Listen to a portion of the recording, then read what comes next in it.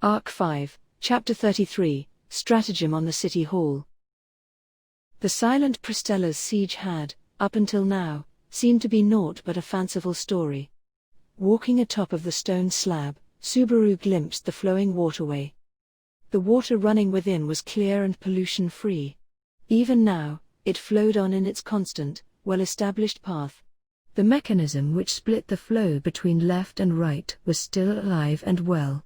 As long as the floodgates resumed, anyone could believe that the peril the city was under was little more than a nightmare. Garfield, Captain, you can't drag your feet, you know.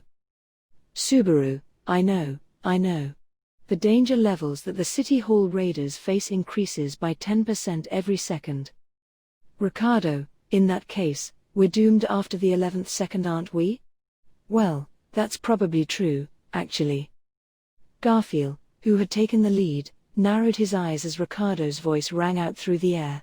However, the Beastman's expression wasn't in the least discouraged. Carrying his sharp machete, he strode forward with vigorous steps, but not even his cavalier attitude was enough to relieve Garfield's tension and guilt. Ricardo looked no different from usual, while Garfield had clearly discarded his usual demeanor. Even so, 3 people who Ricardo considered family were hurt, and he couldn't be in a calm state of mind right now. This had been made clear back in the shelter. On the other hand, Garfield's self-confidence and recklessness had vanished, and what remained was a cautious and more timid attitude, a change that emitted an ominous message. Subaru, well, I can't say that I'm any better off, either. It wasn't only those 2 who couldn't maintain their usual state of mind. Subaru's own injured condition, Beatrice's unconsciousness, and, most importantly, Amelia's safety, all of those weighed heavily on his mind. Even if he focused only on seeking a speedy revenge, experience had taught him that doing so would hasten a terrible result. This was the philosophy of the group, the City Hall raiders, who were striving for the best possible result. Having encountered no cultists along the way, they successfully arrived at the rendezvous point.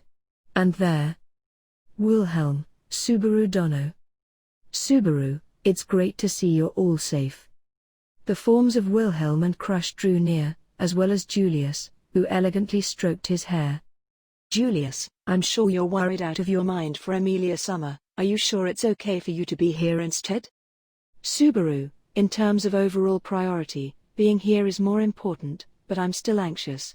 But I don't know anything about Amelia's situation, and I can't do anything that might jeopardize her even further. Julius, I understand. Were Anastasia Summer placed in the same situation, I doubt I'd be able to remain calm. After nodding in response to his concerned words, Subaru turned to Wilhelm.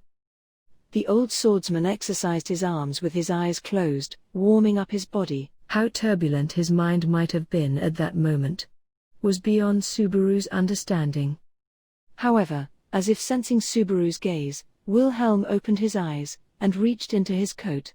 He withdrew a mirror and handed it to Subaru. Wilhelm, Subaru Dono, this is the conversation mirror. In the heat of battle, I doubt I'll have any leeway to operate it, so I'll leave it to you. Subaru, understood. Let's move as planned. Placing the mirror carefully in his pocket, Subaru straightened his back. He'd been entrusted with the responsibility of establishing conversation with the other 2 groups. Subaru, who would be engaged in the least fighting, held one mirror, while the other was held by Ferris, who'd been traveling between shelters. The last one was held by Anastasia, who served as their source of intelligence. Ideally, these 3 would be able to work together. Crush, then, to confirm again. We are moving to the battlefield identified by Garfield Summer, where 2 demons are guarding the City Hall. One is a giant with 2 broadswords, and the other is a woman with a slender longsword. Is that right? Garfield, yep, that's right. Neither of them are just common swordsmen. Even if they wasn't fighting seriously, I'd prob end up sliced in 2 by any one of them. Going over all of their information once again, Crush was the first to speak again. Nodding at Garfield's response, she turned back to Julius and Wilhelm. Crush, the City Hall is occupied by Lust and those 2. I imagine that others cultists will make an appearance there as well. Have either of you heard much about Lust? Julius, my apologies. Even as a member of the Knights, my knowledge is scant. Sloth and greed are much more famous, but both of those have been encountered by Subaru. Halfway through speaking, Julius had turned to Subaru. Subaru nodded, saying, Subaru, although, having seen greed for myself, I don't believe that the stories about him are untrue. But that empire, he took out its strongest knight? That seems a little suspicious. He's strong, but, in terms of combat prowess, even I could match him. Although, he can negate any attack.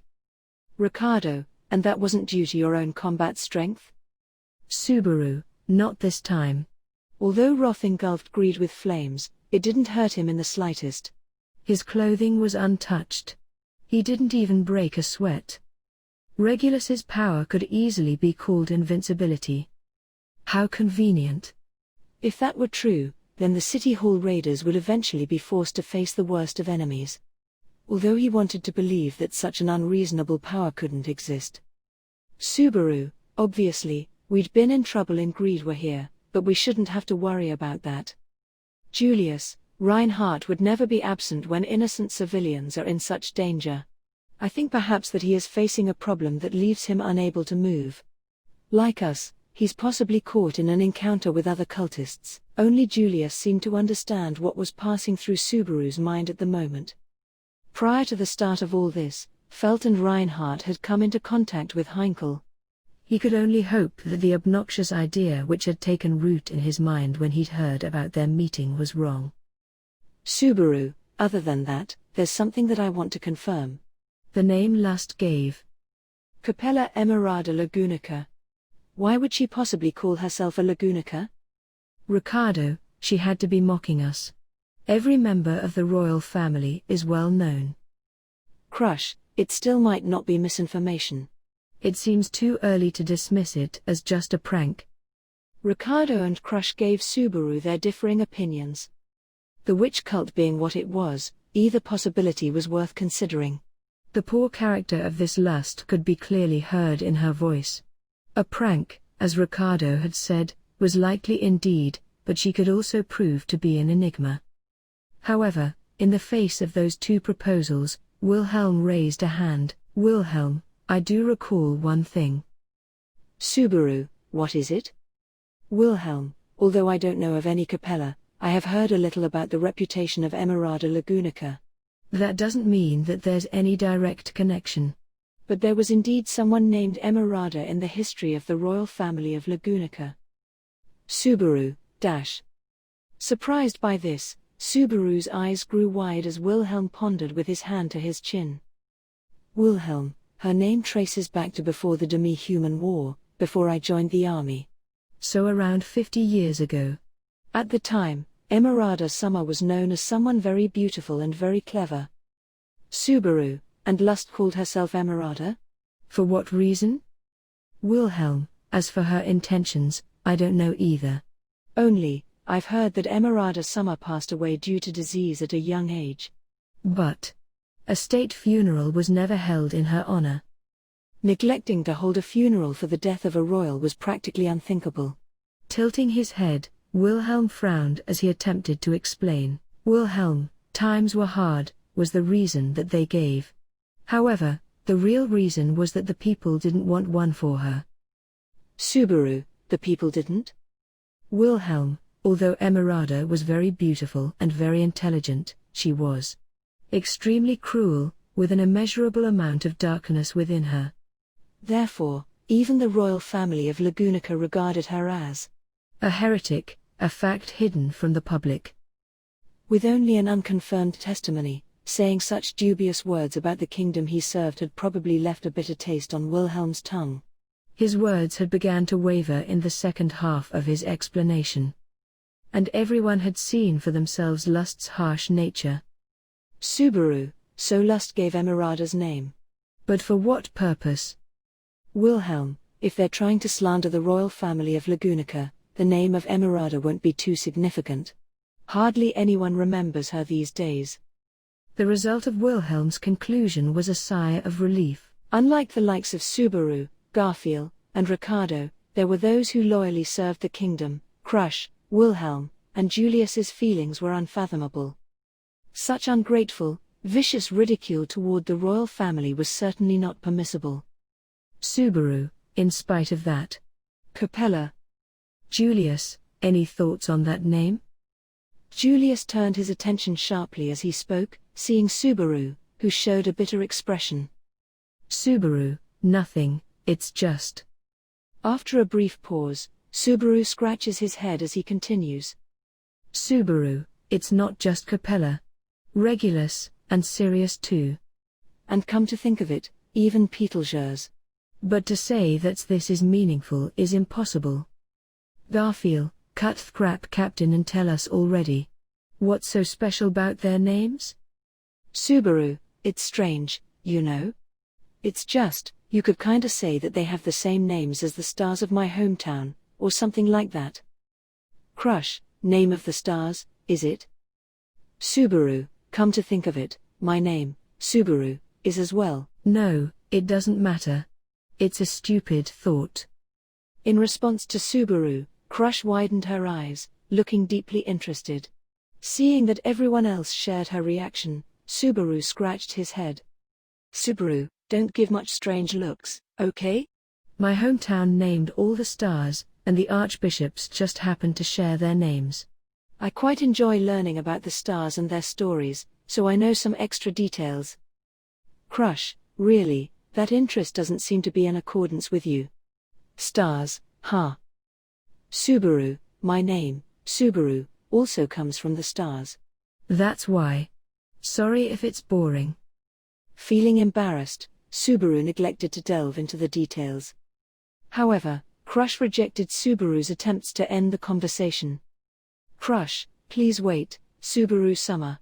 Are their names really coincidentally the names of your stars? Subaru, what do you mean?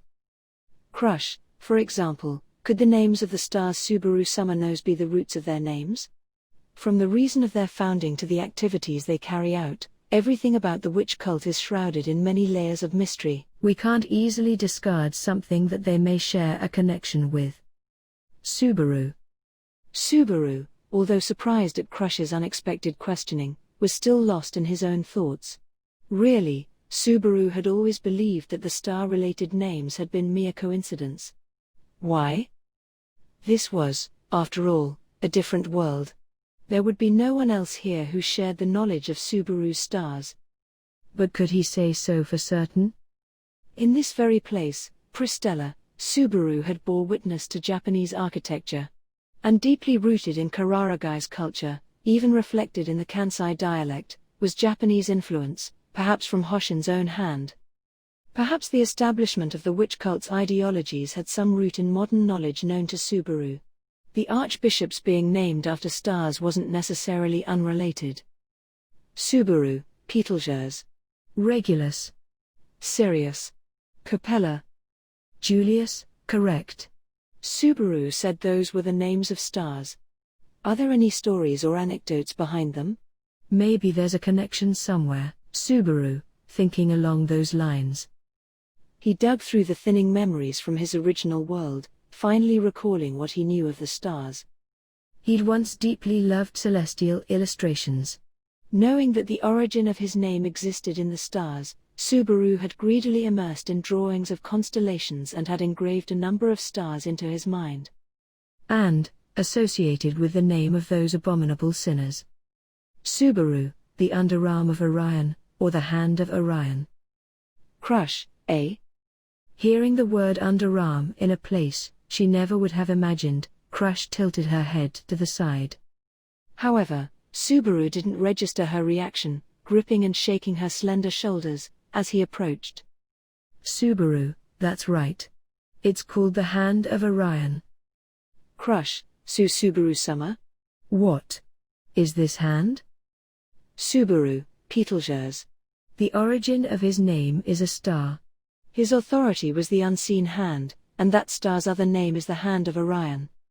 It was almost laughably far-fetched. But were they only related by chance? Were this merely an amusing coincidence of symbolism? Not Betelgeuse, but a star named Betelgeuse, that was a familiar name to Subaru. The small mismatch had been the reason he hadn't yet noticed it. Subaru, Sirius is shining, and she can use fire magic, that's not subtle at all. At most it's a literal. Regulus is the little king. Isn't that exactly like that bastard's self-centered values? Then, Capella is. Crush, Capella is? Subaru, little goat. A goat. Capella's a goat. Digging through his memory, Subaru searched for some meaning relationship between the mythos of the stars and the archbishops of sin. A smirk emerged on Subaru's face, as if he were saying not bad, not bad. Instead, listening to Subaru's answer, Crush kept her brow pressed down while holding his shoulder. Then she looked to the other four people, they are also a complex expression. Julius, Orion's hand? Wilhelm, shining. Ricardo, small king. Garfield, the hell's a little goat? Subaru, ah? At the reaction of the four people who turned their heads to, Subaru finally realized that his discovery was far more useless than he thought. Crush, Subaru-sama, I apologize. It seems my thoughts led us astray. Yes, even Crush looked sorry. The correlation of the symbolism of the stars and the archbishop's names had failed spectacularly. However, they had no time to waste lamenting that failure before launching a lightning-fast operation. As a result, they attacked after they shared and discussed their abilities and combat styles. The members of the Iron Fang, who had accompanied Julius and Crush, went forth as a scouting force, ensuring that the way to the city hall was clear. The 6 of them would arrive safely. Garfield, yeah, it's just like last time, nothing's changed. Nose twitching, Garfield confirmed the lack of any new enemy presences. According to what he had said, after crossing the straight road ahead, he had been ambushed as he prepared to enter the city hall. But neither Garfield's nose nor Subaru's eyes found the silhouettes he had mentioned. If they weren't here, they could just directly take the city hall and move on. Just as Subaru wanted to celebrate a lack of enemies. Garfield equipped his shields and Ricardo held his machete in a battle-ready stance. Wilhelm, on the other hand, watched the plaza with the calmness of a tranquil lake. For those three, this battle would likely turn out to be rather personal. In particular, Wilhelm surely had much he needed to confirm. Julius, this area is completely open. Although my quasi-spirits have been sent to patrol it, they found no path we could sneak along. It seems that our only option is to approach directly. Julius had sent his spirits to scout out their surroundings. The geography of this location was difficult to launch an attack on and likewise difficult to defend. Subaru, can't you send your spirits inside to scout? Just knowing how many enemies there are in the building's general layout would make our job that much easier. Julius, apologies, but my friends are still unable to perform an order that complicated, and the enemy isn't necessarily unable to detect the presence of spirits, so that would be difficult. Subaru, that wouldn't be your fault. Still, that's a shame, it would have been really helpful. Not knowing the circumstances of the city hall itself again increased the danger of a direct attack. That said, waiting would only cause the situation to worsen. Although the witch cult had claimed they were willing to negotiate over their broadcast, that was, in reality, extremely unlikely. Subaru, then, just as we planned. Although the enemy has combat effectiveness, we have strength in numbers. It's basically 3-on-1 for each of us. We'll handle this quickly, and then get rid of the guy who's occupying this place. Julius, although that's optimistic thinking, I look forward to our success. Julius gave a wry response to Subaru's speech, and the party took off. Without needing a signal, they ran up the straight road, toward the plaza in front City Hall. Holding their breaths, they waited for their enemies to surface. Garfield ran in the lead, followed by Wilhelm and Julius. Ricardo followed them, and Crush and Subaru held the rear.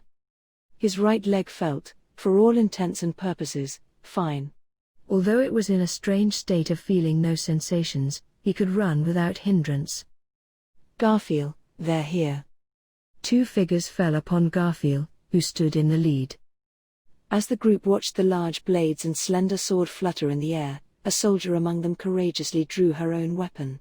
From the rear, the 100-man strike was unleashed. Crush had drawn her sword, and, augmented with wind magic, unleashed a strike that cut toward the enemy. Anything within her field of vision, even at great distance, could be struck by her. This was Crush's long-range sword play. Her strikes had even made a dent in the white whale's magically enhanced defenses. The sound of steel on steel rang out, and the giant and woman whirled away. Subaru, did you get them? Crush, no, they deflected it. Her well-placed surprise attack had failed to make contact. While swinging their bodies to the side, landing neatly on the stone, the two figures, dressed in black, drew their respective weapons in a well-prepared defensive formation. 2 giant blades, and a single sharp sword. From top to bottom, they were indeed both clad in the despicable garb of the witch cult. Appearing to have completely brushed off the impact of that blow, they tilted their bodies forward slightly, about to kick off from the ground. However, before that, Julius, although you defended against Crush Summer's blow, can you take this? 3 different colors glowed from above, the light emitted by the spirits pouring down upon the cultists. Julius's 6 quasi-spirits, working in groups of 3, attacked the giant and woman.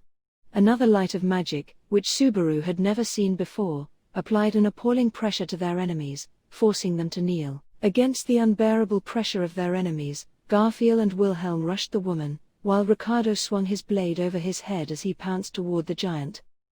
Garfield, take this. Wilhelm, ha. Ricardo, it's over. In a flash of silver, emanating an overwhelming pressure, the sword demon took off. Garfield and Willem's inhuman strength struck downward, ready to split the enemy's defenses open. If they could strike a kill at this interval. Woman. The kneeling woman turned her sword in her grip and slashed at Garfield and Wilhelm's legs. They immediately dodged, but the woman followed with the same trajectory, twisting to stretch a leg around Garfield's neck, moving him into the scope of Julius's magic. Garfield, wah. Swaddled in Garfield's arms, the woman protected herself from any magical effects using Garfield as a shield. Then, her knee shattered Garfield's nose as she grabbed his left arm with her free hand and used him as a shield against Wilhelm. At this profound display of skill, Garfield cried out in pain, while Wilhelm cursed. Breaking their stalemate, she kicked at the old swordsman, releasing Garfield in the process. Although her movements should have been constrained, her blow was powerful enough to send Wilhelm flying. Just as he regained his balance, she had already made another half-turn on the spot, delivering a swift follow-up kick. Giant. Meanwhile, Ricardo's attack stopped short of the giant's head.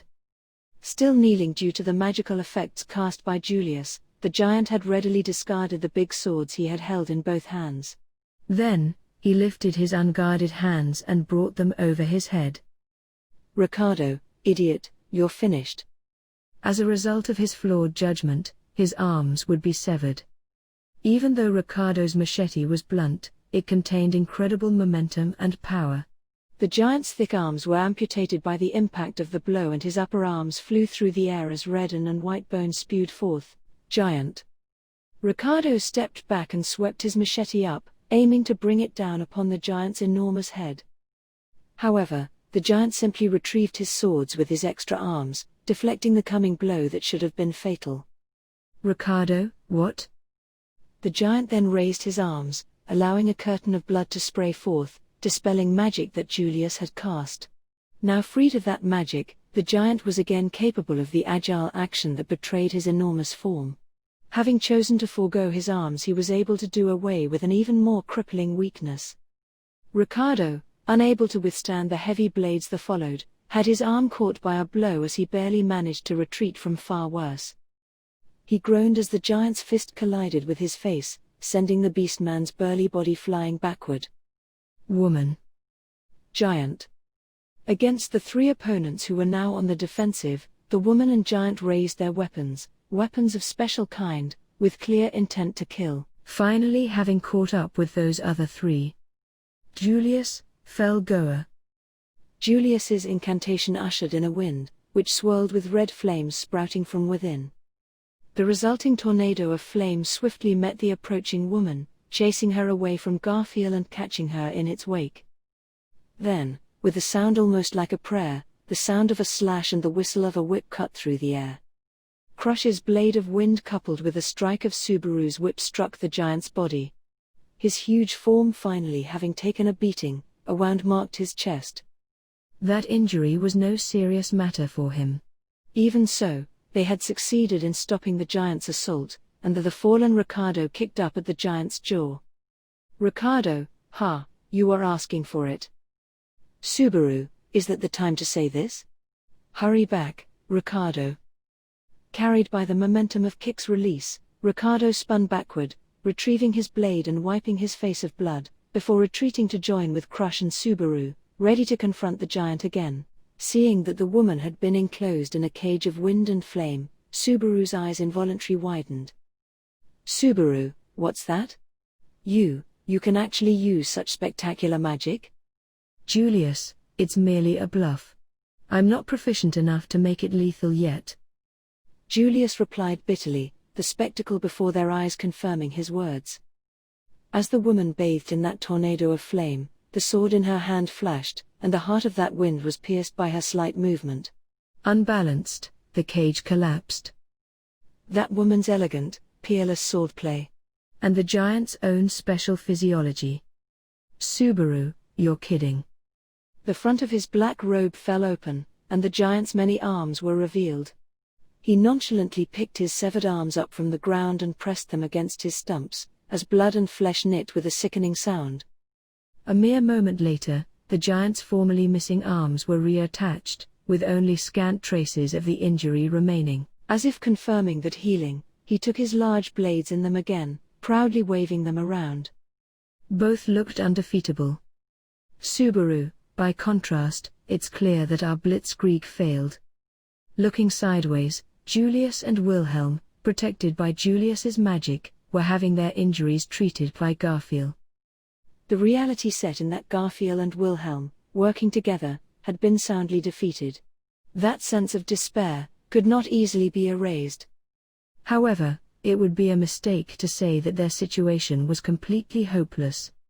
"Subaru, although close combat is unreliable, long-ranged attacks could still be effective." Whether it was the Julius's magic, Crush's blade of wind, or even Subaru's whip, they still had a chance. The last one wouldn't be all that helpful, even if it did work, that sentiment was there, but the other two attacks could certainly have a chance to turn the tide. "Subaru." At Subaru's comment and expectant gaze, both Julius and Crush nodded. Garfield and Wilhelm also understood the power of their opponents in close combat. From the start, Ricardo had not held any designs to face either of them alone. The melee fighters would temper their enemies' movement, and any gaps would be filled with magical attacks. This was likely the best way to minimize injuries and achieve victory. The unity of the entire party would start the pace of the battle again. Then, at that moment, Chaotically, grudgingly, this conspiracy has arrived. What kind of garbage pieces of meat like you can, so foolishly, ugly, superficially dare to live? In the words of this elegant, patient lady, ka-ha-ha-ha-ha. Abruptly piercing the battlefield was an inconspicuously sharp laugh. However, upon hearing that voice, everyone understood that the appearance of the owner meant the situation had taken a turn for the worst. Subaru shuddered and shifted his gaze around, searching for that figure. Where was she? Where was that laughter coming from? Where are you looking, you dull, dim-witted pieces of shit? It's because of this foolishness that you can't be saved. Come one, open your dog eyes wide, and think hard with your empty heads. Then maybe this gentle lady will show mercy to your filthy souls. Crush. From next to Subaru, whose gaze swerved around, Crush had drawn a hoarse breath. Her amber eyes were fixed overhead. With a sinking feeling of understanding, Subaru followed her gaze, expecting to see lust at the end of it. The line of sight pointed to the roof of the city hall. Loud ridicule poured down upon them from there, as if the owner of that voice were looking down upon ants from a great distance. In fact, that was more or less the situation. That was because. Capella, ha ha ha ha ha ha. Really, that face. That stupid face. Did you save it just for me? If so, this kind lady would give you foolish apes praise. Or would you prefer saliva? You'd be very happy with my precious saliva? For you pieces of rubbish, it must be a coveted treasure, right Tilda? Raucous laughter echoed through the air as Subaru glanced upward.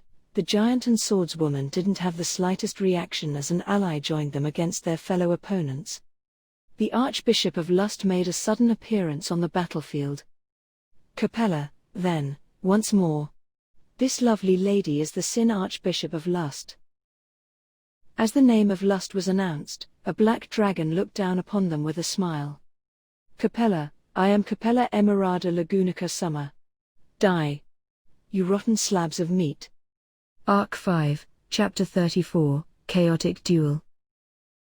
Standing on the rooftop of the city hall, a black dragon flaunted its wings at Subaru's group. Opening its mouth to reveal rows of sharp teeth and a long, snaking red tongue, the black dragon narrowed its golden eyes, continued to issue a choking, sharp laugh. That black dragon's appearance was more or less exactly how Subaru pictured the dragon species. It had the same aura of that earth dragons like Patrash, but its hair and physique weren't the same. If ground dragons averaged the size of a pterosaur's, this dragon was as large as an elephant. With that physique, the black dragon couldn't possibly be capable of flight. Perhaps its strong wings merely served as a bluff. Yes, flight should be impossible. Capella, being ravished by your heated gazes isn't exciting at all. You meet creatures in heat.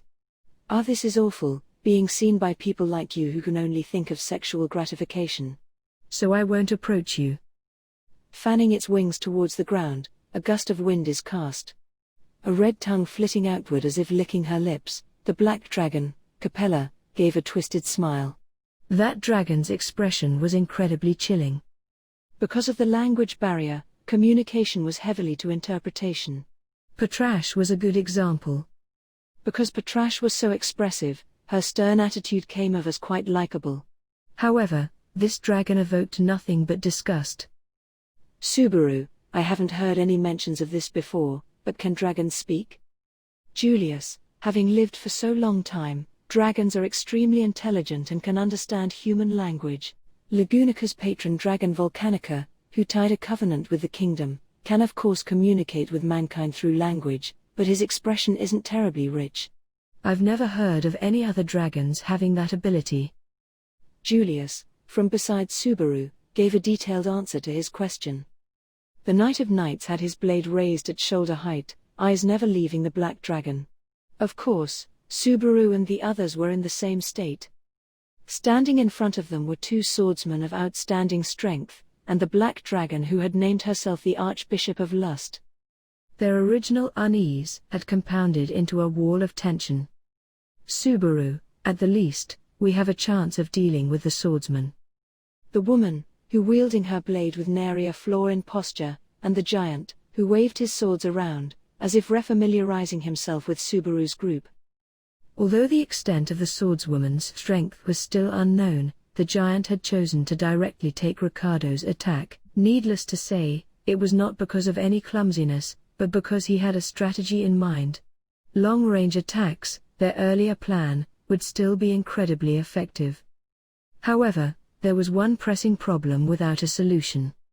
Subaru, is there anyone here who's fought a dragon? Wilhelm, yes. Subaru, Wilhelm-san, seriously? Although Subaru had thought his question hopeless, Wilhelm had responded with affirmation. The old swordsman turned to face the surprised Subaru. Wilhelm, nearly 40 years ago, I was sent to subjugate an evil dragon named Velgrain who appeared to Lagunica's south. The incident caused much diplomatic tension, because of its proximity to Wallachia. Subaru, setting the diplomatic ramifications aside, how was the experience of fighting a dragon? Wilhelm, more than 10% of our knights were sent to the battle, and, although the crusade succeeded, 40% of those knights died. The crusade succeeded, but the result was considerable. Its ability to fly, its endless stamina, were things that we should have taken into better consideration. Subaru, it would seem that our situation is rather desperate. Seeing Subaru's despair, Wilhelm continued. Wilhelm, come to think of it. Wilhelm, compared to Velgrain, this dragon is smaller in size. It should die upon beheading. Subaru, and Velgrain wouldn't? Wilhelm, Velgrain had a total of 3 heads, which all needed to be removed. Having finished speaking of that distant battle, Wilhelm tightened his grip on his sword. So beheading would certainly kill it. That was reassuring. Seeing Wilhelm's well-prepared stance, Subaru also took up a battle pose, whip in hand. Seeing their refusal to yield, Capella seemed rather surprised. Capella, my, you're all so disgusting. You're beaten and miserable, and, aside from my reinforcements, you're facing a Sin Archbishop. You rotten creatures should hang your heads and channel the meekness of mice, and yet you're acting all normal. Was putting you with all the other insects wrong? Gah ha ha ha ha. Garfield, stop fucking around. What can you do against our numbers? My amazing self will go up there and crush ya. Capella, ka ha ha ha ha, the barking of this rabid dog is hurting my sacred ears. Or, rather, I made a mistake. You're not a rabbit hound, you're only a puny kitten. Meow meow meow tilde, don't be angry just because that kitty you were with died. Garfield, WR-HK? Faced with those cruel jabs, Garfield shouted, but choked on his own response. The dragon was clearly referring to Garfield's earlier defeat, where he had almost been beaten to death. Someone, Capella, had been watching the fight. And, what surprised Garfield even more? Garfield, bastard, how'd you know my amazing self's a demi-human? Capella, huh? How do I know that? Don't think so highly of yourself, not even a single of one your hairs interests me. I could tell that you were a filthy half-breed the moment I saw you. Go die the way you lived, as a degenerate beast. Speaking unspeakably cruel curses, Capella turned toward the rest of their party, sniffing the air. Capella, what a stench. What a stench. You slabs of meat all smell rotten. Moldy, rotten, garbage meat. Preserved meats from the trash. Ah, disgusting. Capella, constantly giving her toxic comments, turned her gaze slightly, in Crush's direction. A sticky, feverish light entered her eyes as she pouted all her attention upon Crush, who subconsciously hugged herself tightly. When Capella spoke again, her voice was almost pleasant. Capella, but mixed with all that refuse is quite a slab piece of meat. So attractive, perfectly in line with tastes. This meat smells like the finest of meat. What beauty. That body. That appeal. Ah, I really want to break it with my own 2 hands. Crush, that's enough. Capella, ah? She'd become fascinated. Her expression trance-like, the black dragon leaned toward Crush, as if wanting to lick her from top to bottom. At this moment, the pressure of anger interjected to interrupt each other. Capella. Her attention still fixed on Crush, the dragon looked up impatiently. Julius, who had approached Crush in her distracted state, looked rather like a conductor. Julius, be burned by my 6-fold light, Al-Clarista. Julius's 6 spirits each gleamed with a different color as they fired a beam of light upward. When that iridescent light reached Capella, it shone white, and she began to scream. Capella, Gar. Julius, this is the price of your chatter. If you had any real skill, you wouldn't spout such nonsense. Obeying Julius's command, his spirits continually fired their scorching lights. With Capella's piercing screams serving as background music, the 2 swordsmen who had been silent and still, suddenly kicked off the slate ground, flying towards Subaru's group. Wilhelm, stop there. Garfield, the hell. Here, Garfield and Wilhelm both spoke up.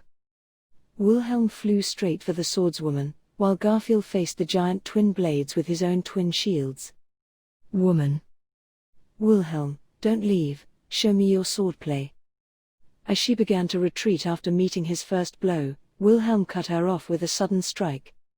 The old swordsman full breakthrough struck up and down with the violence of a storm. The length of her blade wasn't conducive to quick action, which served her defense poorly as Wilhelm gave rapid strike after strike. Even so, the woman also proved fearsome. She cleverly shied away from any swing that she was unable to parry, and smoothly, with practiced ease, regained her balance. Each time her whirling sword stabbed forth, it became more apparent that the female swordsman's body was born for the sword to which she used.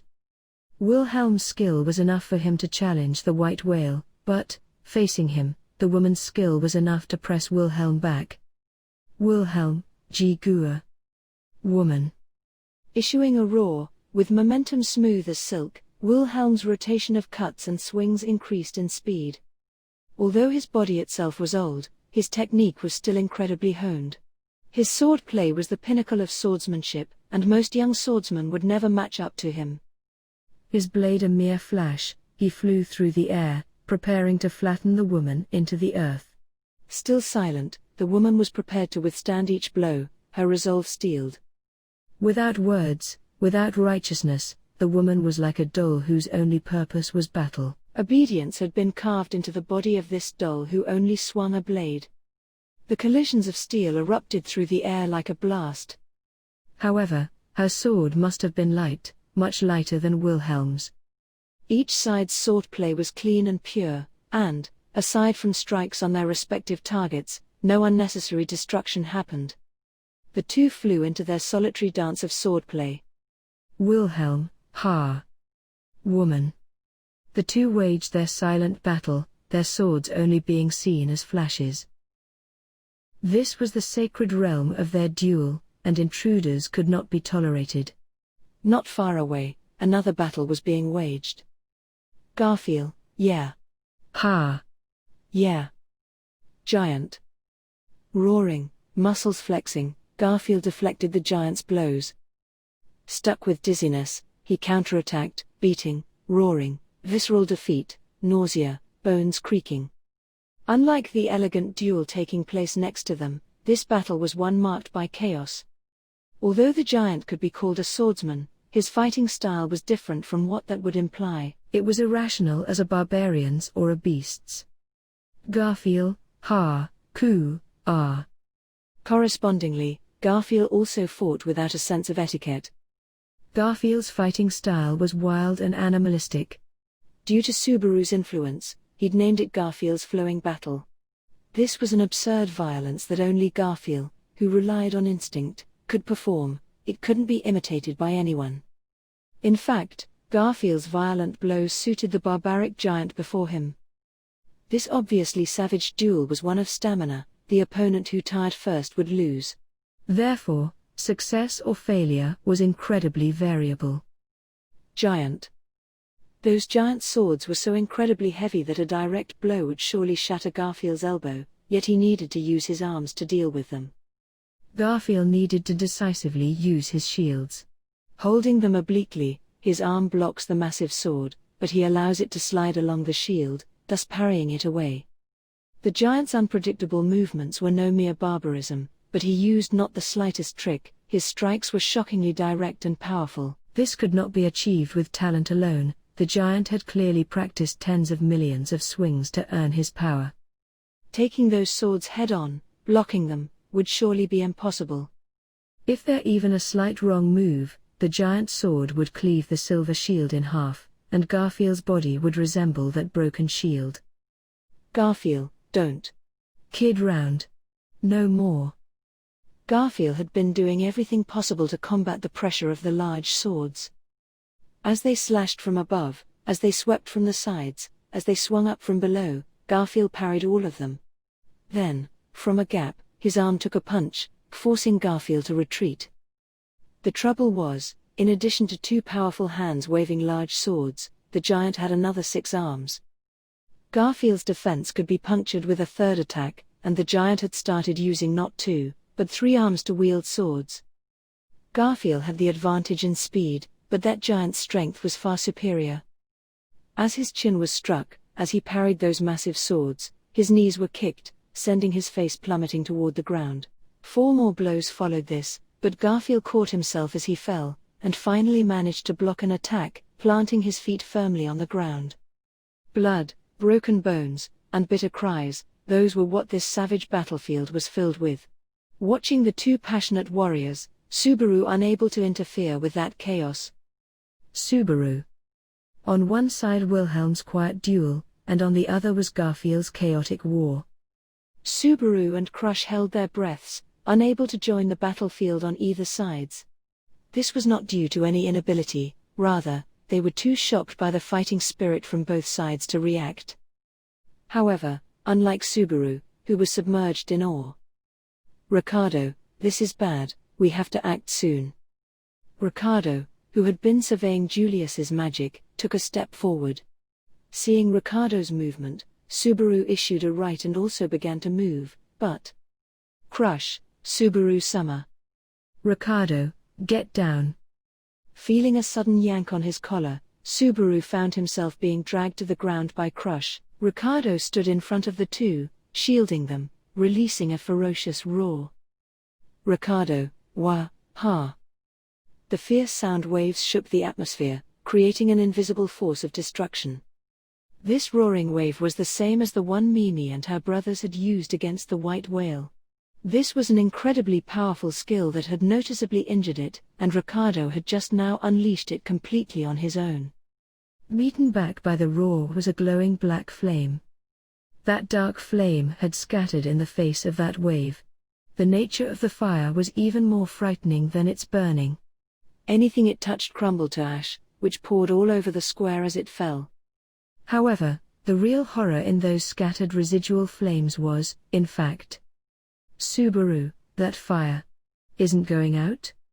Black ash fell to the slate ground, still burning, without any sustenance. The flames continued to burn, and they swelled and stretched and spread.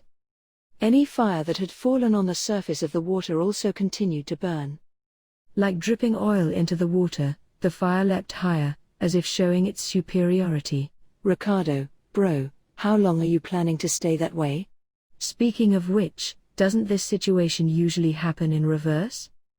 Julius, Subaru, no matter how you look at it, being protected by a woman is. Ricardo and Julius both offered discouraging words to Subaru, who was still recovering from the terror of scattered fire. From their point of view, Subaru lay on the ground, under Crush, who was deflecting any damage from him. "Subaru, wah. Crush, it's great that you're unhurt. Please rest assured, I'll refrain from saying anything about this to Ferris and Emilia." "Subaru, I feel even more ashamed for feeling relieved." Crush pulled him to his feet, adding another point to Subaru's shame score. Patting himself off, Subaru looked up to the source of the black flame. Of course, that was the black dragon, who sat wearing a frown. He could sense nothing from her but a sense of disgust. "Capella, disgusting, disgusting, don't look at me with such an excited gaze. Stop looking, don't violate me with your dirty eyes. Ha ha ha ha ha. It's like they say, you're forbidden from stroking any dancers who perform for you, so stop ravishing this charming lady. Ga ha ha ha." "Subaru, how?" Despite being directly attacked by Julius's magic, Capella acted as if nothing had happened. However, that wasn't to say that she hadn't suffered any harm. In fact, she'd suffered considerable damage from his attack. The dragon's right wing had been burned until it was no more than a festering bloodied piece of flesh. Perhaps she'd wanted to use the wing to protect her body, but injury had been the price for her body's safety. The magic had burned through the dragon's wing, reaching her body. Her abdomen had been scorched and melted, and her innards seemed to have been boiled. The right side of the dragon's face had been blown off, and her wagging tongue, which enjoyed ridiculing others, had been severed. Her eyes dangled freely, no longer resting in their sockets. Half dead wouldn't cut it, this was nothing but a corpse. Subaru audibly swallowed, Julius and Ricardo frowned, and Crush couldn't help but give a little girl's gasp. But this wasn't due to the dragon's horrific state. Instead, it was due to that battered flesh regenerating. Melted bones regrew, destroyed muscles lengthened, severed tissues sutured, Capella's destroyed body regenerated at an alarming rate. The impossible heat given off by her regeneration evaporated any remaining traces of blood. Capella, now, having seen even my beautiful internal organs, are you satisfied? Are you a group of rotten garbage creatures who get turned on watching my metamorphosis? Gah ha ha ha. Satisfied? Hey, were you so satisfied you started leaking? Subaru, how? What happened? Capella, shouldn't you be able to tell on sight? Did you actually have to ask? How foolish are you? But this compassionate lady shall answer you. As you can see, I'm obviously immortal. Immortal, this was the simplest, most absolute description of her power. Subaru couldn't help but gulp at Capella's description of her own power. The thought that she was bluffing crossed his mind. Indeed, it would be comforting to think that she was bluffing. Subaru, it's nothing but a quick regeneration ability. Capella, call it what you want. I'm not strong enough to call it invincible, so immortal it is, Subaru. Capella, my, you're unable to even talk anymore. You disgusting rotten eggs. You putrid filthy meat. Go die. Everyone except me should go die. Wait. Capella interrupted her own foul words. She unfurled her healed wings and fluttered them, slowly bringing her bulky form toward the roof of the city hall. Thinking that she was preparing to swoop upon them, Subaru braced himself for her attack. However, Capella, time's up, I have to go make the next broadcast, so I'll go back inside. Talking to you is just a waste of time, and I'm in a hurry. You all just stay here and die, along with that rather lovely piece of meat. Go rot in hell. Subaru, HR? Suddenly losing interest, Capella yawned and stroked leisurely into the hall, where Subaru lost sight of her. He couldn't help but consider whether or not that was meant to lure her enemies deeper in. Julius, she might be trying to lure us in, don't you think? But we can't let her make that broadcast, Subaru. If we let her go, the city's going to fall into a panic. Everyone will find out what we're doing. We have to catch up with her. Some unknown hunch led him on. Furthermore, with that size, how did Capella enter the inside of the city hall? Although he didn't know how large the broadcast room was, it seemed that Capella would destroy the room with a single large movement. But he didn't have the time to consider this right now.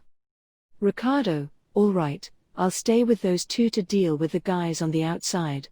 Ro, you'll go inside with July-chan and Crush-san. Ricardo gave instructions to Subaru, who gave a questioning look at his decisive words. Ricardo, these swordsmen are a bit too much for you and Crush-san, and I'm not suited for indoor action. July-chan can handle that pretty good. Don't you think? Julius, a very apt judgment. To be honest, I'd be worried leaving only Wilhelm and Garfield here, so I'll leave it up to you, Ricardo. Ricardo, of course, I won't disappoint. Julius and Ricardo nodded to each other, leaving no room for doubt. Being from the same faction, perhaps they could communicate their intent with only a glance. Subaru was unable to protest, so, scratching his head. Subaru, Garfield. You're absolutely not allowed to lose. After you send that guy flying and we defeat Lust, we're going to go save Emilia, you hear me? Garfield, Captain, I ain't got time to deal with you right now. Subaru spoke to Garfield, who was still engaged in his chaotic war. Next to him, Crush lifted a hand towards her mouth, aiming her voice in Wilhelm's direction. Crush, Wilhelm, I'll leave it to you. Wilhelm, no need to worry. Wilhelm gave a brief response to his master's brief words. A true master and vassal only needed those brief words. Then, led by Julius, Subaru and Crush made their move. Leaving the central square, the three ran toward the interior of the city hall. The two figures guarding the tower responded to this, foregoing their current opponents for Subaru's group. Ricardo, standing in a line like this makes things easier for me, ha. His ferocious laugh created destructive sound waves which swept up small scattered stones, and the giant and woman faltered slightly. Although the power of the roaring waves had begun to diminish, they were still effective in halting the two. Behind them, their opponents caught up, contempt in their eyes. Wilhelm, how discourteous, ignoring me when I have eyes for only you. Garfield, don't turn your ass to your opponent unless you want it gone. Slashing and slicing, striking and stabbing, the chaotic duels in the square continued, fierce battles which allowed for no outside intervention. Unable to hear the sounds of the battle any longer, Subaru rushed toward the entrance of the city hall. Subaru, where would the room be? Crush, I don't know for certain, but I think it would be at the uppermost level, for the sound to reach as far as possible. Julius, there may be ambushes along the way, be careful. Passing the main entrance, they arrived inside the city hall. A place that should have been crowded, with a lovely lady providing a reception service and bright lights coloring the scene, was now dimly lit, in a state of apparent turmoil. Fortunately, there were no other cultists occupying this level, nor were there corpses strewn across the room, so. Subaru, come on, let's go. There should be some kind of floor map telling us where the room is. Julius, if we can, I'd also like to confirm the safety of the staff here, although that's looking a bit hopeless. Subaru, what's? He checked the help desk and confirmed that no one was hiding there, then pointed to the stairs. Julius ascended the steps quietly, peering deep into the corridor, and gently shook his head. Crush followed him with a frown, and, upon tracing his gaze, her expression trembled. Seeing her reaction, Subaru joined the two, and seeing what they had, held his breath. With dragging, pitter-pattering steps, a figure appeared. Peeking around the stairs, a child wearing a devilish smile emerged. At first glance, he was only a kid. A petite physique, a childlike face, evoking an image of youthfulness. However, this notion existed in appearance only. His dark brown hair hung loose, and his body was wrapped with a single cloth, giving him a rather grim appearance. With a devilish smile on his little face, his eyes looked as if they contained all the poisons in the world. With decaying glows and toxic liquids, they were, of course, not the eyes of human beings. And, in the present circumstances, it was evident what was wrong with him. Kid, so happy, so very happy, so very very happy, because of this happiness, such happiness, incredibly happiness, such incredible happiness, such incredibly incredible happiness, deserves a feast. Feast. It's been a really suffering wait, with this empty stomach. So the first bite must be delicious to make up for it. Pleased, happy from the bottom of his heart, the barefoot boy marched as if dancing to a beat. As he spoke, he revealed his teeth, which were the length of a canine's. Seeing that image, that attitude, that exaggerated speech, Subaru's mind began to boil. If that wasn't just his imagination, if this boiling rage did indeed exist, then this kid was.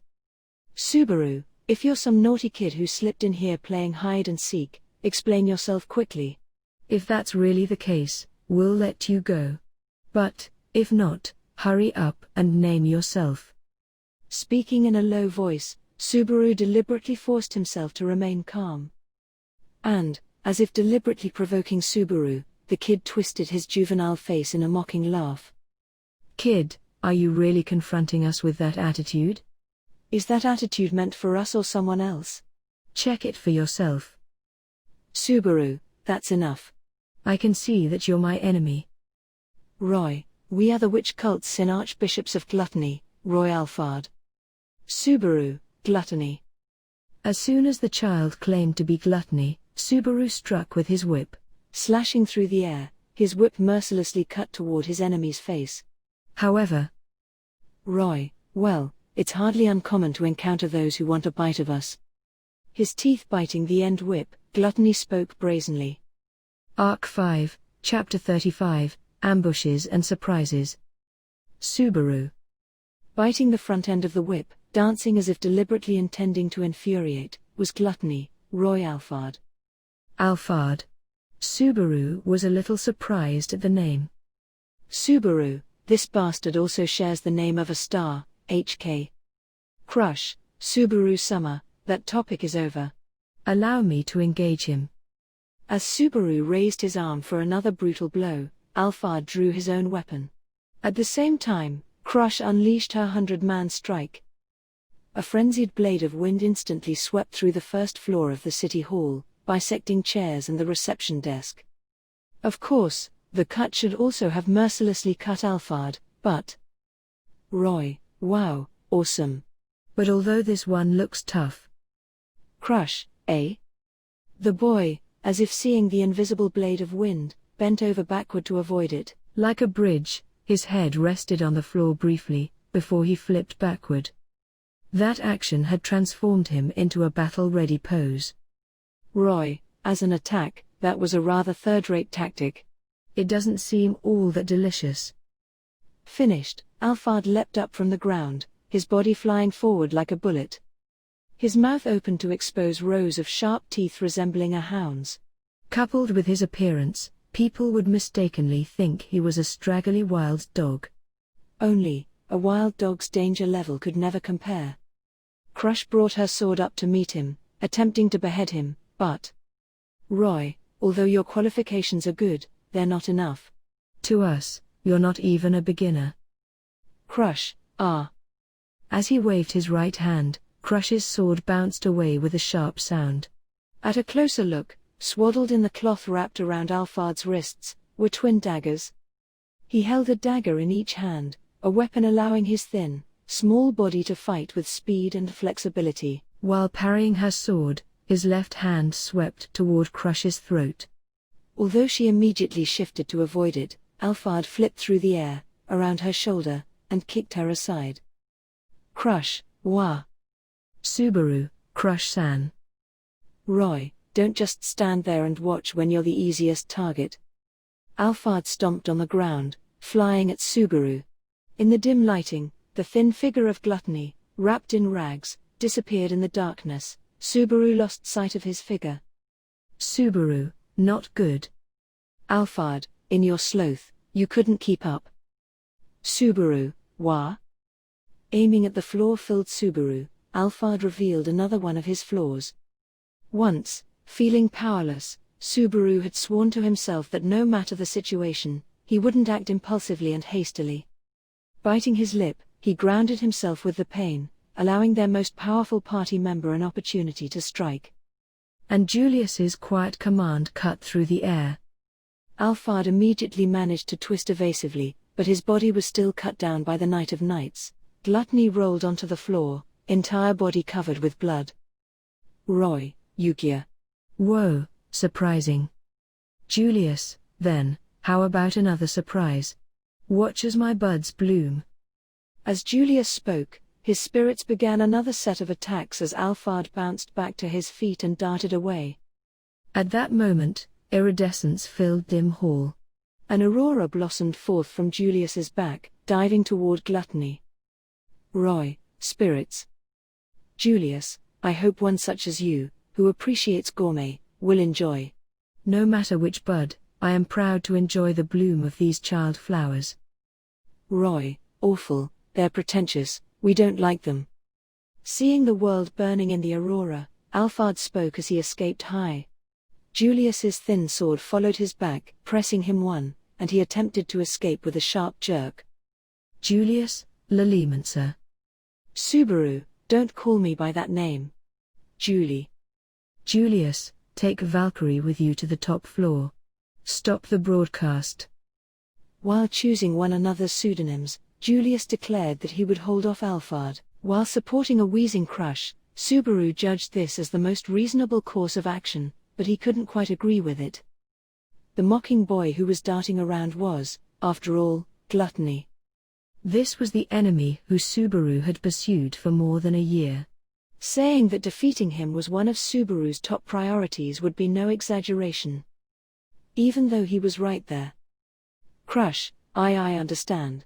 Julie Summer, I will pray for your blade to be swift and true. Crush, HK. However, before Subaru could protest, Crush climbed to her feet and gave a response to Julius, her face full of unwillingness. Crush was another victim of Gluttony, having been robbed of her memory. Of course, she had also wanted to seize this chance for the search of her memory. Even so, she assumed her own responsibility and entrusted the fight Gluttony to others. Even aside those feelings, she was also well aware of her own lack of strength. Considering Subaru and Crush's abilities, this was the only way. Roy, so what's going to happen? How are we doing it? Are we all going together? Even the disappointing woman and scummy man can be served as appetizer. Then, Julie Summer, we'll eat him, swallow him, nibble him, lick him, taste him, swallowed him, bite him into pieces, and devour. Not bad. Julius, don't say anything unnecessary. I didn't become Julie in vain. While the auroras in the narrow space are gradually disappearing, Alphard is still a comfortable smile. Julius pursued the victory, the swords struck each other, issued a steel sound. At this moment, Julius and Subaru instantly glanced. That line of sight is relative to Subaru, as if it means there is no need to go further. Subaru, damn it. Listen. Bastard, you absolutely can't lose. Julius, that's my line. It doesn't matter, I won't, no, I absolutely can't die here.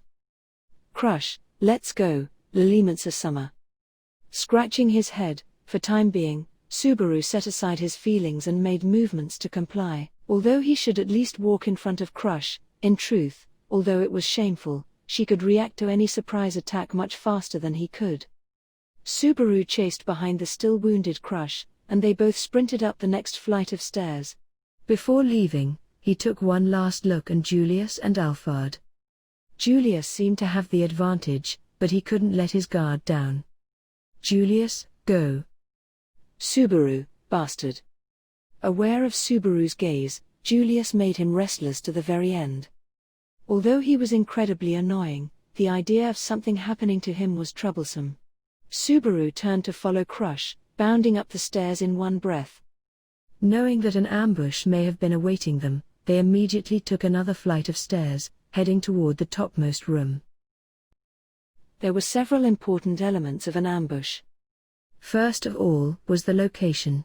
Ambushes were a tactic that had been put in place by an opponent waiting for opportunity to attack an enemy from a dominant location. That was the most essential element. Secondly, the enemy needed to indeed appear at the set location. Finally, setting the ambush but finding the key opponent missing would render it completely pointless. Moreover, it was also necessary to speculate on the time when the enemy would arrive at the place of ambush. If there were a lack of concentration of ambushes en route, their effects could not be maximized. So, assuming that Lust was setting an ambush, all three of these conditions had been fulfilled. In any event, they needed to break into the broadcast room within a set amount of time. From their enemy's perspective, there was no prey that would be more enjoyable to hunt. Subaru, therefore, we must first destroy this situation. Crush, I understand this point. No, I've decided to believe in Subaru. I will say no more. Having arrived at the topmost room, they found a staircase. That is, a staircase to the rooftop, where the Subaru and Crush would have to be prepared to defeat Capella's strategy. Crush, who was initially puzzled by Subaru's proposal, seemed determined. This way of doing things was her invariable merit, both before and after losing her memory. Crush, I honestly just want to see how the battle in the square is faring. Subaru, but if we go check on them, then our actions will be meaningless. Even at this height they could hear the clashing of sword and Garfield's cursing. That fight was still ongoing, so no aid from that front could be expected. Subaru, speaking of which. Looking around, Subaru examined the situation of the roof. Claw marks had been left everywhere on the ground, traces of the black dragon walking around. The railings and fences that looked over the square were collapsed by the magic that Julius released. Subaru thought of that terrible power, as he examined the room, confirming that they really were below the broadcast room. Of course, Capella would be waiting there in ambush. Crush, Subaru, what happened? Please take a moment if you're unprepared. Crush, I'm sorry, but just now, I noticed something. Subaru? Crush spoke rather weakly as Subaru busied himself with an iron fence. Subaru looked at her with surprise, and she looked back at him with a stiff expression. Crush, I seem to have a certain fear of heights. Subaru, an unexpected weakness. Got it. Ready.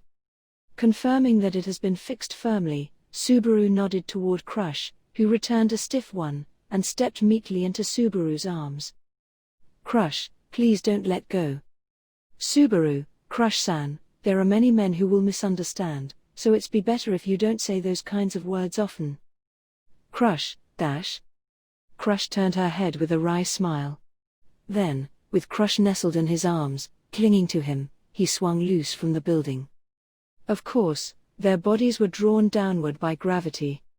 As they fell, they reached the lowest point the whip wrapped around Subaru's wrist would allow them to.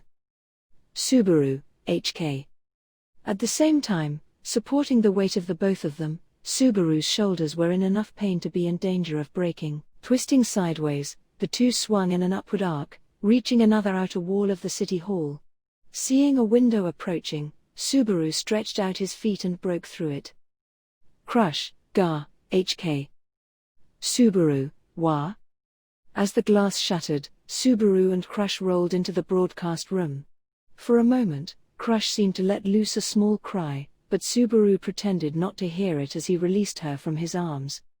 Both climbed to their feet, immediately looked around, and found that Dragon, HK. Staring blankly at the two who had just jumped in, with eyes wide open, was a black dragon sitting in a stiff posture. The same massive body that they had seen on the roof was stuffed into the room. The black dragon had folded her wings, facing the door that one would normally enter from. Presumably, she had originally intended to turn Subaru to ash the moment he tried to enter, but that strategy had been completely defeated. Obstructed by her huge body, she was in a room that confined her movement greatly, although the black dragon attempted to prepare herself to attack, moving her wings. Subaru, Crush-san. Crush, right. As if ridding herself of her fear of heights, Crush nodded a response, before loosing her cut.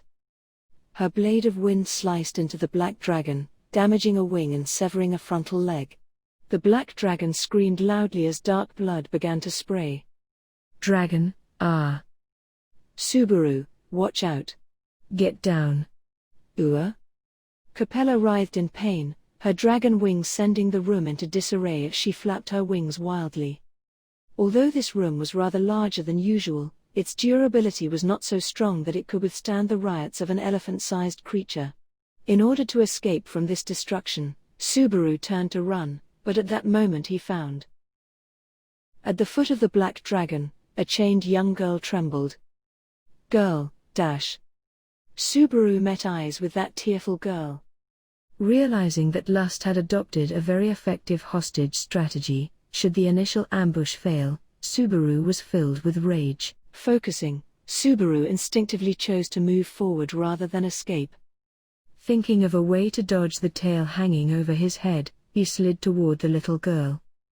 Picking up the trembling petite body, he flicked his whip fiercely at the black dragon's back. It didn't seem to inflict too much damage, but it allowed Subaru to express his rage. But Crush's strikes were not so powerless. Dragon, wait. Wait. I'm not. HK. Crush, no need to answer. This is retribution for the disaster you've wrought upon the city. Crush's relentless blade moved as if it had a mind of its own. With an almost disappointing fragility, Capella bore no defense to that force. Crush cut the remaining wing, and Capella gave a keening wail.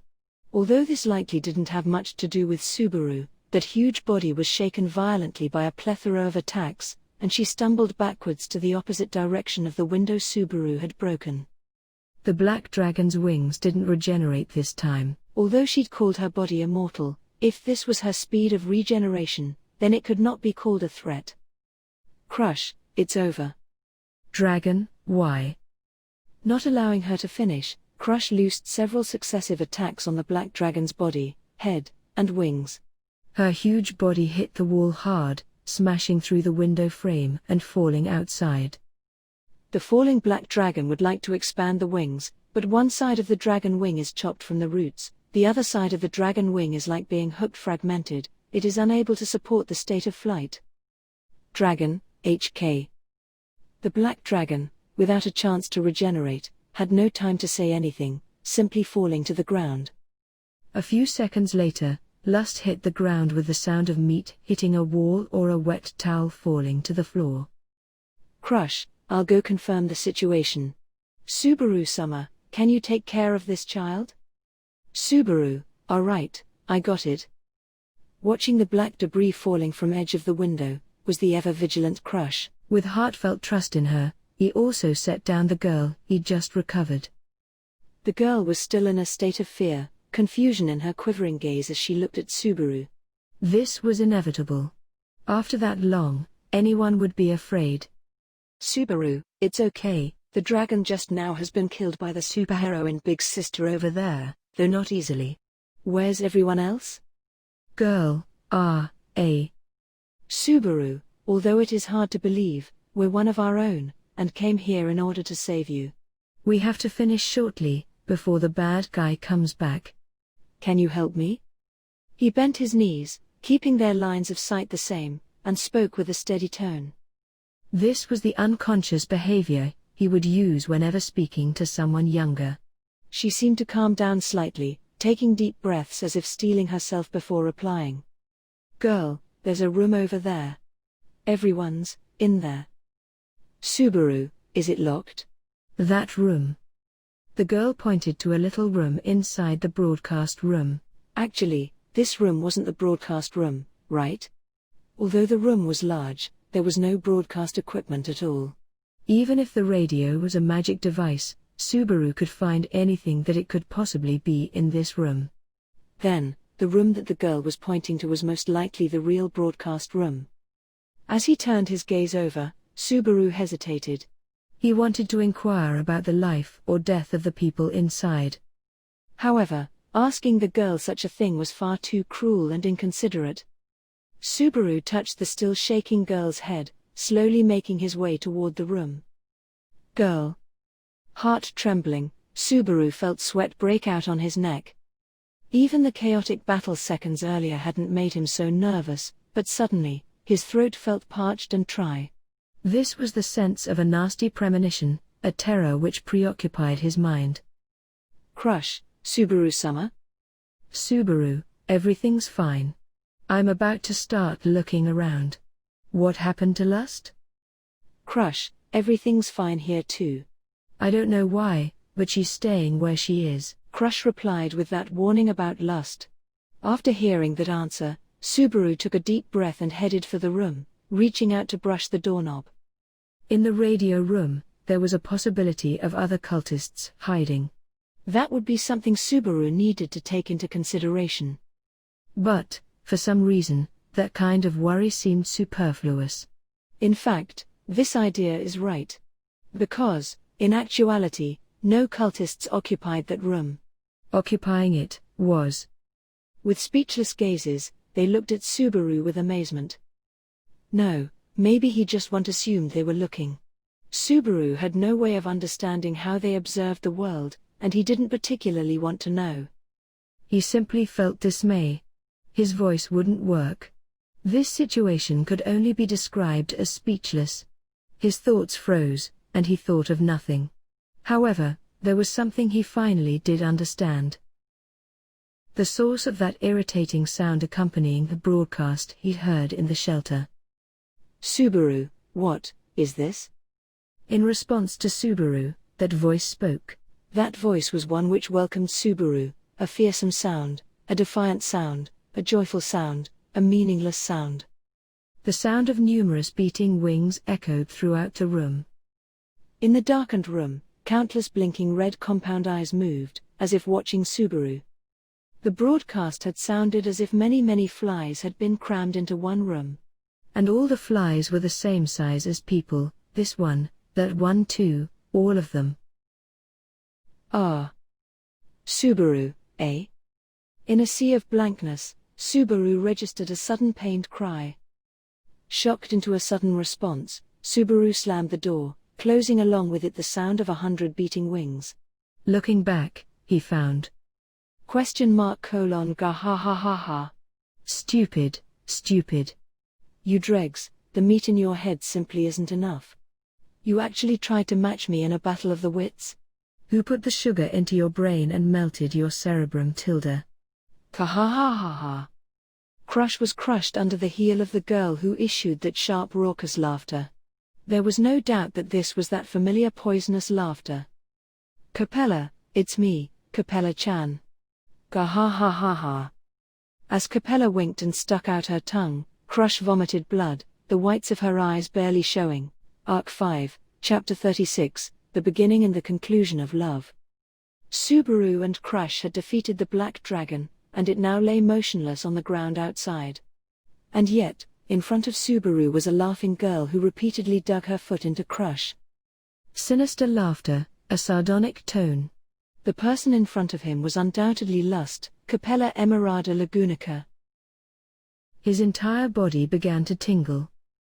Subaru, what is this? Capella, do you actually have to take time to think about it?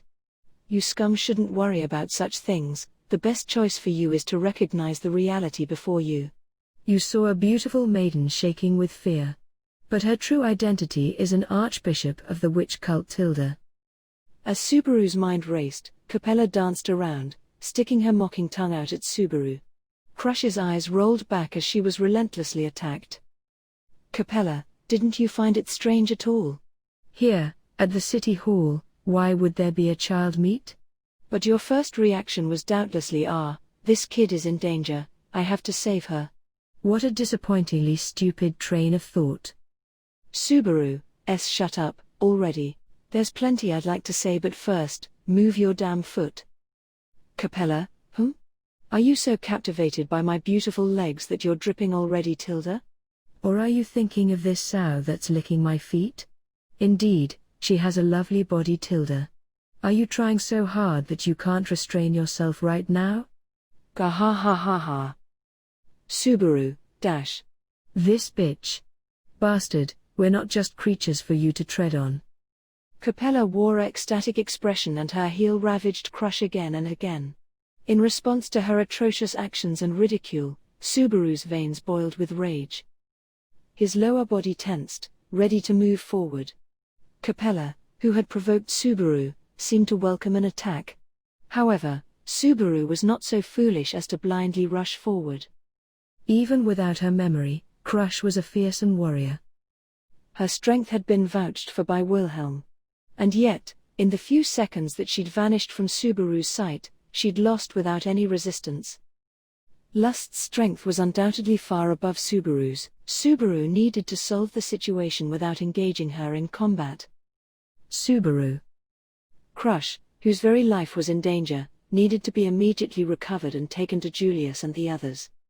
It was up to him to engineer an escape, abandoning their mission in the process. Although they had failed to stop the broadcast, that mission wasn't worth their lives. And they also hadn't found the people who they should be rescuing, at least not on this floor. His only conclusion was that their reserve of combat power wasn't enough to retake the city in secrecy. Therefore, Subaru could not hesitate. Capella, Subaru, Capella exhaled, slightly surprised by Subaru's sudden action.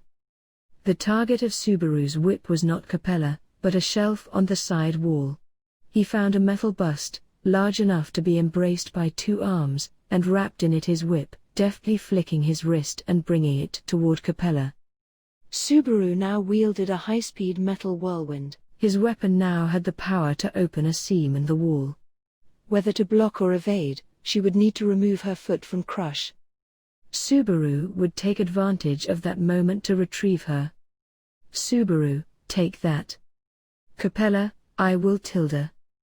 Subaru, In contrast to the Subaru's frenzied cries, Capella responded with casual words. The sound of a hard object encountering bones and flesh was accompanied by blood spurting forth from Capella's forehead, which had been torn almost completely apart. The inside of her scalp was visible, and blood stained her torn cheeks.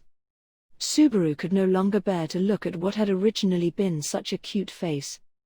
Her left eye had been half destroyed, and its light had vanished. This unexpected situation left Subaru's mind momentarily blank.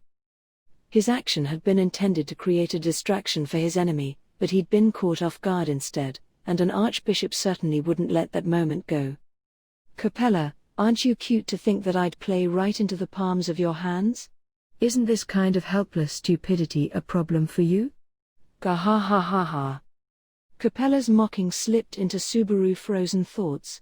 The girl turned to face the stiff Subaru, and, in the next moment, a gust of a black whirlwind hit him, abruptly sending him flying.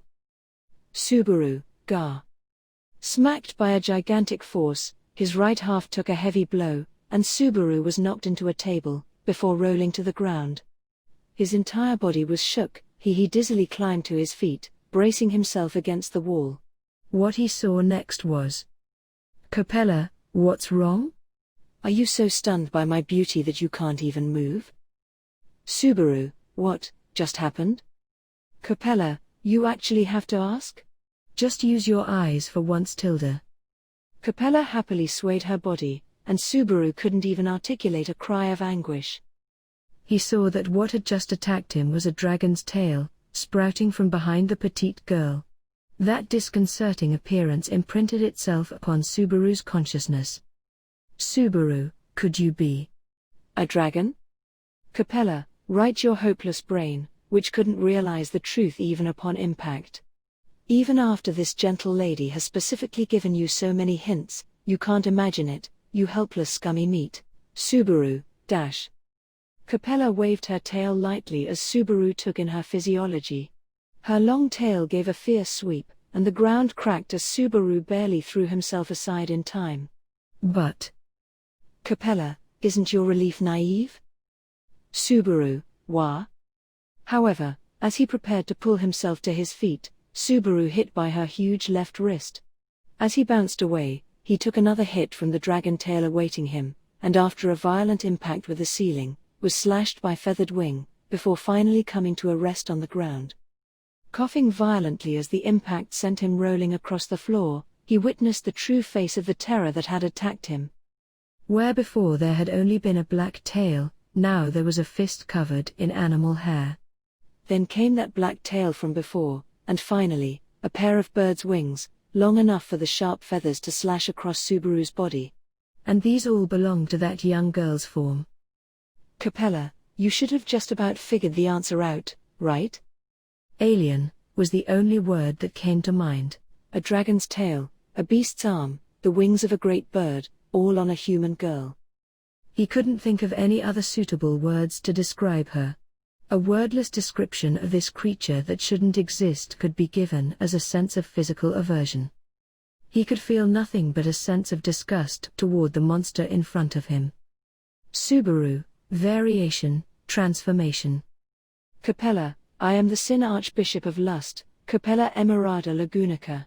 All the love and respect in this world exists to be monopolized by myself alone. If someone loves me, no matter how abnormal their desire is, I'll respond. In short, I am the ultimate embodiment of all kinds of virtue and beauty in the world.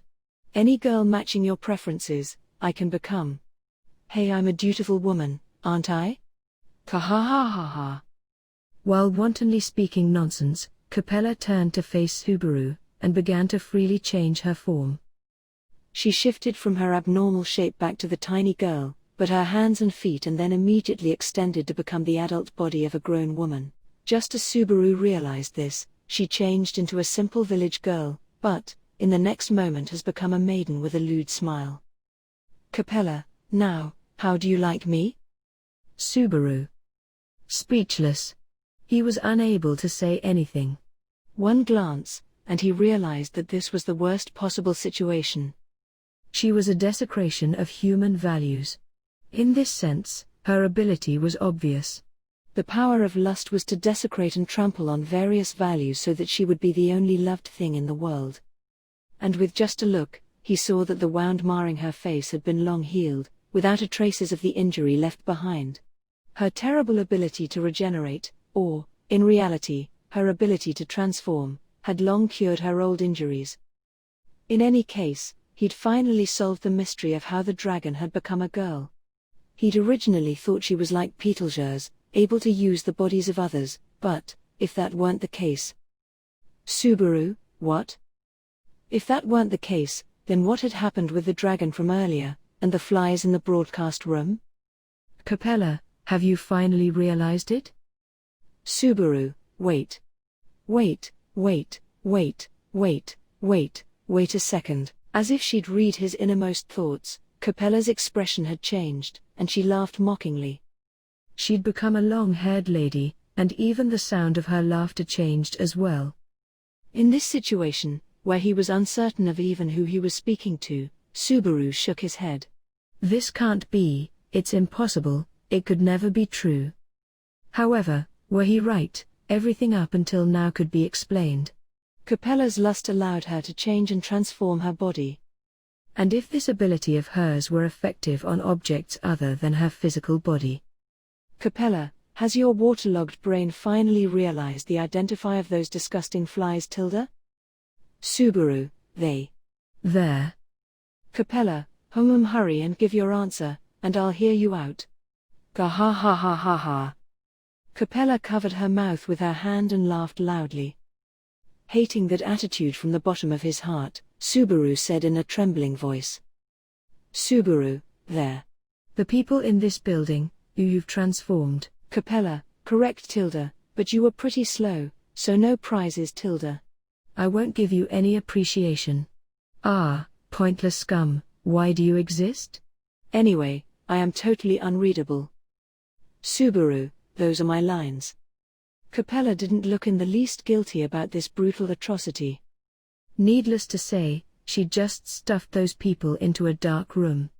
When their red eyes had fixed themselves on Subaru, their wings, which weren't capable of flight, had been flapping desperately, issued a loud buzzing flutter. They must have been asking for his help then. Subaru, there's something wrong with your head. Why? How could you do such a thing? Why would you do it? Turning people into flies. Why? Capella, it's horrifying, right? Subaru, it's beyond twisted. You. Capella, maybe it's just because I can't help but create disgusting creatures, Tilda.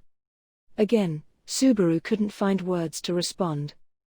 With harsh breaths and clenched teeth, Subaru fixated on her with a fiery, intense gaze of hatred, as if trying to kill her with his sight. She could play with the lives of others, even turning them into flies. Those atrocities were even worse than murder. In these few hours, Subaru had successively encountered 4 archbishops who he'd never met before. Wrathful Sirius was a mad woman who manipulated the emotions of others and craved a selfish love. Greedy Regulus self-righteously and forcefully imposed his own values upon others. Gluttonous Alphard stole memories and existences, a poison to humanity who could escape punishment. And lustful Capella was a monster who stripped away human dignity and identity. They were all hopeless, guilty of madness. Capella. In contrast to the enraged Subaru, Capella had settled into a bored silence. In the next second, she took on a mocking tone. As Subaru raged, Capella spoke. Capella, indeed, it's annoying and disgusting. Facing Subaru's wrath, Capella gave a more pleasant smile. She clapped her hands together, pointing to the room packed with flies. Capella, when you look at a room full of giant flies, you get a horrible sense of physical disgust, isn't that right? And of course, no matter who looks at those ugly creatures, they can't help but want to run. Subaru, what does that?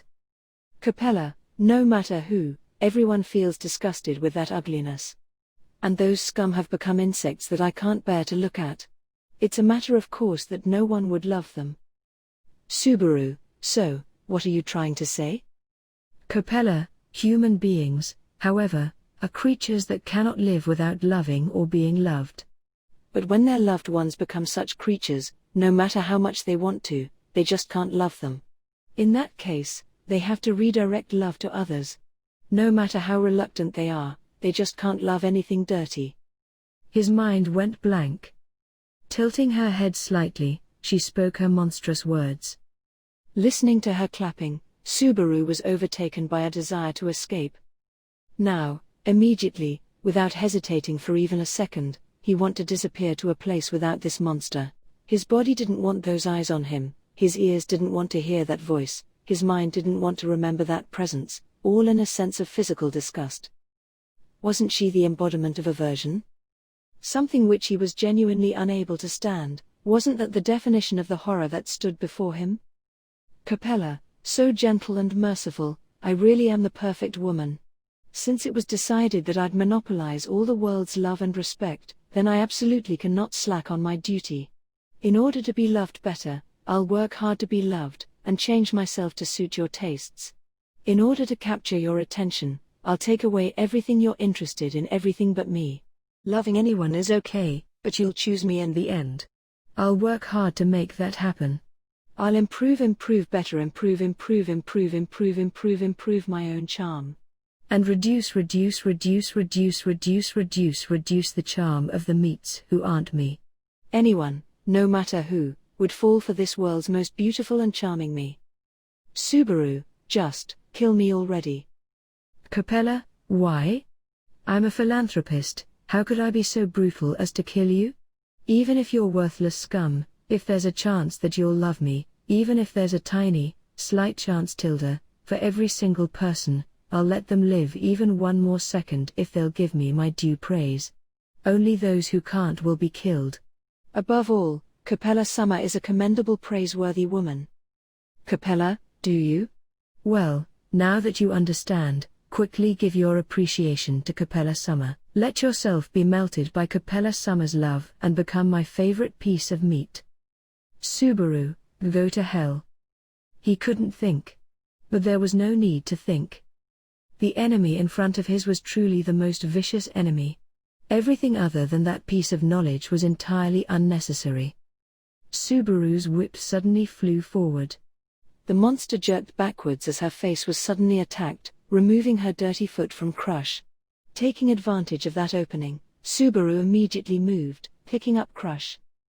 Capella, witness, because you wanted that slab of meat, your fluids won't stop leaking. Didn't you deny it earlier? Didn't you say so many beautiful words, Tilda? Don't you like beautiful things? Don't you like cute things? Don't you like soft and comfortable things? Subaru, dash. Chasing Subaru, Capella spread her arms apart, reaching her wrist toward him. One hand turned into the head of a snake, while the other became the head of a lion. Those distorted heads chased Subaru, showing their canines while crawling up and down the floor of the room. Although his right foot had begun to bleed again, he still felt no pain. Feeling the body temperature and weight in his arms, making every effort to protect the woman he carried, Subaru focused every last bit of his athletic ability on dodging. Capella, do you care so much for that scum? Then, for the rest of your short life, hold tightly and don't let go. Those tempting eyes. Those sweet lips. That sweet meat.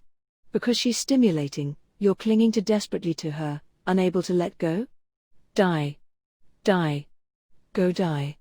Go die right now. Subaru, do not talk nonsense, bastard. I'm not that kind of person. Capella, quiet. Scum should just obediently stay put and emanate the stench of rubbish. So should obediently stay put and emanate the stench of an animal. You've never thought of it? Can you honestly say that you've never thought of it for even a second?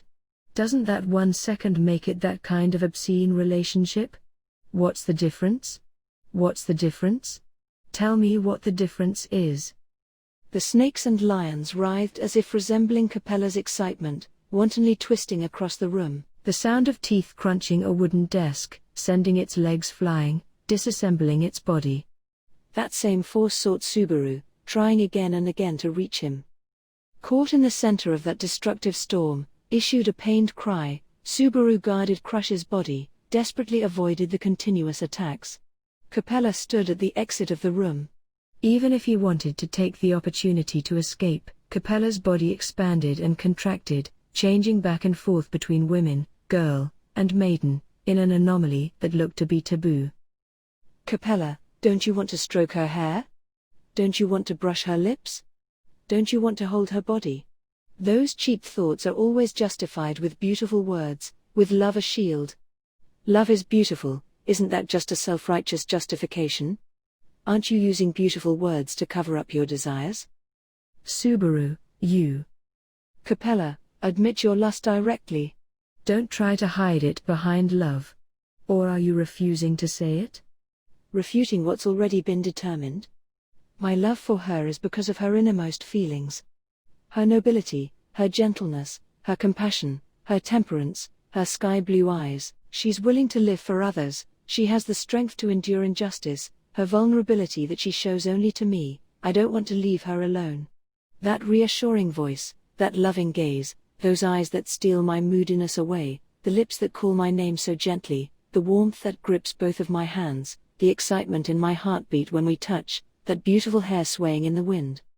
Because fate brought us together, because I believe that only she'd accept me, because she's always by my side when I'm sad, because she's taught me so many important lessons, because we've been together for all of this time. I want to see and feel the same things that she does from now to forever. Because we promised, I swore to never forget, and only I know her, and only in front of her can I be myself. Because I was so lonely, I always wanted someone to understand me.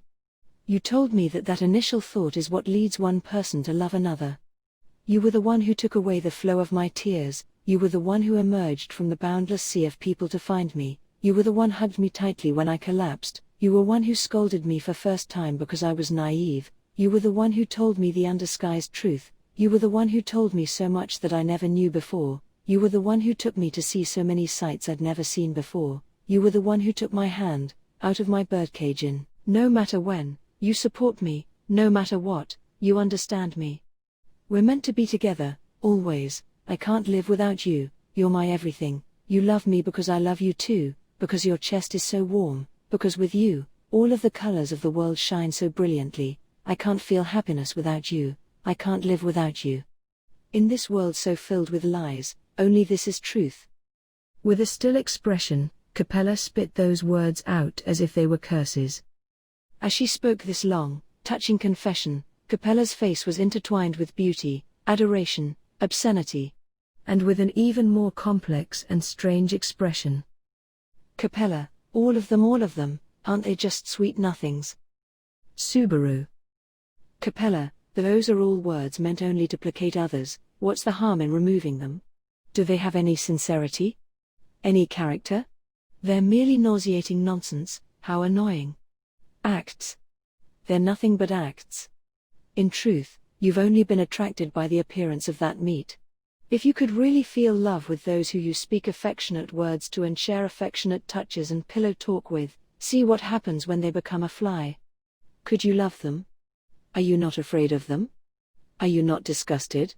No. You'd feel nothing but disgust oozing from your every pore. Well? Think about what you've said. Insane verbal abuse, a delusion of victimization, jealousy, hate, self-obsession, spit splashing across the room. Capella lost control of herself as she hysterically destroyed the room. The snake's hiss, the lion's roar, Capella's cries, Subaru couldn't stand to listen to them any longer. The noise became like storm, and the room began to collapse. No matter what he did, he couldn't see anything past the smoke. How was his foot? Could he still use it, injured and torn as it was? The only thing he was certain of was the heartbeat of the woman in his arms, which continued to infuse Subaru with determination. But even such a fight would come to an end here. Capella, hey, meat. I can see you. Subaru, huh? Breaking through the smoke, the lion's head suddenly rushed in. Then the fangs snapped at Subaru's right foot, and tore off a large chunk, blood spurting forth fiercely. The injury had already directly exceeded the limit that Ferris could handle, and Subaru's mind began to boil as he struggled through the pain of losing his right foot. He issued a violent cry of agony that his throat was unable to bear.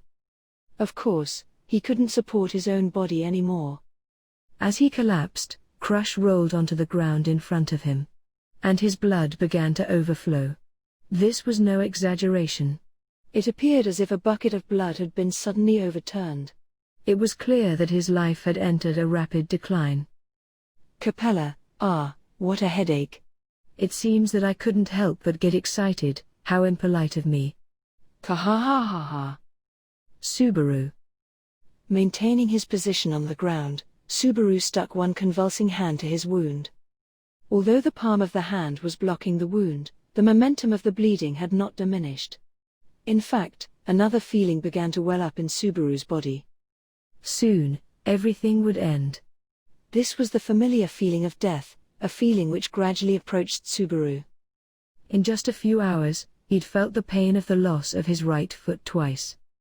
His face transcended paleness to take on a yellow pallor, and his breathing sped up and up as his eyes grew bloodshot. Capella, oh my, aren't you about to die, Tilda? Watching the agony this piece of meat is particularly distressing for my compassionate self who feels for others. Subaru, ah. Capella, the piece of meat that you've been protecting is also going to die soon. It's such a shame that I indulged in my hobby a little bit. And decided to see if she'll lose to my blood, Tilda. Capella squatted down, glancing at Subaru's twisted, agonized face. Then the monster smiled, and stretched a hand to the wound on his foot. Capella, I wonder what kind of ugly meat will you'll become, Tilda? Subaru. As she spoke, Capella turned her other hand into a blade, cutting into the hand that had just been caressing Subaru's wound. And, bit by bit, her blood flowed into Subaru. Red and black blended together, blood blend with each other, forming a rather indecent scene. And Subaru,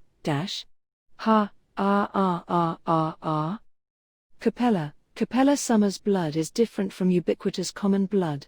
Mine is mixed with dragon's blood, which contains a great curse. Could you maybe last a bit longer than the other one?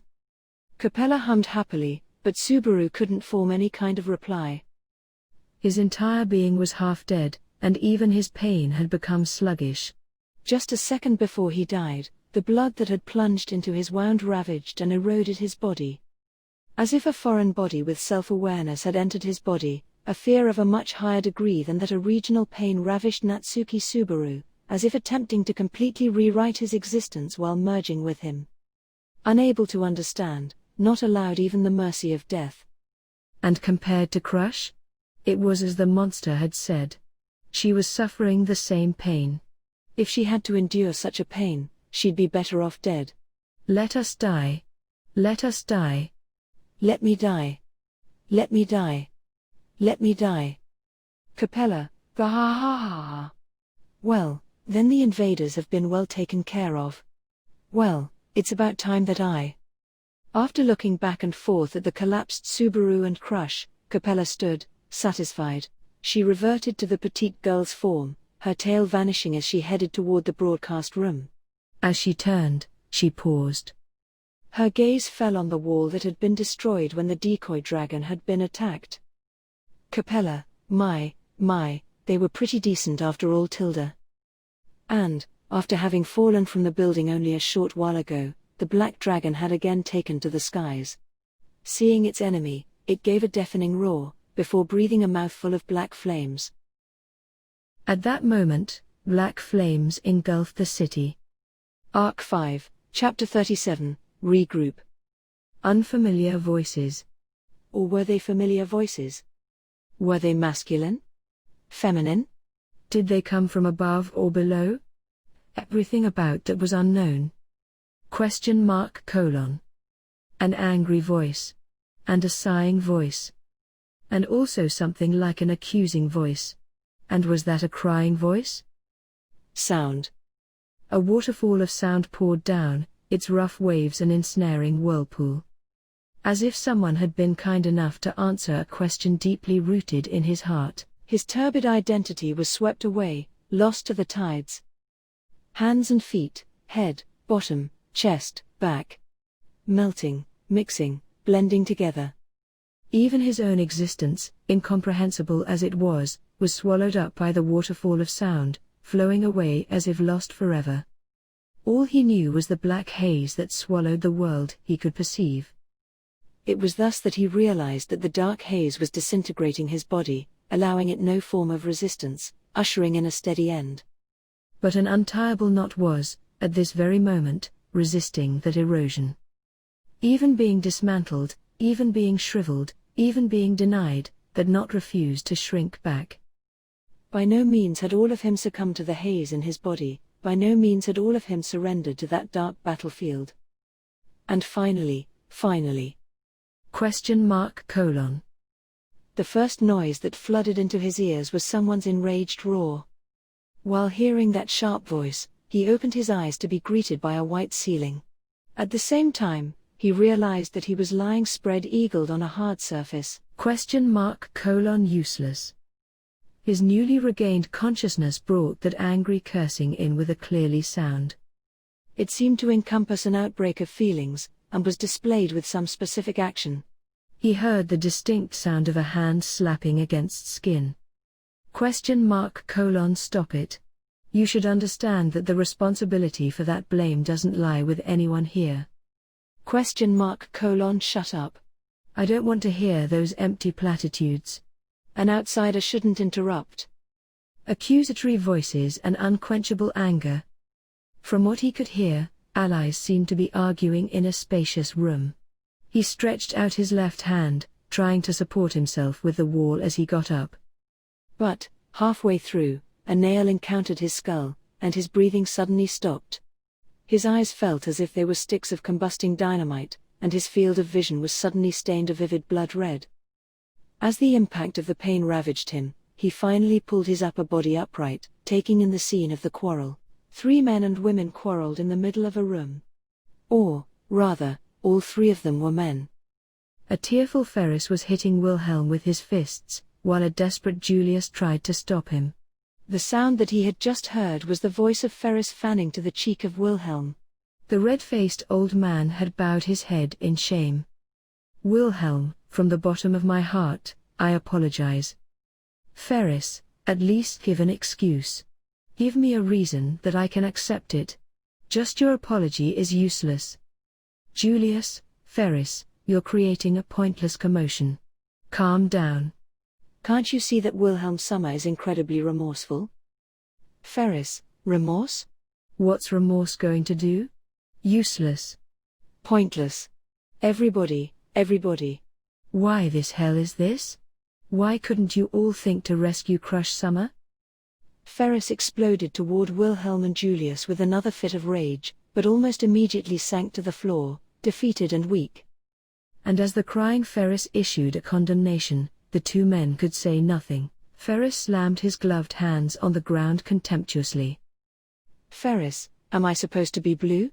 I can't even do anything right now. Useless. Ferris sobbed as he continued to curse angrily. This time, however, his anger was directed at himself. That was another option he could take. After all, no one could interfere with the lament he directed toward himself. Julius. Ferris's sobs and Julius's sighs intertwined. Wilhelm remained silent. The crushing atmosphere shrouded the room around them. Garfield, yo, Captain. Finally up? Garfield appeared in the doorless doorway, spotting Subaru, who the other 3 had missed. Julius followed Garfield's gaze and noticed the awakened Subaru, wearing an expression of relief. Julius, excellent. Ferris, Subaru's finally awake. Ferris, right. At Julius's call, Ferris swiped at his face with his sleeve as he stood. His disgraceful attitude vanished as he examined Subaru's body before firmly fixing his eyes on Subaru's. Ferris, well, you seem to be fine. Your mind is clear, right? Do you know your name and place of birth? Subaru, I'm Natsuki Subaru, from Japan. Ferris, a hometown I've never heard of. I was born in Crush Summer's territories. Ferris's expression revealed that he believed Subaru's answer to be a pointless joke. He stood and immediately turned to leave. No one was willing to throw accusatory words at him, and so everyone watched in silence. Only Wilhelm chased after Ferris. Before he left, the elderly man turned to give Subaru a ceremonious bow. After the 2 left, the tense atmosphere in the room finally thinned. But, at the same time, another oppressive feeling grew stronger and stronger. Garfield, Captain, even if you can get up, you shouldn't be forcing yourself to anything right now.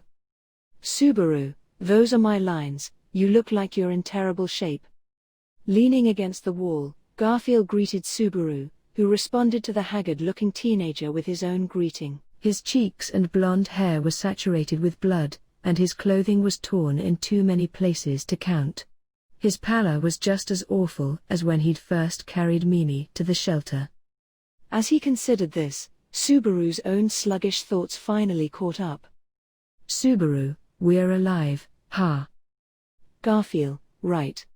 My amazing self and captain survived, so that's all good and well, but we can't even celebrate it. Fuck. Affirming Subaru's mutter, Garfield grinded his teeth down bitterly. As he watched Garfield, Subaru once again confirmed his own survival, that is, he understood that return by death hadn't triggered, and that he hadn't witnessed the end of this struggle in the city hall. Of course, since he was still alive, he had to have been rescued, but… Subaru, what's going on in the city hall? How did I get here? Julius, we're still in the city hall right now. The witch cult conceded it, and we took back our target. Looking just at that result, we could call the operation a success, but… Julius knelt next to Subaru as he began to answer his questions. Upon closer inspection, the Knight of Knights looked awful. His hair was uncharacteristically messy, and his face and neck were covered with wounds. His knight's uniform was also dirtied with blood, bringing no peace of mind. But, most importantly, his normally graceful features were currently twisted with remorse and humiliation. Julius, first and foremost, it's good to see you up again. If anything had happened to you, we would have lost our source of morale. Subaru, don't say useless shit like that. What happened? The witch cult chose to abandon the building. Exactly how did that come about? Julius, as we've established, the witch cult abandoned the building, and we took back the city hall. But the hostages that were turned into inhuman things, and the devils who caused all this managed to escape after everything they'd done. This can hardly be called a good result. Compared to the anxious Subaru, Julius stated the situation in mellow tones. However, that stiff tone and those drooping eyes. It was obvious that Julius was explaining their circumstances with irrefutable indignation in his voice, and Subaru couldn't ignore what he'd just been told. Subaru, inhuman things, meaning. Julius, you should have seen that unending, nightmarish sight when you were on the upper floor. Shaking his head, Julius affirmed that cruel reality. Subaru vividly remembered the shiny red compound eyes and the sound of the wings desperately beating out a cry for help. His nausea was held in check by the knowledge that they'd been looking to him, another human, for aid.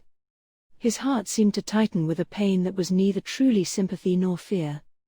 The witch cult's sin Archbishop of Lust, Capella, was a truly despicable monster who trampled freely on human dignity and values, all while spitting her brand of ridicule.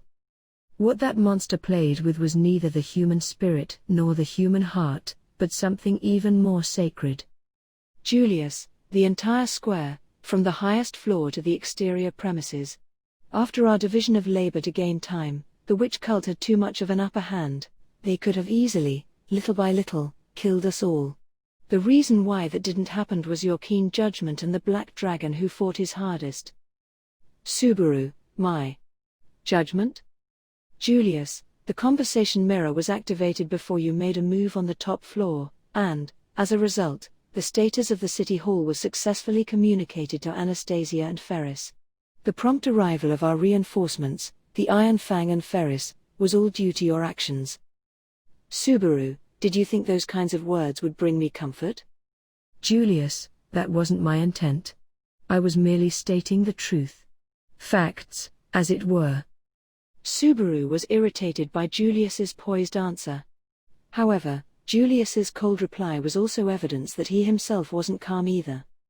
Confirming that neither's mental state was great, Subaru took a deep breath. Subaru, one more thing about what you said just now, what happened to the Black Dragon? Julius, this happened on the top floor, so I may not know any more than you do. But lust's power is transformation, right? And surprisingly enough, a man who had been turned into a black dragon made his way to the top of the building, even as he was on the verge of death, to battle with lust. We were only able to save you thanks to him.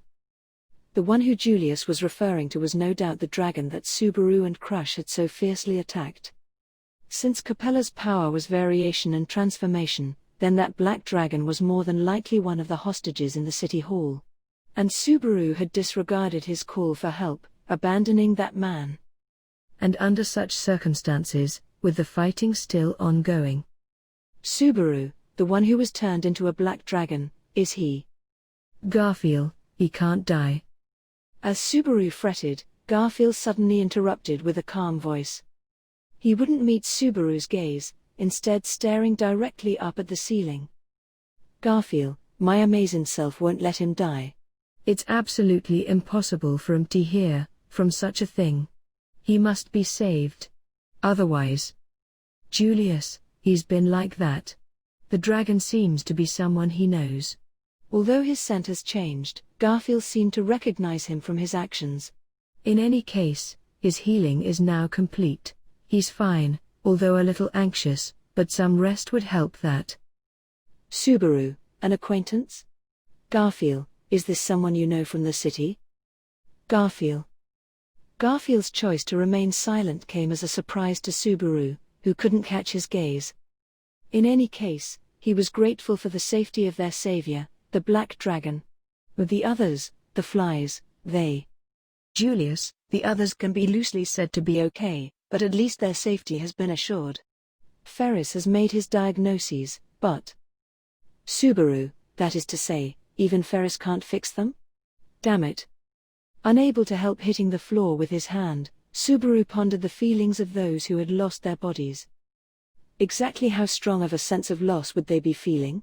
They'd been turned into something inhuman, a horror and cruelty that is different from the loss of life. Loss of life simply meant the end of an identity and an existence. But the loss of human form meant the loss of an identity. While existence had yet to come to an end, those who were tortured by that incurable curses were packed into the small office. Were they above him? Or below? Regretting that he couldn't even remember how many were suffering that fate, Subaru could only think of other things that needed to be confirmed. Since he knew he was still alive, the next question that emerged was a natural one. Subaru, are you and Garfield both uninjured? Julius, as you can see, both Garfield and myself were not significantly injured, and neither was Ricardo, although we can certainly say we were humiliated. But that's an afterthought. Subaru. Even as he said so, Julius's teeth clenched down on his lip, his voice laced with shame. Seeing his anger, Subaru was consumed by his own sense of frustrated hatred. Julius fought against the detestable gluttony, Alphard. In honesty, Subaru wanted nothing more than to destroy that one archbishop. But even supposing that Subaru had stayed to fight him, his escape would have been completely inevitable. But he couldn't remain calm, knowing that his sworn enemy had escaped. Subaru, sorry that I couldn't finish the task assigned to me. Julius, if you insist on saying so, I can't refute you. They achieved their broadcast, it seems. Subaru, right, and that applies doubly for lust. And right, I'm sure they discussed some kind of requests or negotiations in their latest broadcast. And, from Julius's expression, Subaru could tell that Lust's request hadn't been anything proper. Although he didn't want to hear it, blocking it out would be pointless. He'd have to learn it sooner or later. But, before that. Subaru, broadcast aside. What happened to Crush-san? Julius. Subaru, she also went to the top floor with me. And she ended up in a worse position than me, suffering at the hands of Lust for much longer. An image of Crush spitting up blood, with only the white of her eyes showing, flashed through Subaru's mind. Her external injuries were severe, and the damage was appalling. Presumably, something life-threatening must have happened. And Ferris's anguished cries. Although he didn't want to believe the worst, the most obvious conclusion was, Subaru, Ferris said something unfortunate sounding, so. Julius, it's certainly true that Crush Summer is still alive, but. Subaru, don't phrase it with those implications. In that brief moment, Subaru felt a small light of hope in his chest. However, it vanished as soon as he saw Julius's expression. That was an intolerable expression which expressed not the peace of mind at finally saving a life, but one which conveyed terror of an even worse fate. Julius, Ferris was overreacting slightly, but this situation is certainly an undesirable one. Subaru, undesirable. What the hell is going on? Crush-san. If Ferris can't do anything, why aren't we putting our heads together and trying to help? Julius, calm down. No matter how worked up you get, the situation won't change, so calm down already. Julius snapped sharply at Subaru's disgraceful outburst. But his calmness would only serve to fuel the present Subaru's rage. Subaru, bastard, how the hell can you be so calm? We lost so soundly, to that lot. How can you not be angry? Julius, of course I'm also boiling with rage. Julius sharply swatted aside the arm that Subaru had stretched forward. Subaru fell silent as he saw Julius's gaze waver while he roared. Julius, apologies for my unbecoming anger. It seems that I'm yet to be mature enough to control myself. Julius reached out a hand to Subaru, who had lost his balance after his arm had been forcefully blocked. Although he'd clearly understood Julius's feelings, Subaru had deliberately attacked his attitude, and he felt ashamed as he heard Julius's apology. Subaru, Crush-san, she. Julius, was attacked by lust, right? A foreign agent has contaminated her body and is currently wreaking havoc. Ferris's reaction is almost appallingly overwhelming. As Julius spoke, Subaru recalled a clear image of Crush's incredible pain in the last moments of his memory.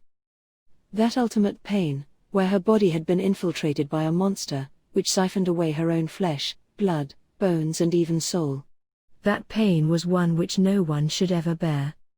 But she had, and Subaru immediately placed this as the reason for Ferris's attitude earlier. Before and after Subaru's awakening, Ferris seemed to blame Wilhelm. Presumably, he held the old swordsman accountable for being unable to protect their master on the battlefield. In fact, he was only searching for someone to carry the blame. Both the accusing Ferris and the accused Wilhelm understood this. So Wilhelm remained silent after Ferris had attacked him, which Ferris secretly cried over his own weakness. The two men who had just left the room were with their suffering master now. Thinking about that trio, the sense of failure in Subaru's heart only grew stronger and stronger. Julius interrupted Subaru's melancholy. Julius, Subaru, there's something that I have to confirm. Subaru, what is it? Julius, although it's rather difficult for me to point this out. It seems that you haven't noticed yet. Subaru felt a wave of doubt at Julius's careful euphemism. His eyes narrowed slightly as Julius raised a hand to his leg. Unsure of what Julius was doing, he looked down carefully. To where Julius's hand traced a line from Subaru's thigh to his right foot. Subaru also involuntarily followed with his eyes. Subaru had inadvertently only recalled his memories of Crush at the top floor of the city hall, and had completely forgotten about his own injuries. What had happened before he'd lost consciousness? He'd unconsciously understood and accepted the presence of return by death, but that feeling of death hadn't come. He should have been relieved, but... Subaru, what? This is... His breath suddenly catching in his frozen throat, Subaru couldn't help but doubt his own eyes. His eyes were telling him that his right foot was still attached, but... Where his foot had been detached was a seam of black, ugly, charred-looking skin. And that darkened skin had spread throughout his right foot. Julius, it wasn't Ferris who fixed it, nor was it any type of healing magic. Your foot. The one which had been torn apart. Fixed itself. And it doesn't even look as if it hurts. Subaru. It was as Julius had said. His ugly right foot felt neither pain nor a sense violation. His first instinct was to wonder if it only maintained the illusion of being connected, but he could freely bend his knees and move his toes. Every wound on his foot had turned black, and the blackness ran visible in his blood vessels, stretching across the upper and lower parts of his right foot. Julius, Subaru, I'll have to confirm it with you again. Subaru. After seeing the dramatic changes in one's own feet, Subaru could not even speak. For Julius's question, Subaru can only slowly lift his head, and then, Julius, is it really completely fine? The most terrifying thing about the reattachment of his right foot was, there was no obstacle preventing him from standing and walking as he pleased. Garfield, Th-Nay-san named Ferris said that Captain's foot was neither injured nor sick, so even if my amazing self tried to use healing magic, nothing would happen. It wasn't supposed to be something curable. Rolling up the leg of his pants, Subaru would see that his leg was laced with black blood vessels. The embroidered patterns appeared to be flexible to the touch. If he ignored the color, he could call the skin normal, but... Julius, did you reattach it yourself? That's the only thing that would assure me right now. Needless to say, however, Subaru possessed no regenerative powers. This was the second time he'd lost that foot, and his own memory told him that the first time it had happened, his foot had shown no signs of repairing itself. Of course, the proper line of thought to follow was to figure out what had caused this, but Subaru could think of only one thing. Subaru, is it because that bitch Capella dripped blood onto my leg? He descended into a realm of confusion after his foot had been taken off. For that reason, his memories were blurred, and he couldn't conclude for certain that this was indeed the case.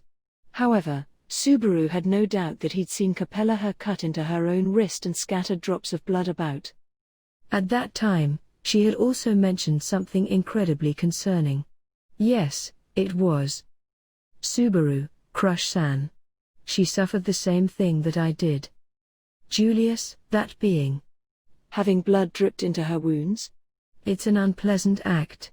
Maybe it has some significance as a ritual, leaving behind an immediate impact? Or perhaps it's a curse, which doesn't operate under the laws of regular magic. Subaru, curse. Yes, curse sounds right. The curse of blood.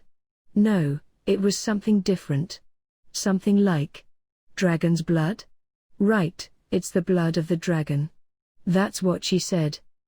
As Subaru gazed at a puzzled Julius, he sifted through his foggy memories, and couldn't help but clap his hands together at his success. That bastard Capella had indeed mentioned, while torturing Subaru with her blood, that her own blood was mixed with dragon's blood. That hadn't seemed to be a jest, a bluff, or a lie. And it provided several clues. Julius, blood of the dragon. Does that mean that she received it from the royal family? Subaru, I don't know of the details, but is there something that convenient really on hand?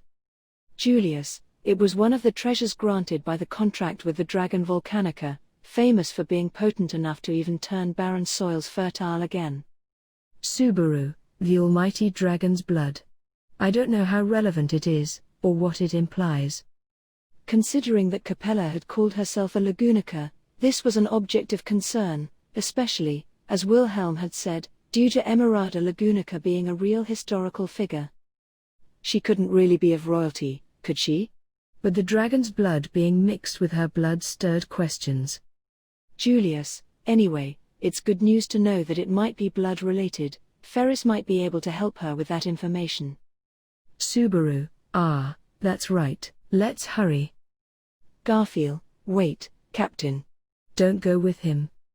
Finally, there was information that may lead to a turnaround. Subaru wanted to rush to share that information, but Garfield, arms crossed as he leaned on the wall, had poured a metaphorical bucket of ice-cold water over his head. In response to Subaru's accusatory glare, Garfield dropped his gaze. Garfield, Captain hasn't seen it yet, and the fewer people see, the better. Subaru, what does that mean? Garfield, it means what you think it means. That pretty Nay-san won't like it if you see her. Garfield turned away from Subaru's probing gaze. Growing increasingly uneasy, Subaru instead turned to Julius, who, like Garfield, only shook his head. Julius, in fact, I'm afraid that Crush Summer is very much hoping to avoid the gaze of others right now. Because she's a noble person, so she doesn't want anyone to see her in such a weakened state. Subaru, is it? Really, just because she's weak right now?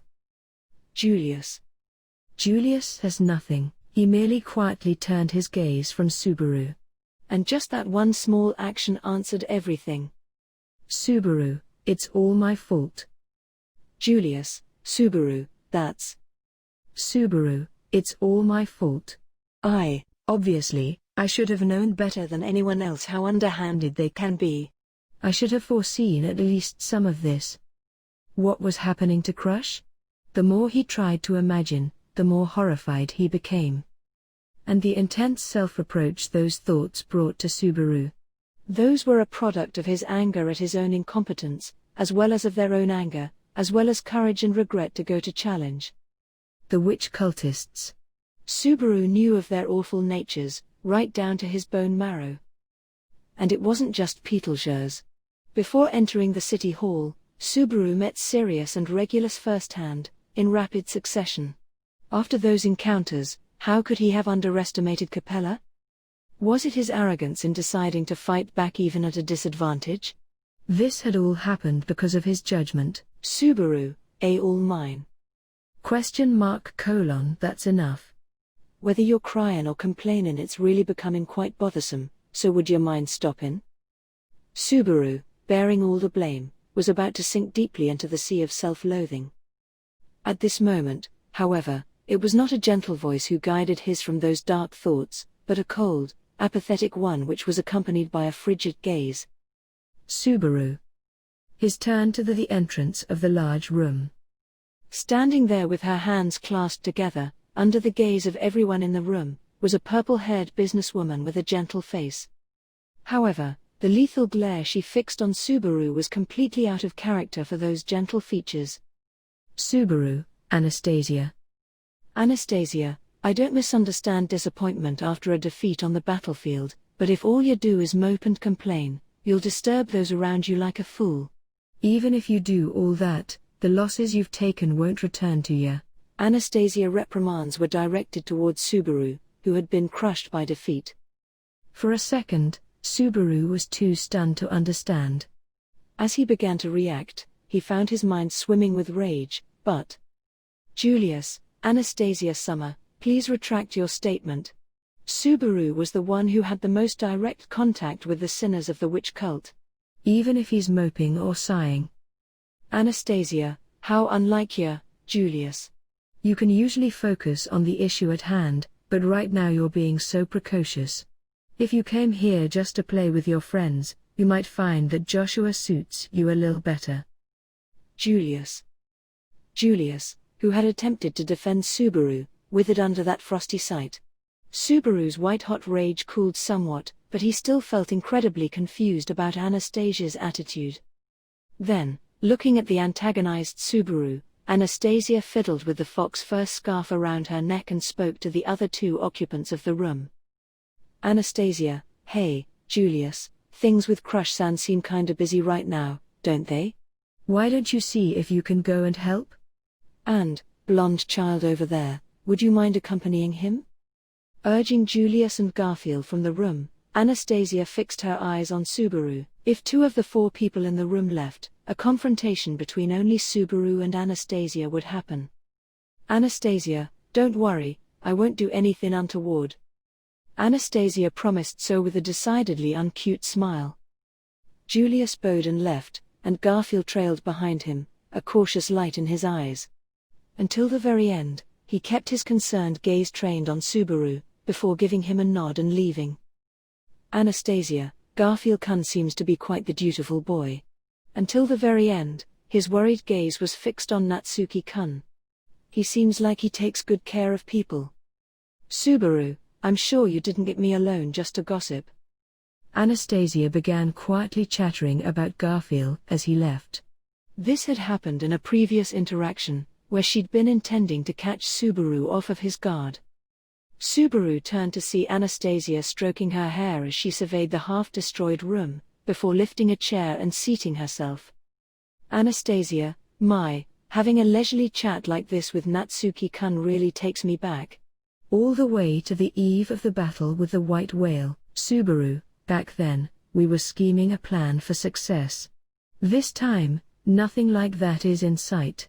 Even though we recaptured the city hall, the situation hasn't improved at all. Anastasia, yes, nothing has changed. Everything's gotten worse, and we have no optimal course of action to follow. Subaru realized that her carefree voice had, for a second, honed itself into the razor-sharp blade of a knife. He couldn't help but straighten his back, while Anastasia glanced at his foot. Anastasia, is there no problem with your feet? Last I heard, it had been shredded. Subaru, fortunately, I can run and jump just fine, although this looks kind of gross. Anastasia, well, being able to run and jump right now is what matters most. After that, there'll be a lot to do, but until then.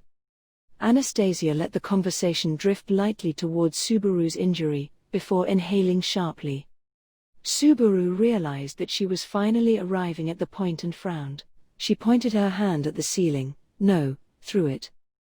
Anastasia, did you ever end up here in the third broadcast? Subaru, no, I didn't. What did they say?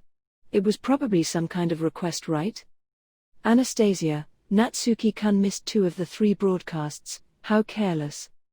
Anastasia giggled softly, holding a hand to her mouth, and Subaru put on an unhappy pout. Even so, she kept her hand over her mouth, and narrowed her eyes. Anastasia, the demand that was given, it seems that only Natsuki-kun and I could understand it. Subaru, only me. And Anastasia-san? What exactly did that mean? Subaru's mind swam with questions. He'd never felt that they particularly held anything in common. After all, this was their first time engaging in such an interaction. With such a shallow relationship, what exactly did they? My, Anna, there are times when your manner of speech is demoralizing. Sometimes it ends up only serving to annoy others, you know. Isn't that exactly the case here? Subaru, dash. The voice of a third person suddenly echoed in Subaru's ears. This voice belonged to neither Subaru nor Anastasia. Instead, it felt lighter and more neutral. Subaru toured the room with confused eyes, but there was not a single unknown figure in their surroundings. Julius and Garfield had left, and showed no signs of reapproaching. Where in the world had that voice come from? Anastasia, yes, say that, but don't you do the same thing I do? Look at poor Natsuki-kun. He's in such a chaotic state of confusion right now. Oh, that won't do at all. Subaru, that, who is? Anastasia spoke to the third voice as if all were natural. Rather than relieving Subaru's frenzy, he verged on hyperventilating as he demanded what's going on? You do seem quite frightened, my apologies. Subaru. His eyes fell upon it. Suddenly, the owner of the other voice intruded loudly into this scene. No, that third voice hadn't intruded. It had been in this room since the very beginning. In fact, it had entered the room with Anastasia. Echidna, I'm Echidna. Well, I say that, but what I really am is an artificial spirit. Subaru, He? It smiled deftly at Subaru, who was busy being swept away by shock. Lips curling up on both sides, eyes narrowing slightly. That should probably be something like the imitation of a smile. Wrapped around Anastasia's neck, her scarf of what appeared to be faux fox fur beamed. The witch whose name he couldn't forget had just revealed herself to be a spirit. Arc 5, Chapter 38, The Witch Cult's Proposals. As Subaru gazed at that thing, eyes wide in shock, he momentarily forgot how to breathe. Echidna, although I had been anticipating this response, it's still a little rather overwhelming. Although I look like this, I am, by gender, a woman. Well, no, I'm a spirit, so it's difficult to determine whether or not I have a gender. Maybe I should just say that I identify as female. Snow-white hair and sharp black eyes. A neutral voice, and twisting, crafty words. Those characteristics brought to mind that black and white witch, whose personality was consistent with this fox's. Subaru, what a bad joke. You're saying that you're Echidna? His first encounter with the Witch of Greed had been before a trial in Sanctuary's tomb, when she'd lured him to one of her tea parties. She'd enticed her guest with sweet words in an attempt to turn him into a puppet, dancing on her strings. And, on top of that, she wanted to borrow him to seek all the answers that she herself could not witness. She could be said to be curiosity incarnate. She was someone who Subaru had never imagined he would see again. Subaru, you actually turned into a fox? Stop screwing around. And appearing right during this moment of crisis, what are you scheming this time? Anastasia, wait a moment, stop jumping to conclusions and listen. Subaru had recovered slightly from his initial shock, ready to bring retribution upon this white fox in front of him who was claiming to be Echidna. However, at Anastasia's reproach, he was cut off. Subaru's hostility toward the white fox also turned to Anastasia, who paraded around nonchalantly with that scarf around her neck. Subaru, don't screw with me. Don't bullshit me. What's with her? Was she deceived her? After all, she shouldn't be out of the sanctuary. Anastasia, I don't really know what you're going on about, but it's been about a decade since I first met Echidna. And since then, we've barely ever been separated. Isn't that just a little mismatched with your story? Subaru, a decade ago? The thought of that which having planned so long ago to wantonly flutter about in the world outside lit the fires of rage deep inside Subaru. According to Echidna's own testimony, she hadn't originated from her dream castle. So, if from even before that point in time, she'd planned something like this. Subaru, you're always like this. Do you get a kick out of watching people flail around in the dark while you laugh at their ignorance? Echidna, my, it seems that I'm being detested through and through. Although I'm sure that this is all troublesome for you, it seems to be some kind of inexplicable misunderstanding. Anastasia, yep, it's just as Echidna said. In contrast to the Subaru's fierce anger, Anastasia and the white fox exchanged a calm, understanding glance. The Arctic fox who made Subaru frown shook her head in an unexpectedly human manner. Echidna, although I have no clue whatsoever as to where your distrust of this other Echidna stems from, I would say that those issues don't relate to me. Subaru, what do you mean? Echidna, it's simple indeed. I don't know anything about any Echidna outside of myself, since I was born knowing nothing except my name, Echidna, and my race, artificial spirit.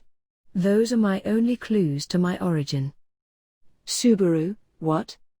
He'd been expecting some sort of explanation, but the Arctic fox spoke silly words unsuited to what Subaru knew of Echidna.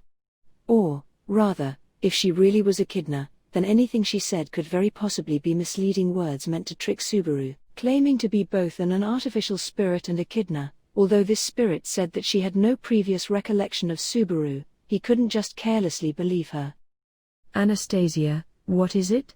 Natsuki-kun's expression is full of nothing but suspicion. Subaru, of course, for me, who knows Echidna's true nature, this reaction is only natural. You too should. Right, my bad. Echidna's saying she doesn't remember anything, right? Anastasia, it seems that you have absolutely no intention of believing in it. In this situation, where we're operating on a time limit, that really is a headache. As opposed to the vigilant Subaru, Anastasia spoke in her usual casual tone. Echidna was working with her, just that alone was enough for Subaru to become wary of Anastasia. And although he respected both Julius and Ricardo, his degree of trust in them may need to be adjusted. Subaru couldn't allow himself to feel too much hope that the master and the subordinate did not hold the same opinion on this. Subaru, why'd you tell me your name, if you don't have any memories? Aside from trying to gain my trust? Was it supposed to convince me that you aren't her? She'd given him her name and a little of her origin. Didn't that prove that she was the Echidna of the tea party? Which meant that she was not the Echidna in the coffin, who Roswell was seeking. There was no doubt that she was the one Subaru had met. In that case, there were a mountain of questions he wanted to demand from her. That said, he understood that this was not the time for those questions. However, facing the impatient Subaru, Anastasia sighed tiredly. Anastasia, It seems things only got so rowdy because Natsuki-kun missed the broadcast. Subaru, the broadcast from the witch cult? How is it related to this? Echidna, because one of their requests was surrender your artificial spirits. The White Fox answered the question simply. The content of that request left Subaru's mind blank as he struggled to comprehend the ramifications. The broadcast, the witch cult, the artificial spirits. That was to say. Subaru, could it be that? Echidna, although it's something uncomfortable to believe, they want our artificial spirits. That is, they want that girl who accompanies you. So isn't it only natural that we should approach you for a chat? Subaru, how did you know that Beatrice is an artificial spirit? Echidna, I noticed the moment I saw her, is all I can say. I'm not quite sure how. But I think that she, too, would be able to recognize me on sight. Maybe it's some kind of spirit detection. With a more cautious attitude, the White Fox answered Subaru's questions one by one. At the very least, when Beatrice had encountered Anastasia for the first time at the hotel, she hadn't mentioned anything about the White Fox scarf. However, it was very possible that Beatrice had noticed something, but, unsure of how accurate her sense had been, hadn't voiced her concerns out loud. Why did she have to carry all those burdens alone? Subaru turned to ask her, and immediately felt a sharp pain, as if someone had stabbed him in the heart. Echidna, that the child by your side couldn't detect me properly can't be helped. I have many defects as a spirit, and I can't tie a decent contract with anyone. I can't even use combat magic smoothly. Although, to compensate for this, I'm confident in my ability to hide my presence, and this confidence is presently undiminished. Subaru, can't form a contract. Then, you and Anastasia. Anastasia, this child and I don't share the relationship of spirit and contractor. That relationship requires something completely different. That is to say, we're accomplices.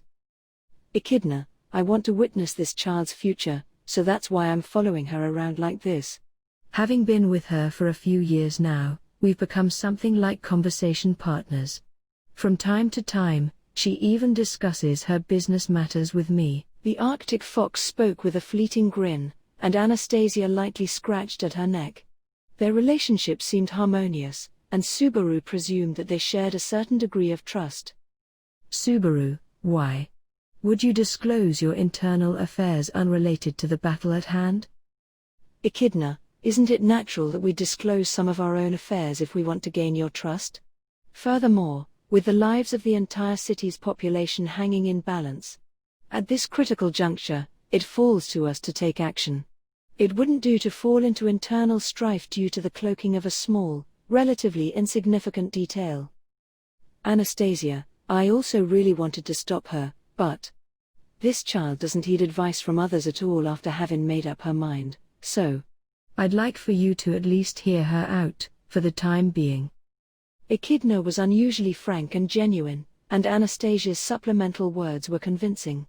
Belatedly, Subaru realized the reason for Anastasia's earlier coldness. She'd taken on that demeanor to create an environment where she could catch Subaru alone. Along with that, in order to successfully persuade Subaru, she'd deliberately ushered Julius and Garfield from the room.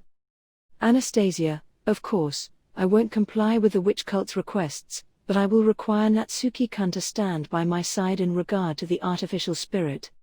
Otherwise, even if we outwardly reject their proposals, not everyone will accept our stance so easily. Subaru, I have no intention whatsoever to listen to anything that Bunch has to say, so I strongly agree. But that doesn't mean that all my doubts about that fox Echidna have been put to ease. Anastasia, you're so particular about names. Does the Echidna you know really have such a poor character, Natsuki-kun? If so, it's rather troublesome to see you treat my Echidna in such a way. Subaru, I'll apologize if it's someone else entirely, but her attitude and speech patterns are almost identical. And Anastasia, and? Subaru searched for the words to explain to the confused Anastasia. The nature of the existence of artificial spirits was unclear to Subaru, but he did know that Beatrice and Puck were both made by the witch Echidna. Of course, if the white fox were truly an artificial spirit, then she must also have come from Echidna's hands. In search for an eternal life, Echidna had designed an artificial replica of herself. Many of her words were of suspect trustworthiness. But if everything she'd said had been true, then the conclusion that Echidna had become an artificial spirit was reasonable. Casting away her flesh, freed from the notion of lifespan as a spirit, if she could extend her existence through this manner. This would certainly fit with that witch of greed who longed for omniscience. So, the white fox was the artificial spirit named Echidna, without doubt. However, her claim that she had no memories, was that true or false? Anastasia said they have been together for more than a decade. However, that alone was no reason to believe her. It would come as no surprise if she'd been plotting something for a decade. If someone were to say that she'd been planning all that for this exact moment, Subaru wouldn't have a hard time believing them. Anastasia, hey, he seems to be starring rather fiercely. Echidna, such intense hatred makes me really curious about this other Echidna, but I suppose we should set that topic aside for now. Whether or not he believes us isn't relevant. By the way, Anna, shouldn't you tell him what's going on already? The Arctic fox spoke with a defeated tone, accepting Subaru's suspicious grudge. And Anastasia, at her urging, shrugged and clapped her hands together, picking the conversation back up. Anastasia, well, now that your doubts have been sorted out, the most pressing matter is the witch cult. They made 3 other requests. Subaru, 3 other. So, a total of 4? Anastasia, yes, which is the total number of the remaining archbishops. Since most of their requests were rather machin in content. Try not to be offended. Mocking demands. Once again, they had gone too far. The witch cult had somehow defied Subaru's notion that his impression of them couldn't grow any worse. Anastasia pet the tail of the Arctic fox with her hands. Then, licking her lips, she said, Anastasia, the first requirement is the surrender of our artificial spirits, from gluttony. Subaru, gluttony. Anastasia, although I have much to say on that, I'll save my commentary for later. Next is wrath. She wants the Book of Wisdom that was brought to this city. Subaru, HK? At yet another unexpected shock, Subaru involuntarily widened his eyes. And seeing that, Anastasia narrowed her lightly colored eyes. Anastasia, seeing that reaction, I'd say that Natsuki-kun knows something about this? Subaru. Anastasia, no worries, that's excellent. It's been troubling me quite a bit. Echidna doesn't know anything and neither does Julius. Subaru, that fox really said that she doesn't know anything? Even though it's the Book of Wisdom, ha. Anastasia showed a slight smile. After all, before this, she'd been puzzling over something she had no clue how to find. But now, she'd found a glimmer of hope. Of course, that smile carried nary a hint of cuteness either. Echidna, no, I'm afraid I don't know anything. Then, if you'll allow me to speculate. The Echidna you know is connected to this Book of Wisdom, correct? Subaru, yes, exactly right.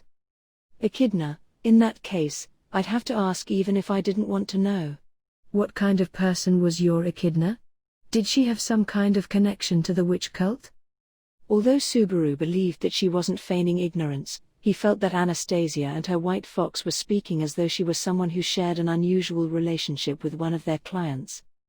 Of course, given their way of thinking, this was inevitable. If he were to believe what the Arctic fox said, the name Echidna referred to her existence alone. Only Subaru knew that the artificial spirit's creator, Echidna. And, more importantly, this proved that only the name of the Witch of Envy had been recorded into history.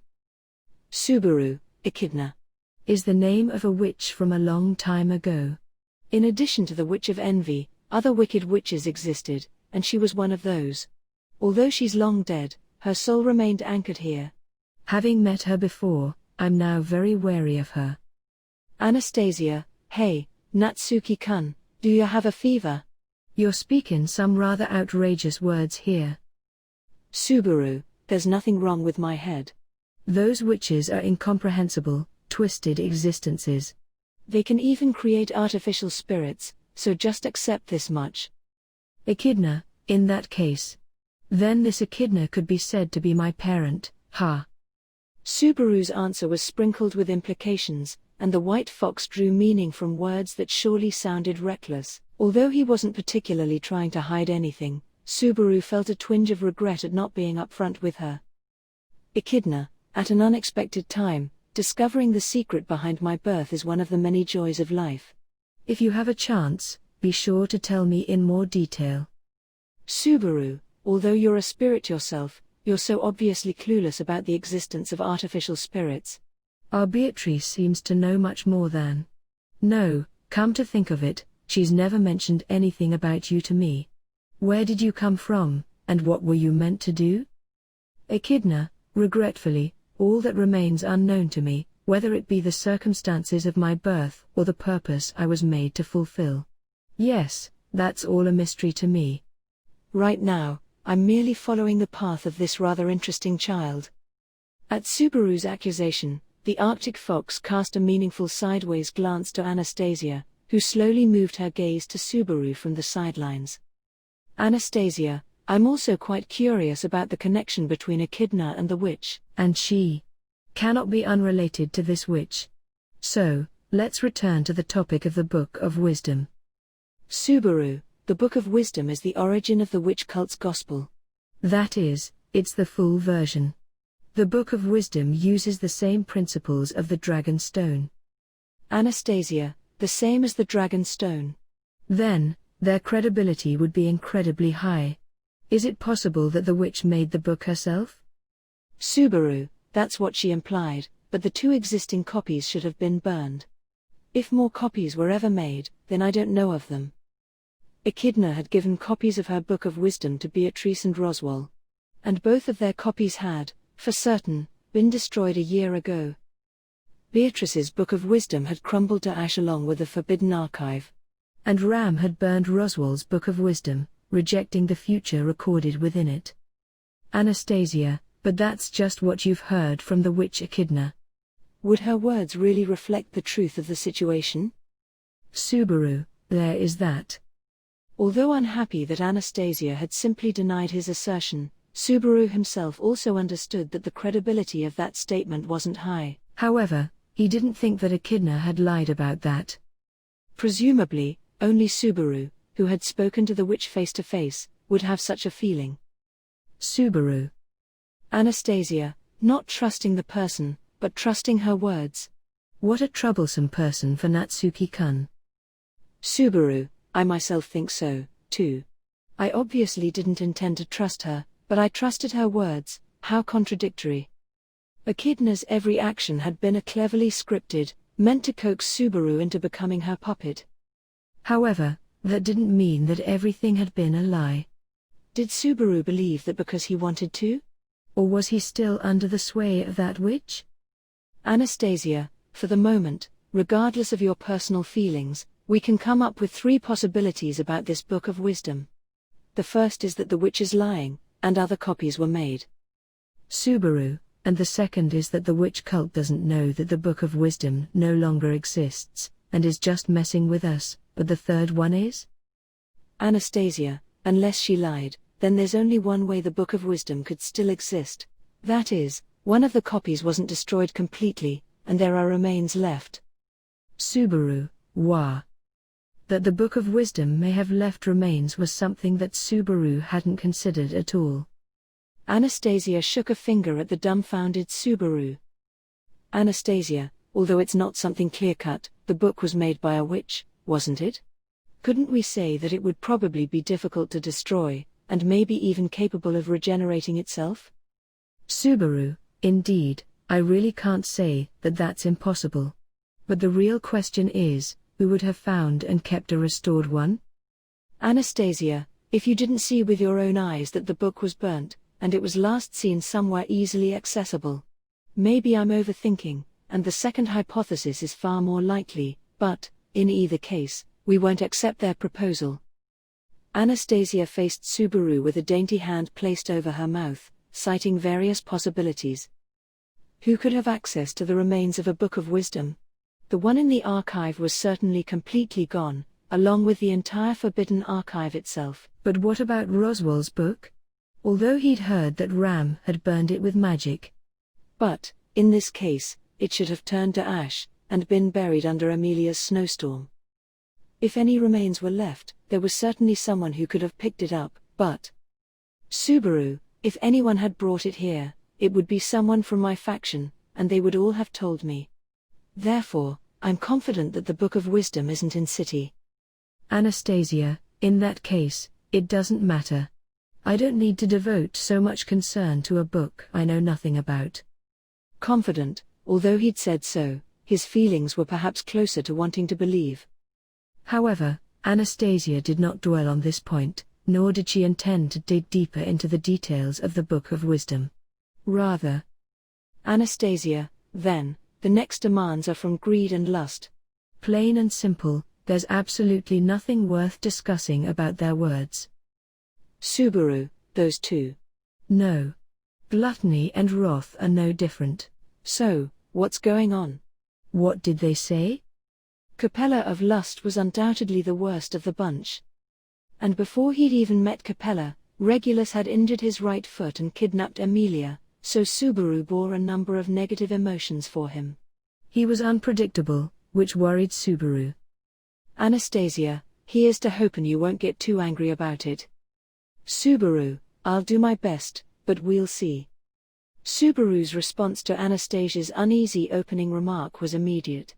With an expression of "if you put it that way," Anastasia sighed. Anastasia, Lust's proposal isn't the same as the others, and it seems to simply be a mockery. Send 20 people who love each other to the Central Waterway. They absolutely won't be harmed. Something like that. Subaru, that lying bitch. The hell does she mean, they won't be harmed? Did she forget that she's someone who turns people into flies and dragons for fun? As always, Subaru grew furious when confronted with Capella's evil deeds. 20 people who loved each other, just thinking about what that monster son of such ugly love would do to them was terrifying. Anastasia, from I could tell, that Archbishop doesn't consider changing someone's form to be harm. I won't hurt anyone. Tilda is more along the lines of her exact words. I almost felt like I could see her speak. Well, next would be greed's demand. Subaru chose to remain silent, angrily waiting for Anastasia's next sentence. However, seeing that attitude, Anastasia seemed to find it difficult to continue, hesitating for an almost exaggeratedly long time. Then, Echidna, the request of the man calling himself Greed was, I want to hold a wedding with my silver-haired bride. So, in anything related to the preparation of the wedding, don't you dare hinder me. Anastasia, Echidna. Echidna, Anna seemed to have a hard time saying it, so I do hope it was all right for me to move things along. In the stead of the hesitant Anastasia, the white fox guarding her neck spoke. However, the understanding between the two was currently completely irrelevant to Subaru. Hold a wedding with a silver-haired bride. And who would be the bride of Regulus of Greed? The question didn't need any consideration at all. Subaru, stop fucking around. Bastard. Therefore, Subaru's volcanic eruption of anger was entirely reasonable. Anastasia couldn't help but frown, and the white fox's hair stood up on end. That was how direct and pure Subaru's rage was. In his mind, the image of a white-haired man took form. The ignorant, supernaturally powerful man had captured Amelia, and insisted that her only value lay in her face. But that powerful man was nothing more than sick in the head. What nonsense was he spouting this time? Subaru, Beatrice. And the Book of Wisdom. And Amelia. They say they want them? Ha! The witch cult isn't getting their hands on a single one of them. I'll show them for messing around with that bullshit proposal. Anastasia, I anticipated that reaction, but hearing you say it so crisply like that really is reassuring. Seeing Subaru's passionate appearance, Anastasia smiled along as well. Not due to a happy mood, but because that same passion was rising in her as well. Anastasia, our artificial spirits. Well, I have no intention of turning Echidna over to them. In addition, I refuse to allow the witch cult to intimidate me. I brought Crush-san and Emilia into this city, and the witch cult dared to have them suffer so. I won't be able to face either of them again if I don't get us out of this. Echidna, oh, Anna, you're so militant. Anastasia, that's precisely because I know how to level the playing field so we can claim victory. We absolutely can't escape right now. Because we're sure to crush that witch cult and force them to pay reparations. Calculating misfortunes, reputation, victories and losses. Her clever words glossed it over slightly, but Anastasia's spirit showed not the slightest intent of retreating from the battle. Unlike Julius, Garfield, Wilhelm, or even Ferris, she could be accused of only being able to speak with recklessness due to her lack of personal experience with the horrors of that sinful cult. However, Subaru did no such thing. In this case, there was absolutely no need to say anything that would needlessly damage their morale. And even more importantly, her presence, as vengeful as it seemed, was undoubtedly trustworthy. Anastasia, everyone has to agree with that sentiment, at least slightly. Having said that, there's still a few steps ahead, but who could accept this end? We'll look for excuses for failure when in some other world. Subaru. Anastasia, as long as we're still alive, there's still a chance. And we absolutely cannot give up our lives. That would be far too tragic. A gentle smile rose on Anastasia's face as she declared her will of steel. The pressure emanating from her petite form could have anyone forget that she was no warrior, who was experienced with exposure to the presence of the battlefield. No, that was wrong. She was, in fact, a warrior of hundreds upon thousands of battles. Having chosen wits as her battlefield, she was a battle-hardened warrior. Anastasia, whether it's Crush-san, or the people who have lost their human form, if we can get our hands on Lust, she should be able to undo what she did. And Natsuki-kun, your beloved princess was stolen away. This isn't a pill you can swallow, right? Subaru, like you need to ask. Emilia is my bride. I'll get rid of that bastard Gluttony, and take Rem's memory back. I'll find that long-winded Sirius and knock her teeth out. And I'll drag Capella here and force her to apologize and change everyone back before beating her senseless. Echidna, Mai, Anna and Natsuki-san are both treating the impossible like it's easy. But, truly, that's the thing I find most encouraging about you. Subaru echoed Anastasia's forceful declaration, and, seeing their spirits, the Arctic fox nodded with satisfaction. The first and second battles had ended in failure. But the next battle was ahead of them. No one would die, and they would let no one die. In the end, they would survive, victorious. That would be their triumph. Anastasia, Ricardo is standing guard, and Joshua is looking for other lost children. He should be back shortly. And then, again, we'll hold a full-fledged strategy meeting. Subaru, we also need to reconfirm the situation throughout the shelters and near the other towers. Anastasia, that won't slip my mind. Hey, it looks like my mind is finally restarting. Since they had decided to do what they needed to, their hearts would be steeled with determination. That was the natural way. While nodding at Anastasia's words, Subaru turned his gaze to the outside of the city hall. From his vantage point, all he could see were the lofty water towers. There was no way to distinguish between east, west, north and south. So, each one could hold Emilia, Rem's memory, a sworn enemy, or a loathsome monster. In this city, the battle to save those precious loved ones continues. Arc 5, Chapter 39, Nightliness and the Tardy Man. After reaffirming their determination, Subaru and Anastasia made their way downstairs, toward the reception hall. They had been conversing on the third out of 5 floors, which seemed to normally function as a conference room. Anastasia, since the 5th floor was completely destroyed by the dragon, the 4th floor is technically the top floor now. All of Lust's victims are resting there. Subaru, what happened to the magic radio when the 5th floor burned down? Anastasia, no worries, it's been dismantled and put in safekeeping. The magical instrument itself is just in the shape of a large metal box, so it's easy to move. It seems that the sound is gathered into the box itself and then amplified through the city. An antenna. Or perhaps a loudspeaker? Metal boxes or loudspeaker, whatever the case, the magic device had been recovered safely, along with the hostages. Those were perhaps the only pieces of good news Subaru had heard upon waking. The magic radio would almost certainly prove useful later, and the knowledge that the hostages were safe gave an immense boost to morale. Subaru, did you say that Capella's victims are gathered on the 4th floor? Anastasia, even though they're all flies or a dragon, their minds are still human, so they understand what we're saying and follow directions. Although I can't really say if that's actually a good thing. Subaru. Subaru also couldn't decide whether or not he should be glad that the transformed people had retained their human consciousness. To be aware of being an entirely different creature, a worm, no less, must have come with a saddening, disorienting sense of loss. However, even losing their flesh, they could still survive in another state. Was this also called a loss of self? This answer, presumably, could only be known by those who had experienced it. Anastasia, they can also move normally. Thankfully, there haven't been any suicide attempts yet. Things happened too abruptly, and most people haven't really had a chance to react yet.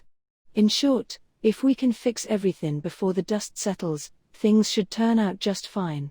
Subaru, suicide? Anastasia, don't you think that it's a concern? Subaru. That was a question Subaru couldn't afford to answer rashly. Compared to Subaru, Anastasia seems to be taking the twisted situation fairly well. Anastasia, as long as there's life, there's hope, but without a will to live, that hope diminishes. Just having a breathe-in body isn't enough. It's the will to live that we can't afford to lose. Although he couldn't see Anastasia's face, he heard the conviction in her voice as she strode forward. Subaru wholeheartedly agreed with her perseverance in regard to life and death. Living was necessary. And as long as there was life, there was a chance to resist. To that end. Julius, Anastasia Summer. As Subaru and Anastasia made their way downstairs, the first to notice their reappearance was Julius, who called the name of his master. Originally, Subaru had barely given the first floor's reception hall a passing glance. Even so, upon sight, the traces of a valiant struggle were obvious. Overturned tables and chairs, walls scored with gouges and scorched with magic, omnipresent splatters of blood that had been hurriedly wiped away. Although Julius had been so regretful of Gluttony's escape, he had evidently not wavered for a second during their battle. Julius, how was your discussion with Subaru?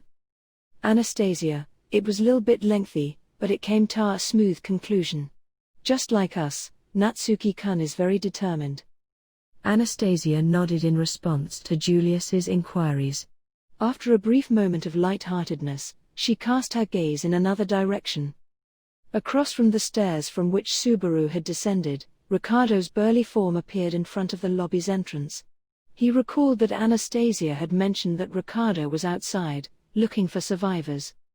Anastasia, Ricardo, welcome back. How's the situation? Ricardo, miss, you look really spirited. It's generally poor, and is still worsening with time. Those bastards are experienced at creating trouble. Ricardo frowned with an annoyed sigh at the results of his inspection. While rubbing his beast head, he gestured a series of instructions to various members of the Iron Fang. A few of the left to stand guard, while others went to rest further down the hall. Subaru, the witch teaches those guys what's the trouble? No, I do not think it's any more troublesome than that. Is that anything else? Garfield, TH broadcast, Captain. That scummy cult gave a discouraging broadcast. Garfield, coming down of the stairs, answered Subaru's puzzled question. As he crunched down with his fangs in frustration, Subaru prompted someone to elaborate. Subaru, the broadcast. Of their requests? Did they say anything else? Julius, it was nothing too exaggerated. They spread the news that they'd crushed the force trying to retake the city hall. But the way that Archbishop of Lust phrased it was poisonous indeed. Ricardo, Thanks to her, the people in the many shelters I visited had almost no fighting spirit left to regain their city with. It's difficult to estimate how much they can recover. Julius closed his eyes, and Ricardo was wrinkled his nose. After hearing their answer, Subaru immediately understood what the witch cult had wanted. Earlier, before their successful takeover of the city hall, Capella had made the broadcast with a list of demands. The ordinary citizens, who had no capacity for combat, were completely discouraged by what they had thought to be a loss. And those who could fight would understand the harsher implications. They would know that any attempt to retake the city hall would have meant a full-scale invasion, which made that supposed failure all the more disheartening. In other words, Capella's broadcast was an attempt to defang any mounting resistance in the other shelters. Ricardo, thanks to the records in the city hall, I found all the shelters in the city, and visited the nearby ones one by one, but... Ricardo spread his hands, confirming Subaru's fears. The problem resided in the hearts of the people. Rather than being a failure to motivate them on Ricardo's part, the blame could only be placed on the witch cult, which was rancorous to the point of being impressive. Anastasia, without determination, we won't have courage. The next fight will be dangerous indeed. In contrast to Subaru's fury, Anastasia was quietly contemplative. Hearing her soft voice, Subaru raised his head. Anastasia turned to him with an "Isn't that right?" Anastasia, even if we fight, we have no chance of winning. Putting this thought into everyone's mind encourages them to give up without a fight. What do you think'll happen? Subaru, they'll give up in anguished despair. Is that the answer you want from me? Anastasia, if they just wanna hug their knees and cry, that'd be almost childishly endearing, don't you think? But that won't be the case. They won't have the option of fighting, but their will to live won't vanish. So, what's left? Subaru, so you're saying that? Fundamentally, Subaru was pretty sure he understood what she was getting at.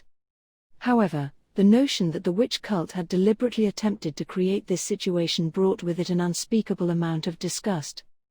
As if to encourage the tremor growing within Subaru, Anastasia clapped her hands together and said, "Anastasia, the answer to their salvation has already been given, in the form of a request, no less. The most reasonable course of action in such a desperate situation is, of course, to follow the request." So, the Book of Wisdom, and the contractors of the artificial spirits, won't be safe, will they? And even the couples who love each other might become sacrifices. Subaru, but not everyone would go to those extremes, right? Anastasia, certainly not. There are some who would refuse to trade their survival for the lives of others, and will instead seek a way to flee the city. No matter what, there'll be plenty of panic, and we won't be able to get anything done in the confusion. Once the contagion of panic spread, with a single misstep, the already precarious situation would entirely collapse. It hurt to imagine the city in that state, where the witch cult had taken full control through fear. As if they were the puppet masters, pulling strings as they willed. Subaru, so could we somehow visit everyone and motivate them? Anastasia, that's not very realistic, is it? Subaru, then this situation becomes too damn pessimistic.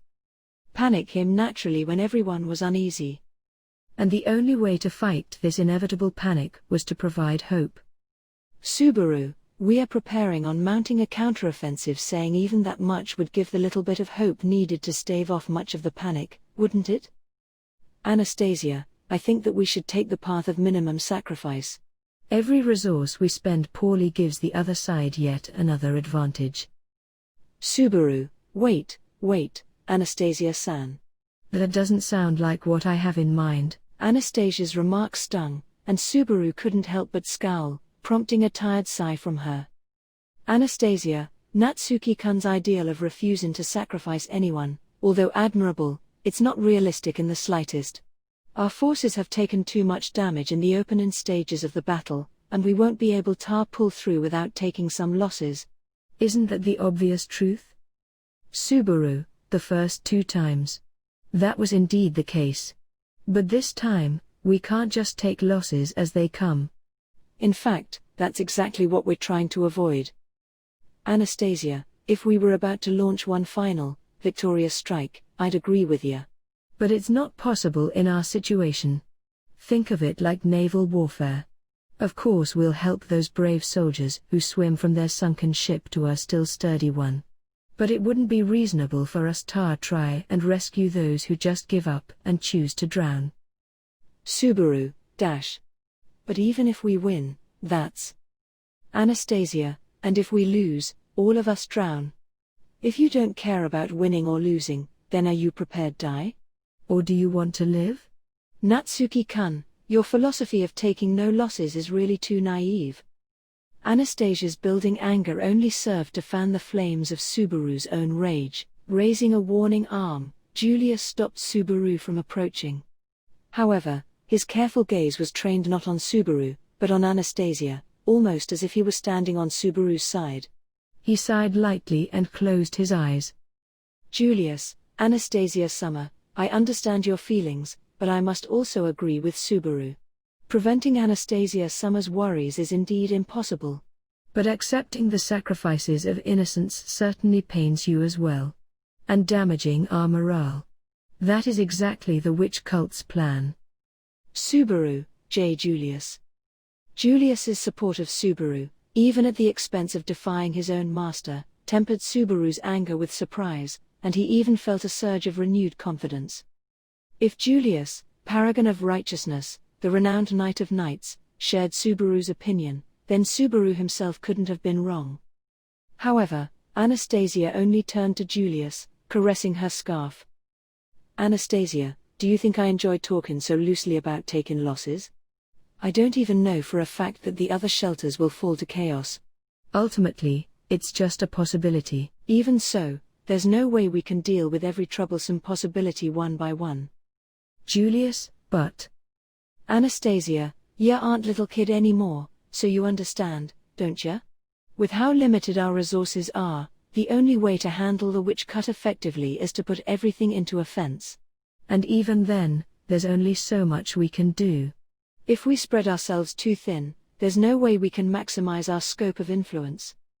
Anastasia's words must have sounded cold and relentless to Julius, who was biting his lip resentfully, like a scolded child. At the same time, they also addressed Subaru, who was the one who had originally proposed the idea. Of course, Subaru understood Anastasia's perspective perfectly. The weight of even one life was such a heavy burden. To save even one person was endlessly difficult. And the more people that needed to be saved, the more difficult it would become to save them all. Saving as many people as Subaru wanted to was nigh impossible. Of course, even children could draw this conclusion. The more apples a child's tiny, fragile hands wanted to hold, the more swiftly the child's strength would give out. And, eventually, the child would be left with nothing. Anastasia, in order to win, we need to compromise as adults, instead of railing on like spoiled children. As a knight, shouldn't you be able to see the difference? Julius. Julius closed his eyes, as if affirming Anastasia's statement. As he lowered his head, Subaru could see that his fists were clenched behind his back. Even so, it was clear that Julius was unwilling to object further. However, Subaru, giving up here means being unworthy of being called a knight. Anastasia, hey, Natsuki-kun, have you been listening at all? Aren't you acting just the way you did in the capital back then? Through whatever twists and turns, you've become a knight too, you know. Subaru, yes, I'm also a knight now. And because I'm a knight, I'll never give in. The more apples you held, the more likely they were to topple to the floor. But Subaru and Julius were knights, and, rather than holding apples, they were holding something far more precious. Rather than holding fruits that could be dropped without consequence, they held in their hands lives which screamed and sobbed and mattered. Subaru, this is something that's mattered to me from the very beginning. I still act at the mercy of that ideal. The morals of this world haven't affected me that much yet. Anastasia, you're saying something mysterious again. But the fact of the matter is, during the battle against the White Whale, and the battle with the witch cult afterward, people died. As long as there's a struggle, casualties are inevitable. Natsuki-kun, having seen this with your own eyes, do you really mean what you say? Subaru, don't underestimate those people, Anastasia. Their deaths were tragic, but they were soldiers who sacrificed themselves in battle. They understood what they were doing. These innocent people who are about to be sacrificed, they don't have that awareness. That's the fundamental difference. He understood that this notion was unreasonable, and that it might be completely illogical. However, this was what Subaru believed. That awareness was what mattered to him in a life or death situation. Subaru, the citizens of this city are just civilians. There was never any obligation for them to take up a soldier's awareness. The witch cult arbitrarily forced them into a battlefield. Leaving them behind because of that is wrong. Anastasia, even if it's wrong, they were arbitrarily drawn into a battlefield. Awareness is being forced upon them. They expect to be attacked, don't they? And they have to fight for themselves, just as we do. Subaru, but it's neither fair nor reasonable for unprepared defenders to be attacked by prepared attackers. But that's what knights are for. It's their duty to protect those who aren't prepared to protect themselves. That's the knight I idealize. That's the dashing knight I pretended to be, in front of those defenseless village kids. Having accepting the accolades of a knight, Subaru found himself able to live his dream. It was only natural that he'd think in this way. These ideals came from the village children, who looked at him with admiration shining in their eyes whenever Subaru said something valiant and dashing. Subaru wanted to do his best for them. Of course, it helped that Amelia, when she listened in, would look at his with those same bright, shining eyes. Subaru, as Amelia's knight, I'll fight for Amelia, but that doesn't mean that no one but Amelia matters. Anastasia-san, as your knight, Julius fights, above all, for you. But he doesn't stop there. That's the nature of a knight, they'd stop at nothing to look more dashing and valiant. Anastasia. Subaru, Julius especially. He could be on the verge of death and still be putting on that cool act of his, because this asshole is the Knight of Knights. In other words, he wants to look way cooler than anyone else. As Anastasia gaped at him, Subaru gestured toward Julius with his thumb, who promptly fell into an embarrassed, awkward silence. A speechless Anastasia and a stunned Julius were so rarely seen that Subaru could help but grin. Subaru, defeating the bad guys is a simple enough goal. But deciding to live with the guilt of making sacrifices is ridiculous. Everyone must be saved, every villain must be defeated. Even if you don't succeed, you have to set out with that idea, right? Losing like that bore the same results as being re-signed to loss from the beginning, but there was a vital difference in how that loss would affect you. Of course, it would be easy to interpret that as selfishness, but to live for one's own ego is the best way of living. I completely agree with you, bro. Subaru, dash. As Subaru elaborated upon his naive ideals, a new voice inserted itself into the scene. Everyone spun to face the entrance of the lobby. Having caught everyone's attention, the man there looked back and forth, seeming unhappy. Hey, looking at me with such enthusiasm is a little off-putting. I know that my seductiveness isn't at its prime, so I don't know how well I'd meet all your expectations. Subaru, dash, Al. Dressed in dark helmet, speaking with light-hearted jests and no trace of hostility, this man was one of Subaru's acquaintances who had disappeared after leaving the hotel that morning, Al. He glanced back and forth at the people crowding the room again. Al, where are all the familiar faces? Weren't there more this morning? Subaru, they're upstairs with Crush-san. Why are you here? Al, well, when the commotion started, I decided to turn ass and find a place to hide for a bit. When things started settling down, I took a peek outside, and heard the broadcast about the city hall. My first thought was that you were probably involved, and, if not, I'd at least be able to find someone who knows what's happening. Although he spoke through the tinny filter of his helmet with his usual absurd optimism, everyone felt more than a little displeased at his answer. After all, he was one of the few people who was capable of fighting, yet he chose to prioritize his own safety. Al, come on, don't look at me like that. I feel a little bad, but can you really say missing that last fight completely my fault? Besides, I don't think the results would have changed based on my presence alone. Garfield, hey, Captain, is this guy trying to provoke us? Al's casual demeanor had infuriated Garfield from the very beginning. Thinking back on it, Al and Garfield had never actually met.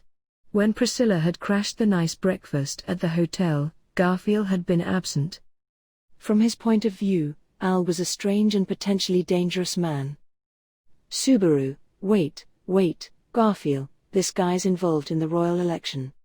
He's Al, Priscilla's knight, although he hasn't officially met you yet. I don't know if you know, but all 5 candidates are in the city right now. Al, technically I'm just the princess's subordinate, and not actually a knight. I could be so excessively proper. Oh, by the way, I don't mean anything rude about you, bro.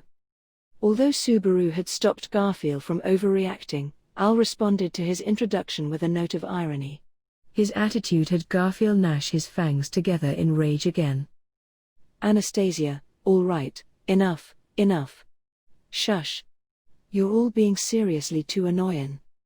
With a loud clap, she diffused the swiftly escalating tension. Her round eyes fixed themselves on Al. Anastasia, aren't you just like your master, appearing so suddenly and making a mess of the atmosphere? How uncouth. Causing a fight'll rub people the wrong way, so how about you drop it for now? Al, wow, you're really honest. Unfortunately, this is just the way I am.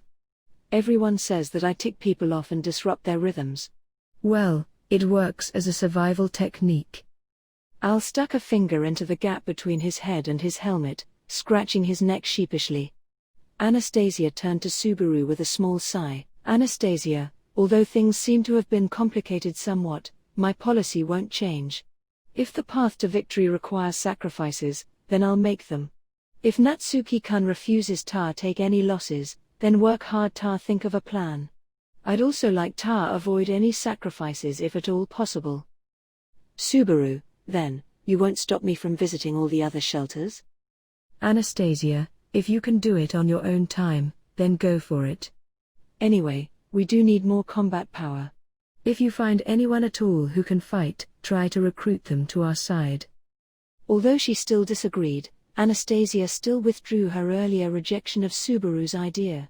Convincing her to change her mind entirely would have been impossible. As such, Subaru would not complain about the leeway he'd been granted. Anastasia, take the conversation mirror. For the time being, let's set your time limit to 6 hours. I'll contact you if we need you back. Be careful, and try your best not to mess anything up. Subaru, time limit. Right, I haven't asked yet. What time is it? Julius, it's still the same day, at about midnight. We'll set out 9 hours from now. This time, Julius was the one to supply the information. If they wanted to hold a conference at 6 o'clock, then Subaru only had around 3 hours to sway Anastasia to his side. On top of that, before this time limit, he also needed to find a way to defeat Witch Cult and save the city. But no, even that wasn't enough. He also needed to rescue Amelia and retrieve Rem's memories from gluttony, and to restore those who had been mutated by lust. Only by achieving all of these goals could he say that they'd claimed a complete victory. Subaru, there is not much time left. Do you have a map of where the shelters are? Anastasia, yup, we've got several. Here's a map of where all Ricardo's boys from the Iron Fang went, and where are they going now. She gave him Ricardo's map, showed that the Iron Fang had set out for the farthest shelters. Conveniently, this left the nearby shelters to Subaru, who had to travel by foot. It was almost as if someone had set this situation up. Julius, Subaru, I'll come with you. Subaru, Julius? No, you shouldn't. You'd be a huge help, but we'd be in trouble if we didn't leave enough fighters in the city hall. Ricardo was stationed to patrol outside, and Subaru intended to take Garfield with him as well. Although Wilhelm was upstairs, giving him the responsibility of defending the entire city hall would be too heavy a burden. And even if that weren't the case, the Crush camp was currently ensconced in gloom. Upon hearing Subaru's reply, Julius nodded, albeit reluctantly. He seemed to be far less calm than usual, and his impulsiveness was a rare sight indeed. Subaru gave his shoulder a light pat, then tapped his chin and gestured to Garfield. Subaru, Garfield, come with me. We'll go visit the other shelters and look for people who can fight. We have to find a way to end this prolonged restlessness. Garfield, right, got it. Leave it to my amazing self. Although Garfield's response to Subaru's request came a bit late, he agreed in the end. With that, Subaru examined the map in his hand, looking for shelters near the city hall. His top priority was securing combat power. In that case, locating Reinhardt would be his best course of action.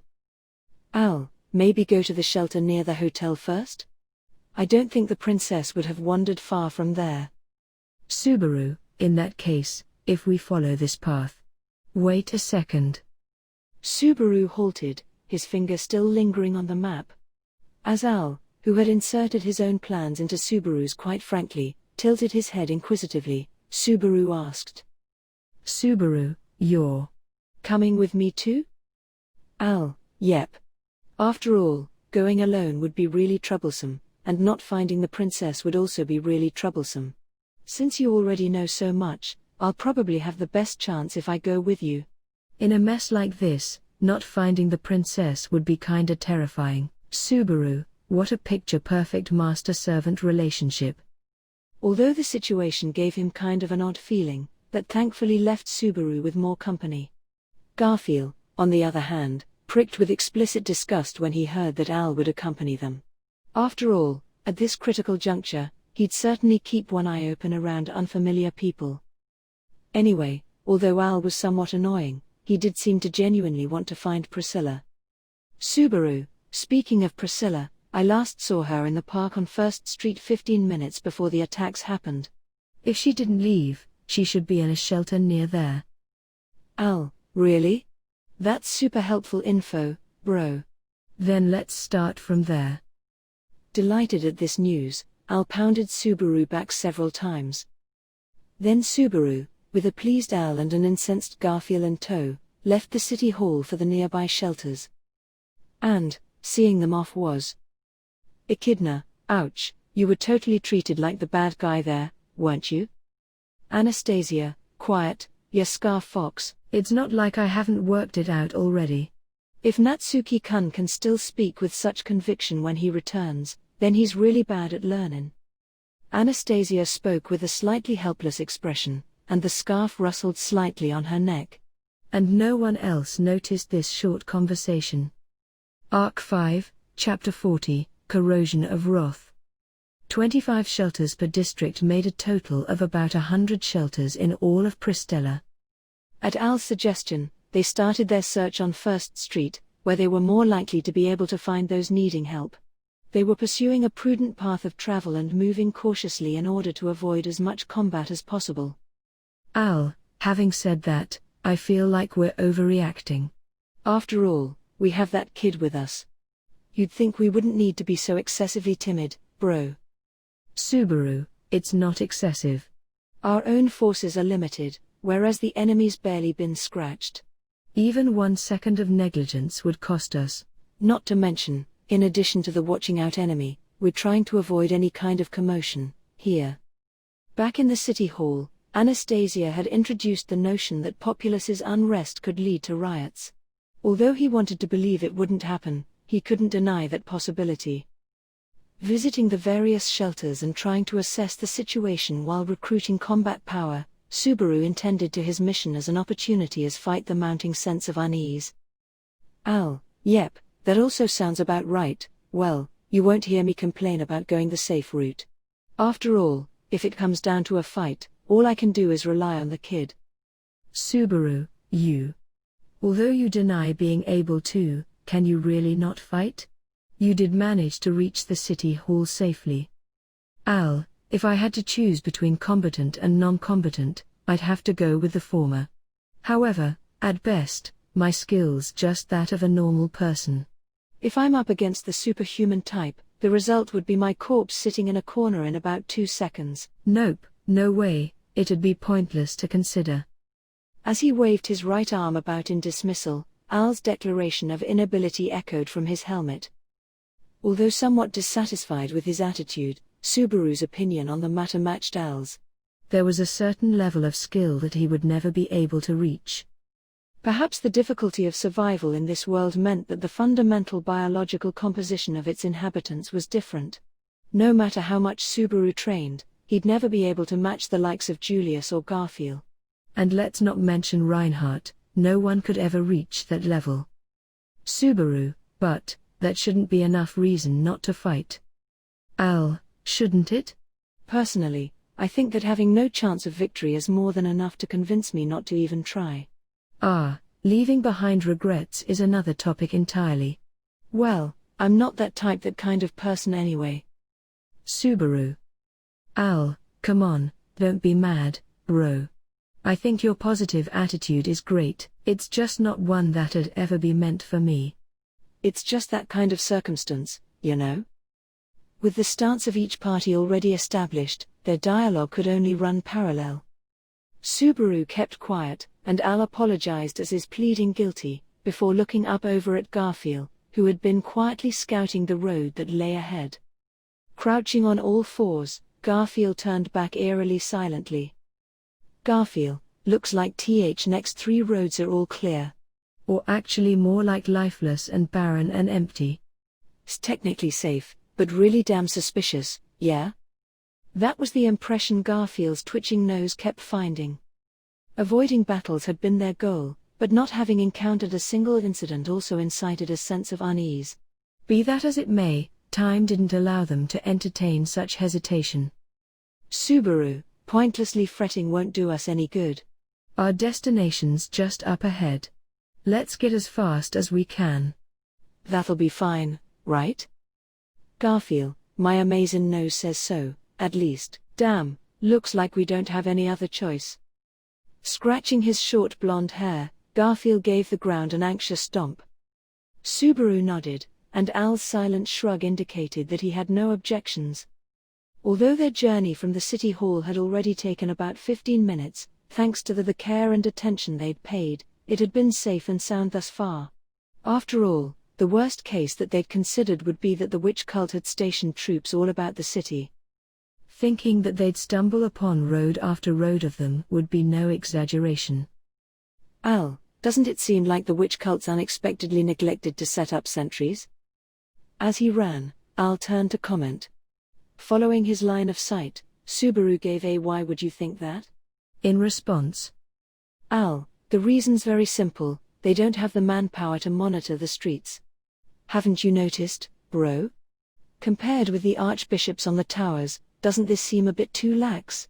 And it's the same with allowing the opposing force to move so freely. If they seriously wanted their proposal fulfilled, they wouldn't be acting like this. Subaru, blocking everything off and giving such exact demands would be the common thing to do, wouldn't it? But you think they have some other goal in mind? Al, I wouldn't claim no. But, I'd imagine it's something like. Although Al had probably wanted to respond casually, at Subaru's stern glare, he fell silent for a moment, probably with a wry smile under his helmet. Al, whether or not we comply with their demands doesn't really matter. Subaru, huh? Al, if they were serious about their demands, you'd think they'd have been more precise and detailed. However, I'm sure you'd agree, bro, that they're not seriously intending to insist upon their demands. If we follow through, great. If we don't, whatever, it's that kind of feeling. Subaru, then. It's like they're just toying with us. Al, aren't they just toying with us? Isn't that what those bastards are for? In contrast to Subaru's speechlessness, Al spoke with a blank, listless voice, and Subaru found himself unable to even utter an affirmation. They were entirely just being toyed with. Considering the vicious imagination of the witch cult, such a possibility was no joke. During their attack, although they acted with the advantage and made tactically sound decision, there were many places where their movements were incomprehensible. During the battle in the city hall, Capella and Alphard had been lying in ambush, but Sirius and Regulus were absent, indicating a lack of a full-scale assault. In addition, Subaru's side had suffered no casualties. Now, the disparity between the city's hopeless siege and the witch cult's lax attitude also served as evidence that the cult weren't taking means to secure their demands. Garfield, Cap'n. No need to listen that kinda bastard's words.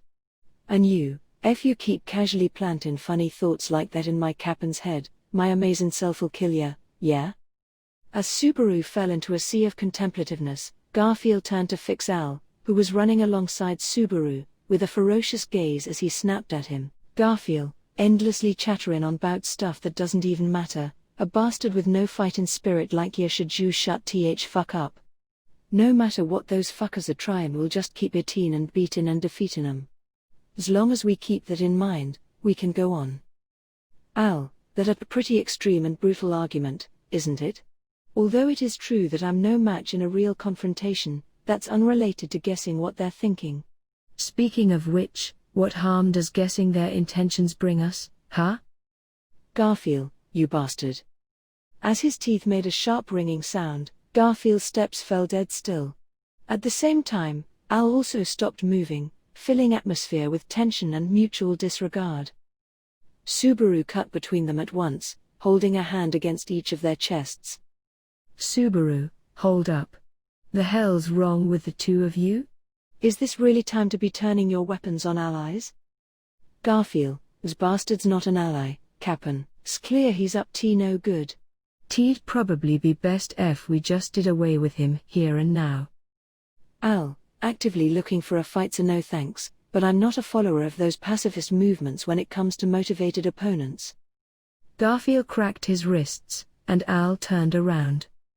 And Subaru, frustrated at their attitude, felt rage begin to boil within him. And he felt the pricking of 1,000 thorns emanating from the core of his body, bidding him to beat and punch and kick the two uncooperative men. Subaru, something's wrong. His head was messed up if it was overheating and immediately jumping to murder as a response. No matter what, his own anger had escalated too quickly. And why were all of them so eager to turn on each other? And the conflict between the two seemed to be agitating Subaru as well. Subaru, no, it's an inability to direct the flow of his thoughts and feelings. With that realization, Subaru felt a chill. After all, this exact sense of disgust was already incredibly familiar to him. Subaru, that bitch Sirius, is her influence approaching? Fanning his face with slaps, Subaru tried to reawaken his own sense of consciousness as he glanced around. His inspection yielded no sightings of strange figures, nor did he hear anything out of place. However, the dim feeling of gloom and disgust pressed heavily into his very being. Subaru, hey, Garfield, Al, stop. Take a deep breath and calm down. Isn't it strange that your argument's escalating so quickly? That's probably due to Roth's influence. Your feelings are becoming uncontrollable. Garfield, huh? What ya mean, Cap'n? Zguy's flamboyance's what's pissin'. Wait. Subaru. Hearing Subaru's claim, Garfield gritted his teeth, pressing a palm onto his head. Slowly, he shook his head and blinked rapidly. Garfield, it's not really worth fighting over. That kind of thing's usually only just an annoyance. Subaru, that's Roth's ability. Let's make sure that there are no enemies around us, okay? Garfield, sent, miasma. Nothing's wrong there. But precisely because his senses were so trustworthy, Garfield began to shudder. In other words, the scope of the Sirius's power reached far beyond anything they'd ever imagined. If the theory that she was currently occupying a tower was correct, then the range of her power extended over almost the entire city. Of course, there was a degree of difference compared to its intensity in the square, but Al, well now. This what it feels like to be toyed with. Not something I'd want to experience more than once. Now I've tasted the worst feeling. Al murmured, as with Garfield, the torrent of anger engulfing him had cleared. He glanced over at Subaru, lifting his chin. Al, but, bro. If we don't get a move on, we'll be in trouble, won't we? Subaru, what are you talking about? Al, you noticed it, bro, and after listening to you said, we also realized something was wrong. However, no one else would. If this feeling spreads through the entire city. For the average person, unaware of the situation, it'd be impossible to stay rational, yeah? Subaru, HK. As he considered the fact that Al had pointed out, the worst-case scenario flashed through Subaru's mind. He exchanged a glance with Garfield, who had imagined the same scenario and flinched sharply. Instantly, they sprang into action, beginning a reckless sprint. Their destination was the nearest shelter. Al, wait for me. Watching the two of them shoot off, the slower Al hurriedly turned to chase them from behind. In his anxiety, Subaru completely disregarded stealth as he raced forward with reckless abandon. Garfield's steps, however, were sharper and quicker than Subaru's, and in the blink of an eye, he had left Subaru in the dust. His shadow vanished at the T-junction of the next street. According to the map, there should be a shelter at the corner where Garfield disappeared. Al, is the road safe? Subaru, Garfield rushed in without any hesitation. So there shouldn't be anyone there. Answered the shouts coming from behind, Subaru arrived at the corner, lagging far behind Garfield. Without losing so much as a single drop of momentum, he turned the corner and saw the stone cottage. Driven toward the hastily opened door, confirming that there was indeed a ladder connecting to the ground, sprinting frantically down the stairs, and his dim field of vision opened. Subaru, you're kidding me? Splattered with blood and sorrow, a landscape of hell spread before him. Al, they killed. And only a fifth of them are still breathing. And those guys are going to have to completely recover. This is really the worst of situations. Regarding the scene of horror, Al bit back his feelings and whispered with a strangled voice. Subaru, sitting toward the side, had no energy with which to respond. In the shelter that they had rushed into, the refugees had turned on each other, causing a fratricidal catastrophe. The initial argument had most likely been a trivial matter. Forced to squeeze into a cramped, claustrophobic, fearing the demands that the witch cult had put on broadcast. During that time, dark thoughts sneaked their way into their hearts. If we do what they ask, then the situation will improve, won't it? Isn't it okay for us to take action? Those emerging ideas aroused action, and action required contact with others. However, what contact brought wasn't necessarily anything good. The explosive conflict between Garfield and Al, on the road, had been the product of that as well. However, there was no Subaru in the shelter to calm everyone down. The quarrels had intensified as everyone's feelings collided and spread, infecting the surrounding area, doubling the effect. As emotions rose back and forth, anxieties became unbearable, grew into abominations, and resulted in tragedy. Garfield, we can let survivors fall asleep and I can treat their wounds. But burial the dead. We'll have wait. Cap'n, have you contacted him yet? Subaru, I have. The Iron Fang should be on their way. I think entrusting survivors to them will be fine. The problem is, after that. Subaru had underestimated the degree of the disaster caused by an unnatural increase of tempers running high. The intensity of the waves of emotion transversing through people trapped in the enclosed space of the shelter was not unforeseen. Of course, no one would be able to maintain a positive and optimistic attitude, however, even amongst negative emotions, nuances could still usher in tremendous differences. If the initial feelings were only sorrow, lament, or despondency, without any initiative to take action, the people would be relatively fine. However, if the initial emotion had been rage, or anything similar, the result would be the one they were currently witnessing, Subaru, being forced to trap themselves within these shelters. That emotion could even be one of hatred. If the Roth's ability was something akin to the sharing of emotions, then the greater number of people residing in her sphere of influence, the more effective her power would become. In short, if people were mirrors, any beams of light originating from them would be reflected back infinitely, due to the sheer number of reflections. replace light with emotions, and even the barest contact with others would lead to a terrible end. In this place of unease and fear, this power forced each person to walk alone. Subaru, how disgusting. Garfield, Cap'n, how do we go about handling this? Although we said we'd visit each shelter, things go on like this. Having finished with healing, Garfield, with sweat-beading forehead, wore a disturbed expression. Understanding the reason for his unease, Subaru fretted over the wording of his response. No matter what, Subaru couldn't organize his thoughts, to visit the various shelters, to assemble forces, to call on everyone to not give up. None of those courses of action were wrong. However, the pressing situation did not allow the Subaru slowly travel the city.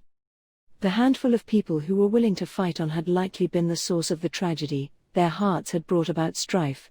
The shelters had become a coagulated solution of emotions, perhaps persuade the remaining refugees to leave, improve their respective survival rates. Subaru, but if we do that and fail to retake the towers, they'll all die. After all, these were shelters residing in the city of Pristella.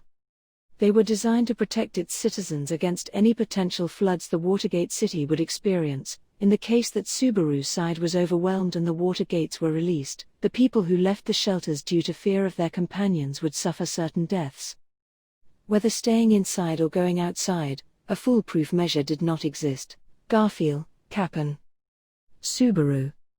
As Subaru wallowed in his indecision, Garfield called for him. That was an expression and voice which sought answers and salvation from Subaru. That was the figure of someone seeking the only light they could depend on in a world of darkness, looking for guidance and reassurance. How could Subaru respond to that expression? Grasping for solutions? He was the same way. Seeing a light in the dark? Subaru too was lost. However, there was no point in complaining about his weakness. Throwing a tantrum, raging to the heavens, would save no one. If he had the leisure to complain, it would be far better for him to say something meaningful. Anything meaningful at all would be fine, as long as it meant something to someone. Al, Captain this, Captain that. Really, it's like you're casting a reliable, convenient charm, kid. What an outstanding attitude, it's making me tear up, really. However, the one who broke Subaru's hesitant silence was instead the one-armed man. Leaning his back against the wall, Al's gaze moved from the scene of horror. Garfield. His cold indifference shocked Garfield silent for a spell. Garfield, huh? Hells that mean, you bastard. Al, do you not understand without explanation? I meant just what I said. Refusing to think and delegating your judgment to others is easy. Is Captain some kind of magic spell to you? To be able to figure out solutions to anything at all, is he some kind of renowned Superman? Interrupting Garfield was Al's mocking attitude. Al, from just those moments I can tell how much you depend on him, but is he really so exaggeratedly reliable? In terms of strength, you have him beat, no question. In terms of intelligence, there'll always be someone out there better than him. And luck? Even if you dare to mention luck in a situation like this, no one'd believe you, yeah? Garfield, shut fuck up. Ya can't talk shit about the Cap'n like that. Hell do ya even know about his strength? This person here's damn amazing. Al, he's strong, he's amazing, are you just a kid? Where is that strength, then? If he were really as amazing as you say, he'd already have done something by now. Or are you saying that he's already thought up a solution, and he's just pretending to fumble along? Even as Garfield began shouting, Al's ironic tone didn't falter. And as he leaned over to peer into Subaru's face, Subaru found that he couldn't dismiss him. At that reaction, Al straightened up, continuing with AUC. Al, being responsible for everything, carrying every solution in your hands, is remarkable, isn't it? It's a protagonist privilege. However, most commoners can't afford that mission, they're not strong enough. Of course, that goes without saying for me, and even your bro's the same. So why are you making him carry all that? Don't place too much hope in him, yeah? How pitiful. Subaru. Subaru had no clue whatsoever of what Al was trying to say. Could he be once again under the sway of Roth's power? If so, what kind of feeling now dominated Al's heart? Anger? Sadness? Something else? He seemed furious, but also mournful, and also jeering. Even figuring out what he felt in that moment was impossible. Al, hey now, bro. What's been troubling you all this time? Subaru, what's been troubling me? All this. How to save this city. How to find a conclusion without hurting the people fleeing the shelters. How to rescue Emilia. How to cure Crush. How to restore Rem. How to drive away the witch cult. How to find the best path, where everyone would be saved. Al, how to best serve your venerated princess. Are you unable to even immediately say that? Subaru. Hearing the disappointment in Al's voice, Subaru slowly raised his head. Motionlessly, Al was scrutinizing Subaru. As his face covered with a helmet, his expression was indiscernible. However, somehow, Subaru found himself incredibly anxious. Al, I only care about the princess. About Priscilla. So everyone else, frankly speaking, is completely irrelevant to me. For example, acting in tandem with you, bro, is only so I can improve my odds of surviving and encountering the princess. Subaru, Al. Al, so, I don't understand your feelings at all, bro. This is important, that's a priority. In that case, it'll be impossible for you to see what's most important. Trying to solve everything and whatever, doesn't that just make you a cliché of a guy who doesn't know how to fight for what you find most precious? Clicking his tongue, Al strangled some kind of emotion. Even Garfield couldn't find a retort to that chilly demeanor. And Subaru, who bore the brunt of it, found himself lost for words. Al, the silver-haired miss is your most important one, isn't she, bro? If you're just saving her, do away with the fretting and hesitating and act. It'll be easy. Subaru, don't say that to me. I'll definitely kill the bastard who kidnapped Emilia. And in any case, it's not like I even have any concrete plans. It isn't as easy as you say. Al, but it's a much less arduous task than saving everything. If you reduce your load, your body becomes lighter, and the scope of your reach will increase. Isn't that the case? Subaru's weak resistance was deflected smoothly by Al. Al, are you trying to be a saint or a hero? If yes, you should have a limit. Shrugging his shoulders, Al discarded the Subaru's confusion as something ridiculous. Subaru found that very attitude incomprehensible. When he'd quarreled with Anastasia in the city hall, the one who could even described as stubbornly assertive, and who regarded him as an ally was none other than Al. The one who had agreed with his desperate struggle of self-satisfaction was also Al. However, after arriving here, why did subvert his opinion? Subaru, what you're saying now totally different from before? Are you or are you not interested in acting as my ally, which is it? Al, no, you're completely off. I'm not saying that indulging in self-satisfaction is wrong. But the limit of that self-satisfaction is another topic entirely. Your idea, of wanting to rescue everyone, bro, was denied when you saw the horror in this shelter, right? In that case, it's enough, isn't it? Frankly, if you're only guarding what matters to you, slipping away from here isn't a notion that should be condemned, is it? Subaru, slipping away. You mean running away? At a time like this? Al, what's so wrong? In a place where you're so powerless, is choosing to flee really so wrong? I, after the recovering the princess, intend to flee from the city, in this way. I don't have any obligation to the people here, or to morals about humanity or anything. Sticking his fingers into the neck of the helmet and scratching lightly, Al turned to look at the silent Subaru.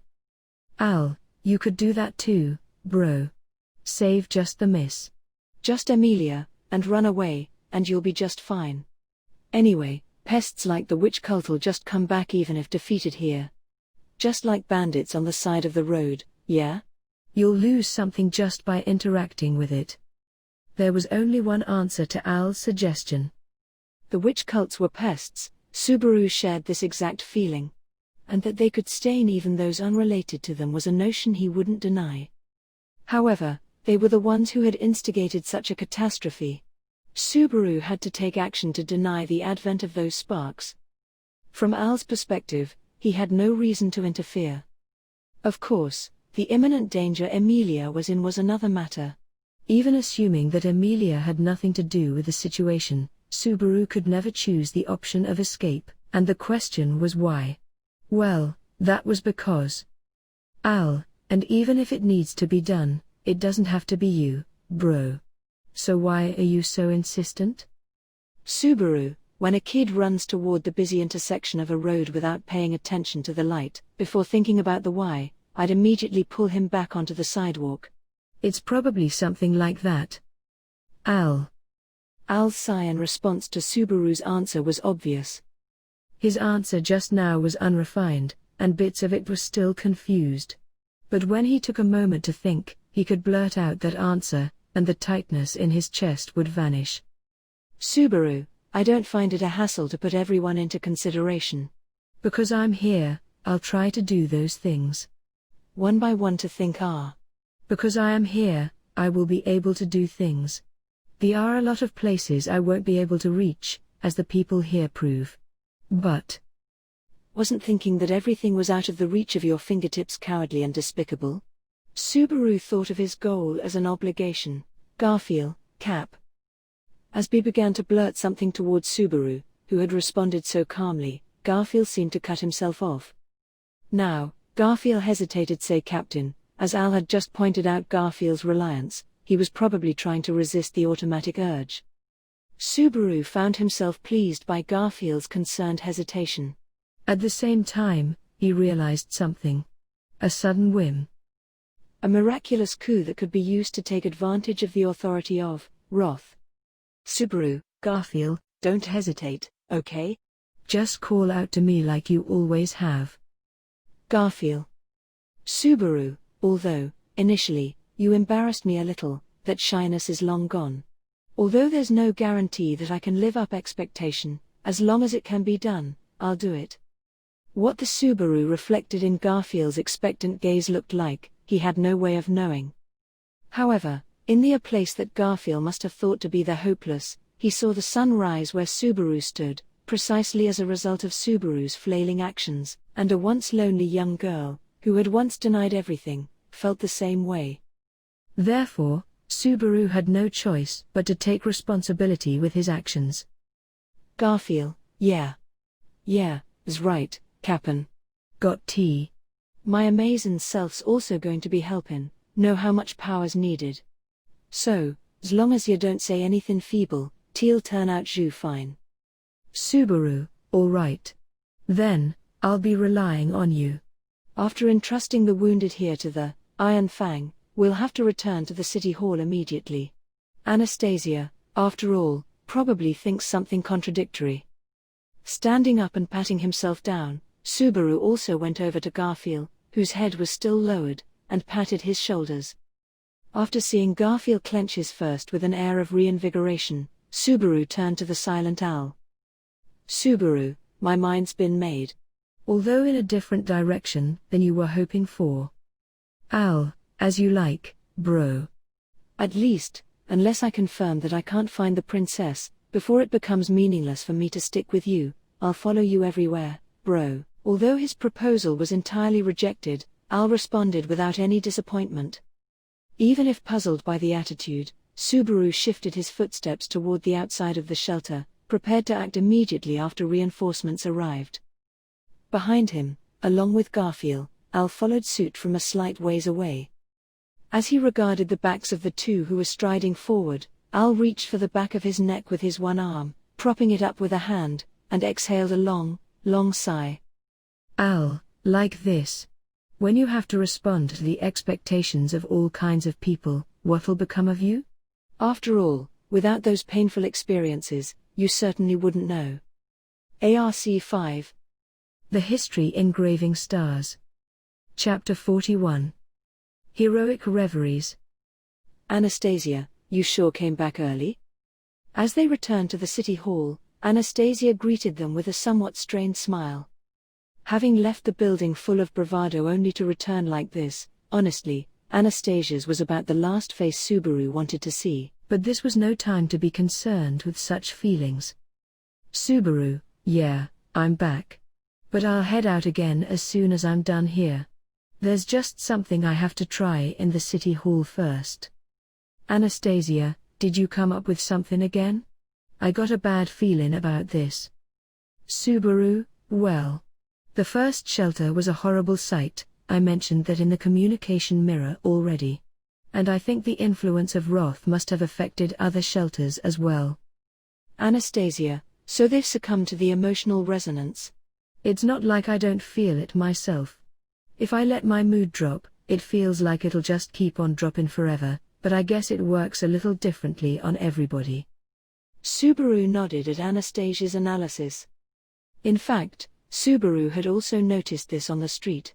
The effectiveness of Sirius's authority can vary drastically between people. Perhaps simply being aware of the authority's existence could help alleviate its effects. The fact that Subaru was able to calm Garfield and Al this way precisely proved this. Al, I dunno how the shelter got like that, but I can't help but worry about the same thing happening to our main guys bunched up here. I'd really rather I didn't come back here only to get caught up in another blood sacrifice or something. Anastasia, well, you had no need to worry about that. Luckily, we only have intelligent, rational people here. Though I can't say the same about the guy who's always screwing up the atmosphere. Al, who came back with Subaru, said this while looking around the first floor of the city hall. Hearing this, Anastasia snorted, putting a stop to Al's smartassery with a jibe. Seeing Al reply with a silent shrug, Anastasia turned back to Subaru. Anastasia, so, what are you planning to do? You came back 'cause you had an idea, right? Subaru, right, by the way, where's Julius? He isn't with you? Anastasia, I don't like being bombarded with question after question, you know. Julius been acting a little strange. I think part of it's because we haven't found Joshua yet, but I've a feeling that's not all of it. Subaru, acting strange. Now that you mention it, he was a little strange, wasn't he? Waking up after the failed attack on the city hall, Subaru did notice that Julius was less articulate than usual. He seemed to be making judgments and suggestions that he would never have made in normal circumstances, and there was a visible lack of confidence about him. He was a man with a strong sense of duty. Subaru had thought that it was because of regret for letting gluttony escape, but perhaps it was more than that. Garfield, Captain. It's a bad habit to be concerning yourself with every problem out there. I know you're worried about Julius, but that ain't something we can fix right now. Subaru, yeah, you're right. Well, I'm sure that Guy'll do just fine on his own without anyone worrying about him. Compared to that, we got our own things to deal with, Anastasia-san. The broadcaster on the top floor is still in working condition, right? It's not like it's broken, or we lost the manual or something. Brought back by Garfield's reminder, Subaru asked this question. On the receiving end, Anastasia blinked her round eyes a few times before answering. Anastasia, it's not broken, and I've worked with similar devices before, so that's fine. But what do you plan to do with it? Seeing the surprise in Anastasia's eyes, Subaru scratched his cheek. Even though he'd expect her to oppose it, it was the only plan he could think of. In terms of minimizing casualties, it would also be the most effective measure. Subaru, as I said in the communication mirror, the area is currently under the influence of Roth's authority. The shelter we visited became washed in blood because some small irritation was allowed to fester. The slightest negative emotion could spiral into the extremist disaster. It's scary. Anastasia, yes. My thoughts exactly. The more people there are, the harder it is to control and the more rapidly panic spreads. That said, with the refuge shelters, or even without the shelters, people will tend to huddle together. Right? Subaru quietly nodded to Anastasia's question. What's so frightening about Sirius's authority is that the more people are together, the more powerful its influence becomes. And when people heard the witch cult's threats over the broadcasts, that started an inescapable trend of panic, a truly sickening way of exploiting people's helplessness. It was unclear whether the witch cult was hoping for their cooperation, but the fact is that it created a vicious cycle that was threatening those people's lives this very moment. Anastasia, do you mean to say you've thought of a way to counter it? Subaru, it's only a maybe this could work kind of thing. I do think it's worth trying. It's just. Subaru's words abruptly trailed off in front of Anastasia's expectant gaze. Seeing this, Anastasia narrowed her eyes as if to peer into Subaru's innermost thoughts, while Subaru exhaled a deep breath. Subaru, once we start doing it, everything will be heard by the witch cult, word for word. So there's the possibility that we could run into other dangers if we provoke those guys. Anastasia, and in exchange, there's a good chance that we can reduce the existing threat. Subaru, yeah, that's right. Now that we've retaken the city hall, and with Sirius's authority being the only one affecting the shelters.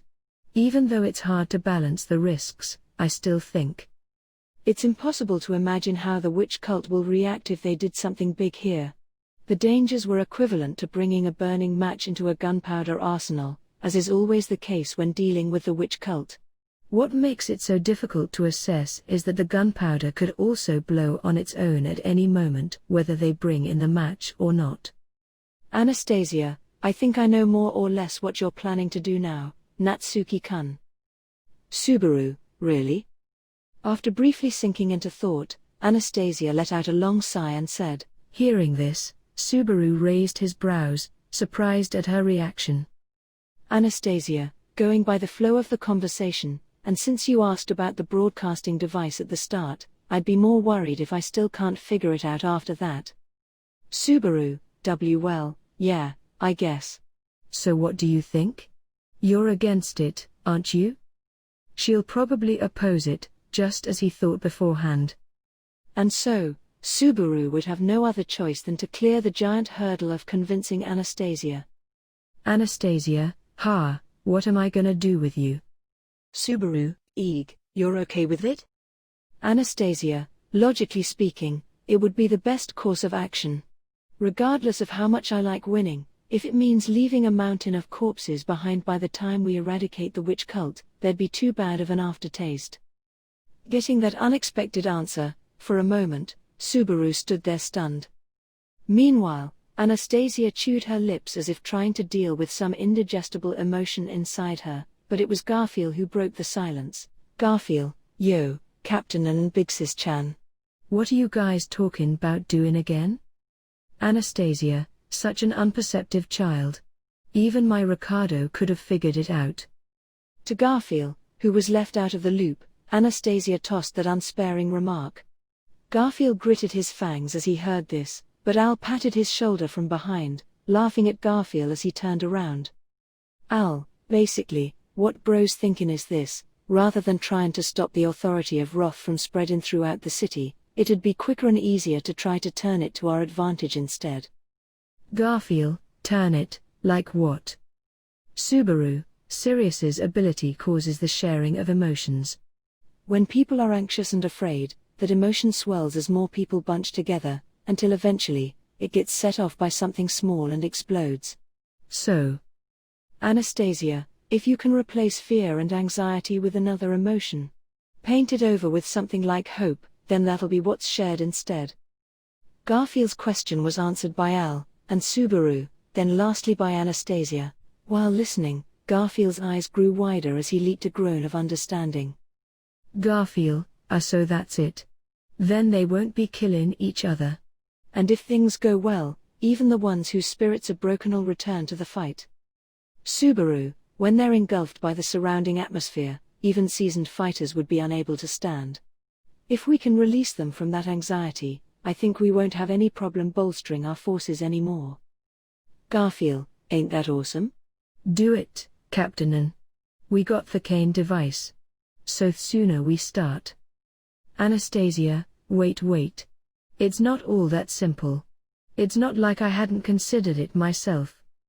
Anastasia clapped her hands to stop the overexcited Garfield. Seeing this, Garfield bared his fangs. Garfield, huh? Why are we holding off? You just said you agreed, didn't ya? Don't tell me you're backing out at the last minute. Anastasia, I never said I'm backing out. I told you, I've thought about this. There's another problem to this other than just weighing the pros and cons. Subaru, the pros and cons. The ones we talked about earlier? Anastasia, the pro is the goal of this strategy itself, eliminating anxiety and despair from the citizens so we don't have that constant threat at our backs. The con is that whatever we broadcast into the city would naturally also get into the ears of witch cult. We have absolutely no idea how they'll react. Anastasia raised her hands to both Garfield and Subaru, and with, however, she continued. Anastasia, in terms of disadvantages, I believe they're almost negligible. The witch cult never forbade resistance when they made their demands in the first place. It's as if they don't even mind if they're thwarted or opposed. Subaru, now that you mention it, even though we attacked the city hall, they didn't use that as an excuse to exact any retribution. It's like what they did to the people in the city hall was just for their own amusement. Anastasia, amusement?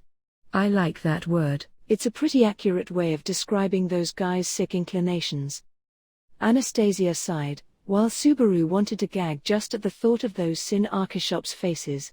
However, they both agreed that there was no extra risk in making the broadcast itself.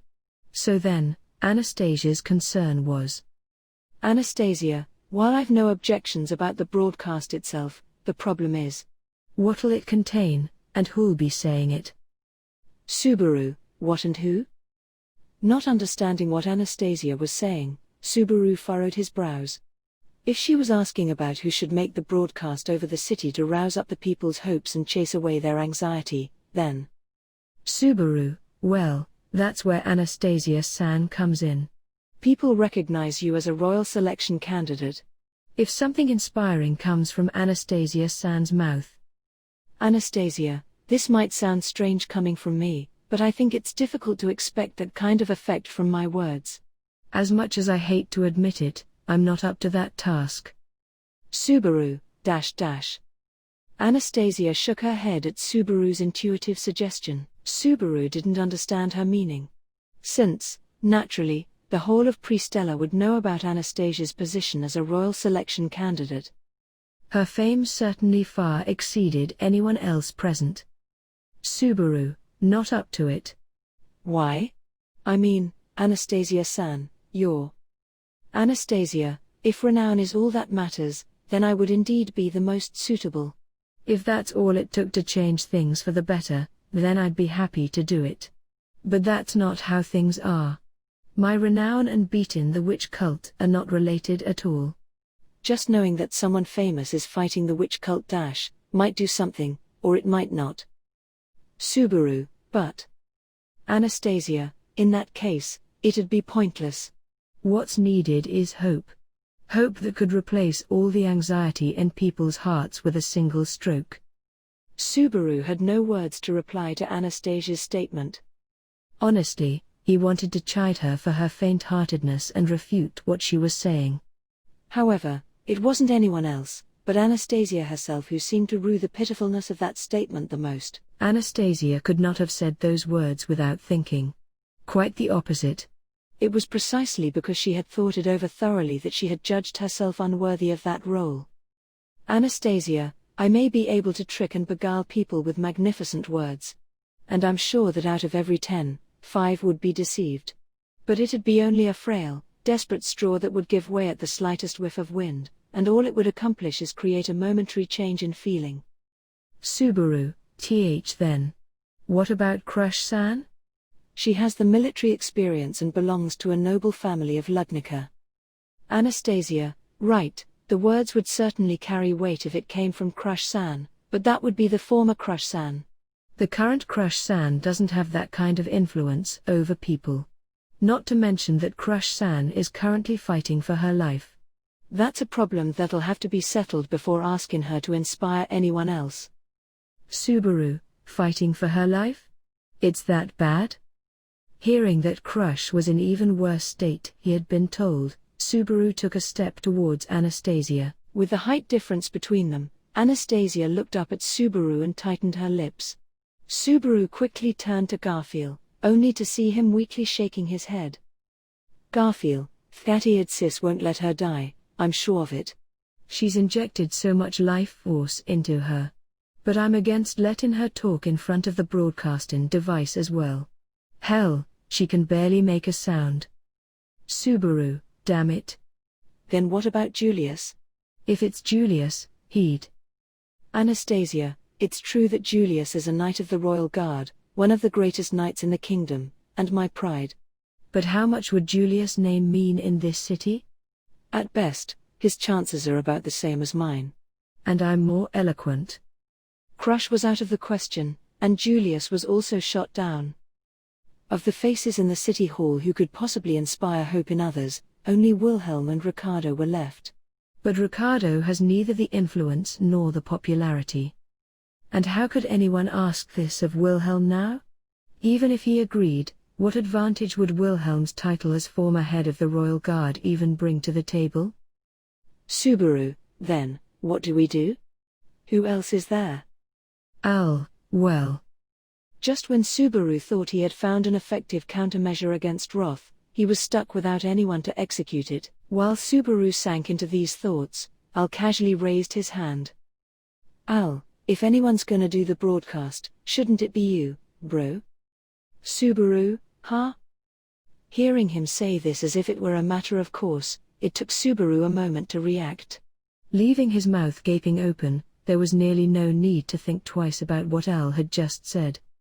Making such an unfunny joke at a time like this, what was he thinking? Subaru, say, Al. We're in the middle of a serious conversation here. The kind where every second counts. I can't deal with your jokes right now. Al, oi, wait a minute.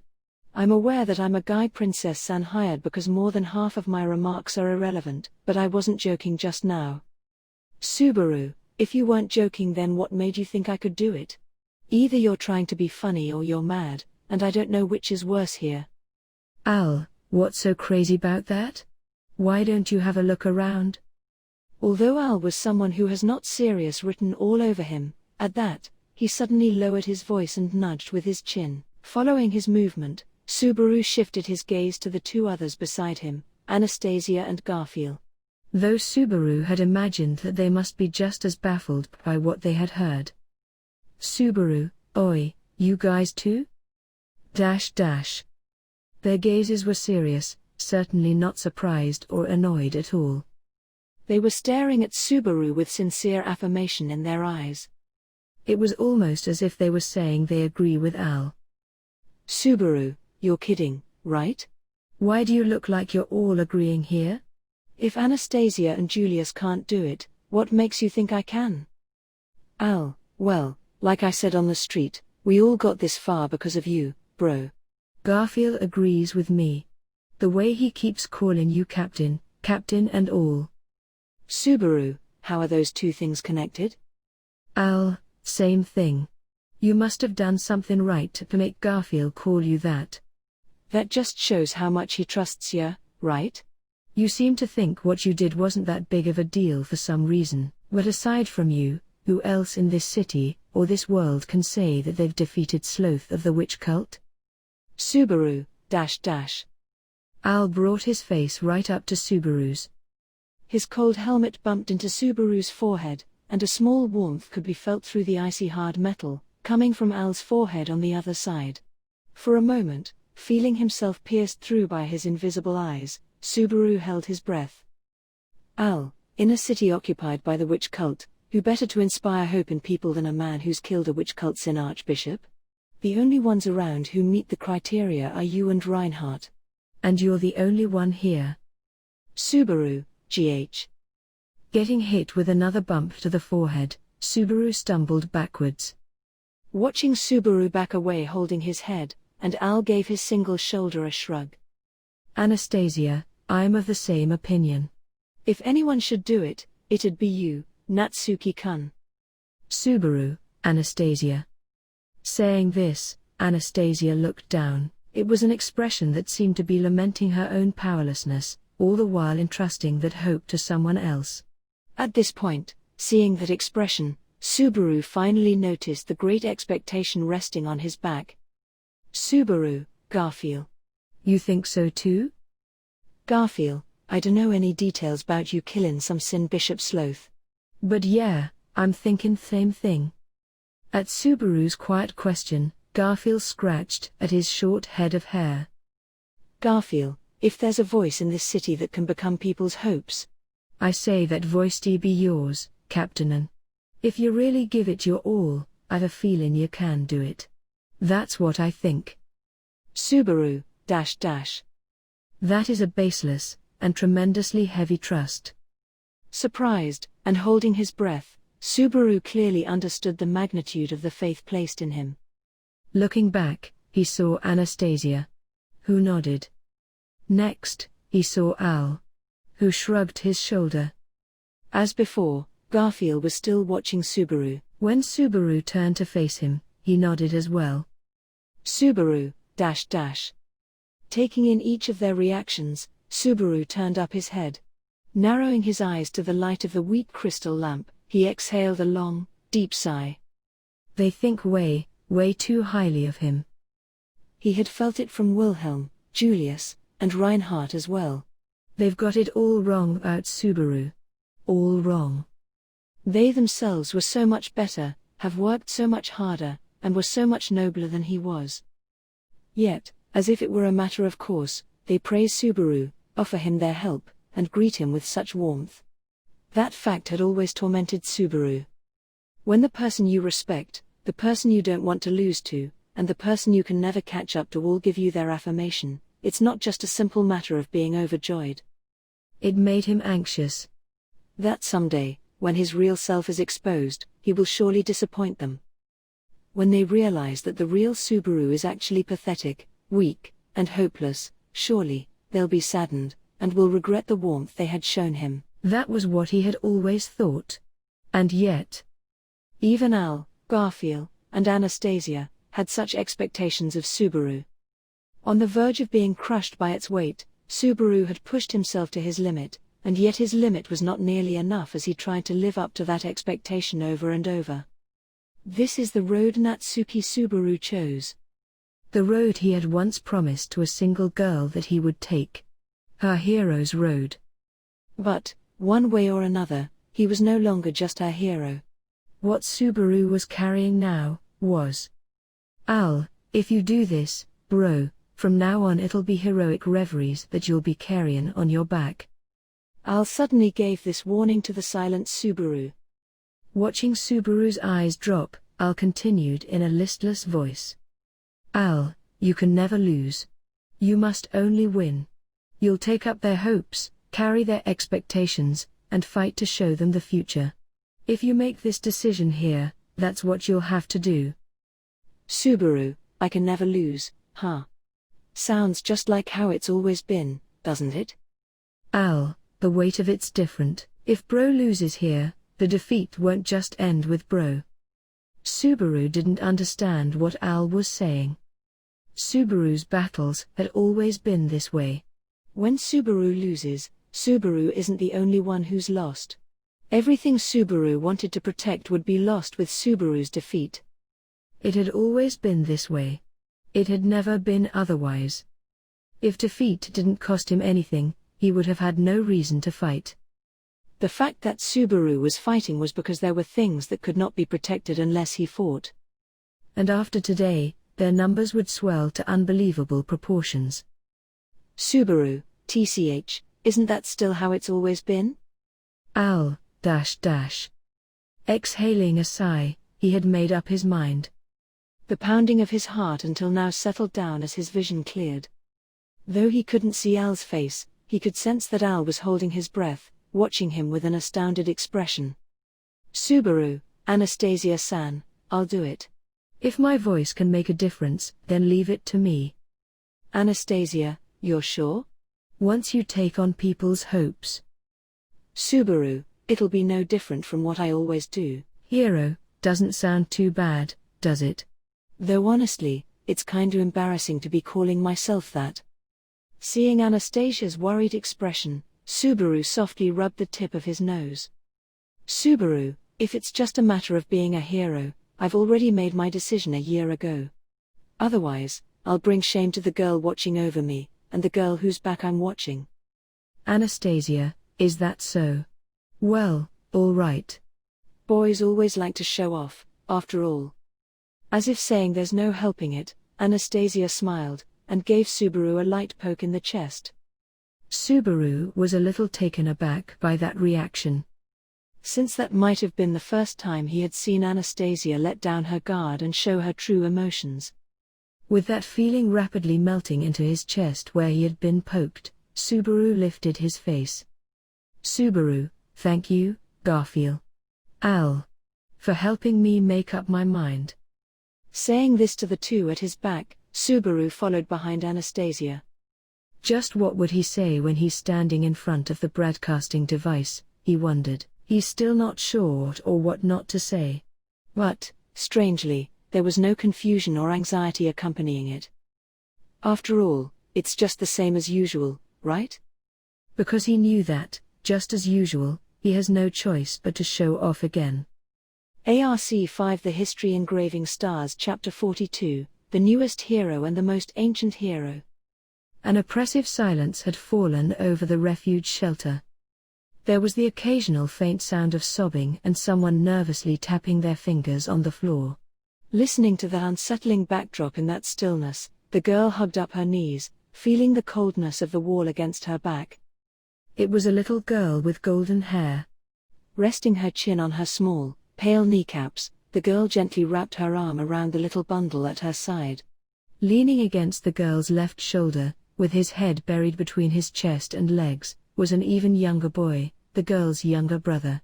He had been crying vehemently until now, but, apparently tired from the sobbing, had now fallen asleep. Wet tear tracks still lined his cheeks, and the corners of his eyes were red from crying. The girl wanted to softly stroke his hair, but hesitated, afraid that it might wake him. If he could sleep, then it'd be better if he kept on sleeping. While listening to her younger brother quietly snoring, she hoped that he might at least find some rest in his dreams. Because the reality outside those dreams would be far too harsh for her little brother to bear. Though the same applied to his older sister, thinking this of him. It had been several hours since the announcement that the control towers to the great water gates of Pristella had been taken. That morning, the girl was out in the city plaza with her little brother when they heard the broadcast. She couldn't believe her ears when she heard those words, full of hate and malice. Worrying for her parents as she listened to that unacceptable ultimatum, the girl took her frightened little brother by the hand and ran to the shelter with the adults around her. If an unexpected situation occurs, quickly retreat into the shelters. That was the emergency response procedure broadcasted from the city hall every morning. Honestly, the girl didn't remember paying much attention to the morning broadcasts aside from the bard's songs. But those words nevertheless remained at the back of her mind such that she immediately remembered them when the emergency arose. However, neither the girl nor the surrounding adults seemed to have any idea about what to do once they were inside the refuge shelter. Which cult? Control towers. Great water gates. Demands. That vile woman's ear-piercing voice showered abuse upon the frightened people. Every one of her deranged, senseless words filled the girl and the adults' minds with dread. Trapped in this dark shelter, they knew nothing of what was happening outside. It was only natural that as time passed with no improvement in sight, panic began to take hold. First, the voices of mutual encouragement weakened, then gradually, anxiety and frustration festered in the silence. By the time anyone noticed it, displeasure had become apparent on the faces of everyone around them, and the atmosphere had been infested with pent-up discontent and hostile gazes. Once it begins, there's no stopping it. Staring at each other, shouting at each other. At worst, people begin trading punches. Even in this shelter, this atmosphere was looming, ready to explode at the slightest touch. Boy, AA-H. Yet the perilous air on the brink of drawing blood was shattered by the girl's crying little brother. It appears that, even with the violent urge boiling inside them, the adults still had enough decency not to attack in front of a little golden-haired child crying for help. The sound of a child crying is powerful, in a way. She had always thought that her little brother's crying was noisy. But, realizing what it had accomplished just now, the girl hugged her brother from behind and wept a little. With this alone, violence had been averted inside shelter. But everyone knew that it was only a temporary calm resting upon a precarious equilibrium. Next time, it would certainly not be something a child's cry could stop. Knowing this, the people in the shelter, who should be tied by their shared fates, began to keep their distance from each other, not only verbally, but with their gazes and their breaths. As if to avoid being influenced by other people's consciousnesses, they shut out everything from the external world. Who knows what might draw someone else's attention, incite their anger, and end up pulling the trigger?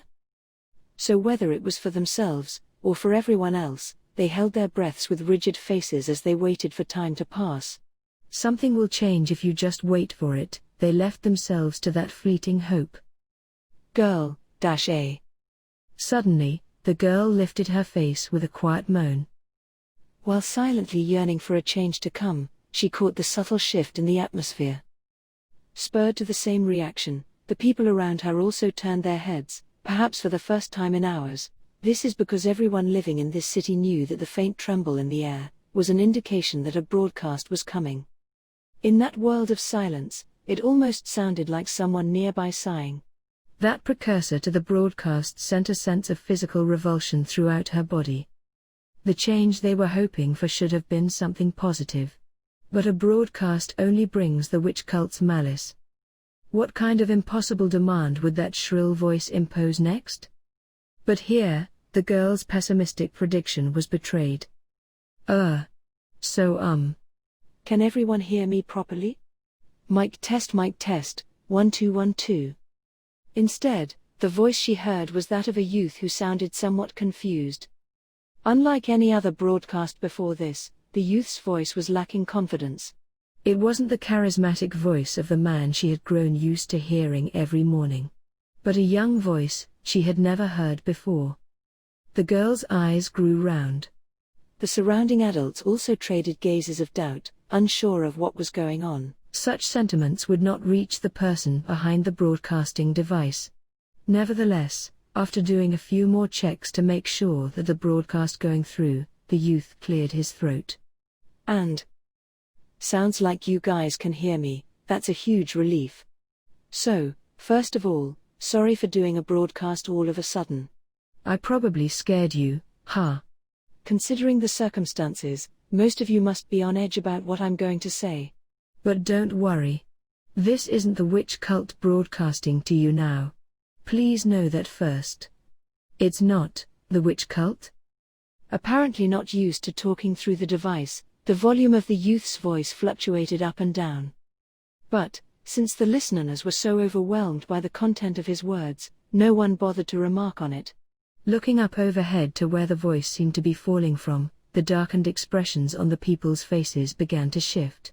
It was the sensation of having sighted the first glimmer of hope. Someone quietly muttered. Then, that means we're saved? Those words encompassed the hopes of everyone inside the shelter. That's it, isn't it? If someone who's not the witch cult is speaking through the broadcasting device, that can only mean that they've recaptured the city hall. If someone managed to drive the witch cult out of the city hall, then maybe the witch cultists in the control towers and all over the city are also. The witch cultists are all driven out? Next, I have to apologize for getting everyone's hopes up, because the threat of the witch cult hasn't gone away yet. We were able to retake the city hall, but they're still holed up in the control towers. Those guys' demands, and the danger of the city sinking beneath the water are still in play. Please understand that as well. Yet, this fleeting hope wasn't crushed by anyone else, but by the youth behind the broadcasting device himself. It was almost as if the youth had read the minds of everyone inside the shelter. But isn't it far too cruel to extinguish their fledgling hopes this way? Someone who had unwittingly stood up with expectation in their eyes sat down again. Nobody can blame that someone for feeling discouraged, being told that their hope of being relieved from their fears was misplaced. Instead, the fierce point of everyone's anger turned to the youth making the broadcast. "I'm sorry." However, the youth had apparently foreseen that the crowd's anger would fall on him. "Where are you listening to this broadcast right now?" "Maybe you're in one of the refuge shelters, and I'm sure there are those who didn't manage to escape into the refuge shelters as well. Everyone must be filled with anxiety, right? I can understand what it's like to be afraid and wanting to curl up into a ball. And I guess you're all thinking, who is this random guy toying with everyone's hopes at a time like this? I'm just a nobody. Like everyone else, I'm just being tossed around by fate, getting crushed under the unreasonable circumstances, and so scared that my legs can't stop shaking." That kind of guy. Even the job of doing this broadcast. I only accepted it after making a huge fuss, and I still think that the burden is too heavy for me. Honestly, there are others who are more qualified to talk to everyone like this. I'm sure there are. The youth's voice was trembling, as if speaking straight from the people's terrified and cowering hearts. And then, what followed was simply the honest thoughts of a youth doubting his own value. The attitude of the listeners had gone beyond surprise and disappointment, until all that was left was uncertainty. Right now, when what everyone yearned for was hope, why did they put this youth in front of the broadcasting device? Even the youth himself said that there were more qualified people. But why did they send him? But here I am, talking to everyone. So many people greater than I am told me that I should do it. That it won't be totally pointless. But, can you hear me trembling?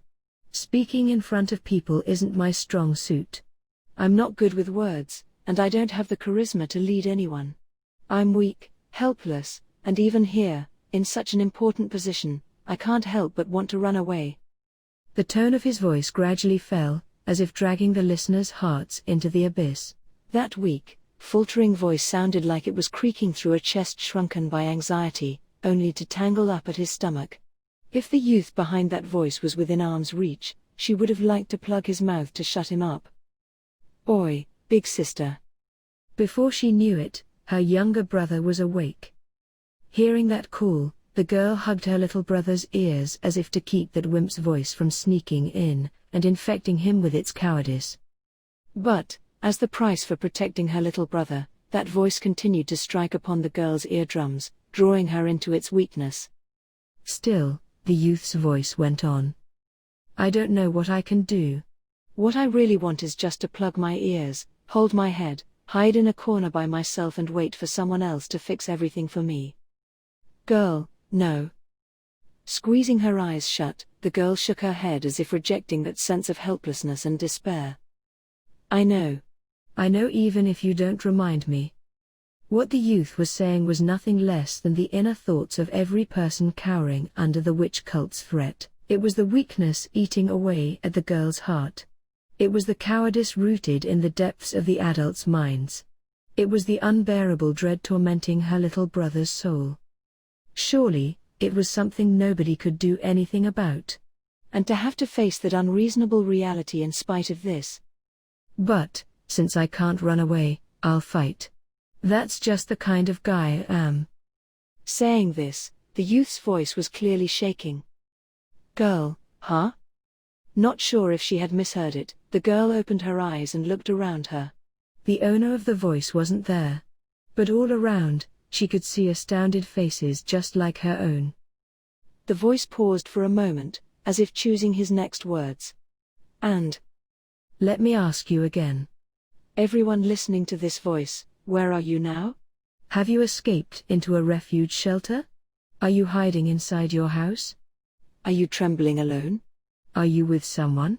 Are you with the person most important to you? Or, even if you're next to an unfamiliar face, is it a face that you have grown to know over the past few hours?"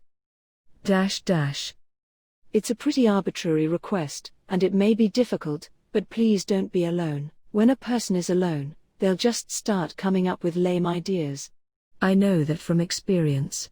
Trust me. So please don't be alone. Stay with someone. And inhaling, with only a slight hesitation. And if you can, look at the face of the person who's with you. Girl, dash dash. Following the youth's words, the girl's gaze slowly fell into her arm. Her little brother was looking up at her. His swaying, uncertain emerald eyes met hers. Whose face do you see now? Is it someone important to you, or a stranger who you've spent these past few hours with?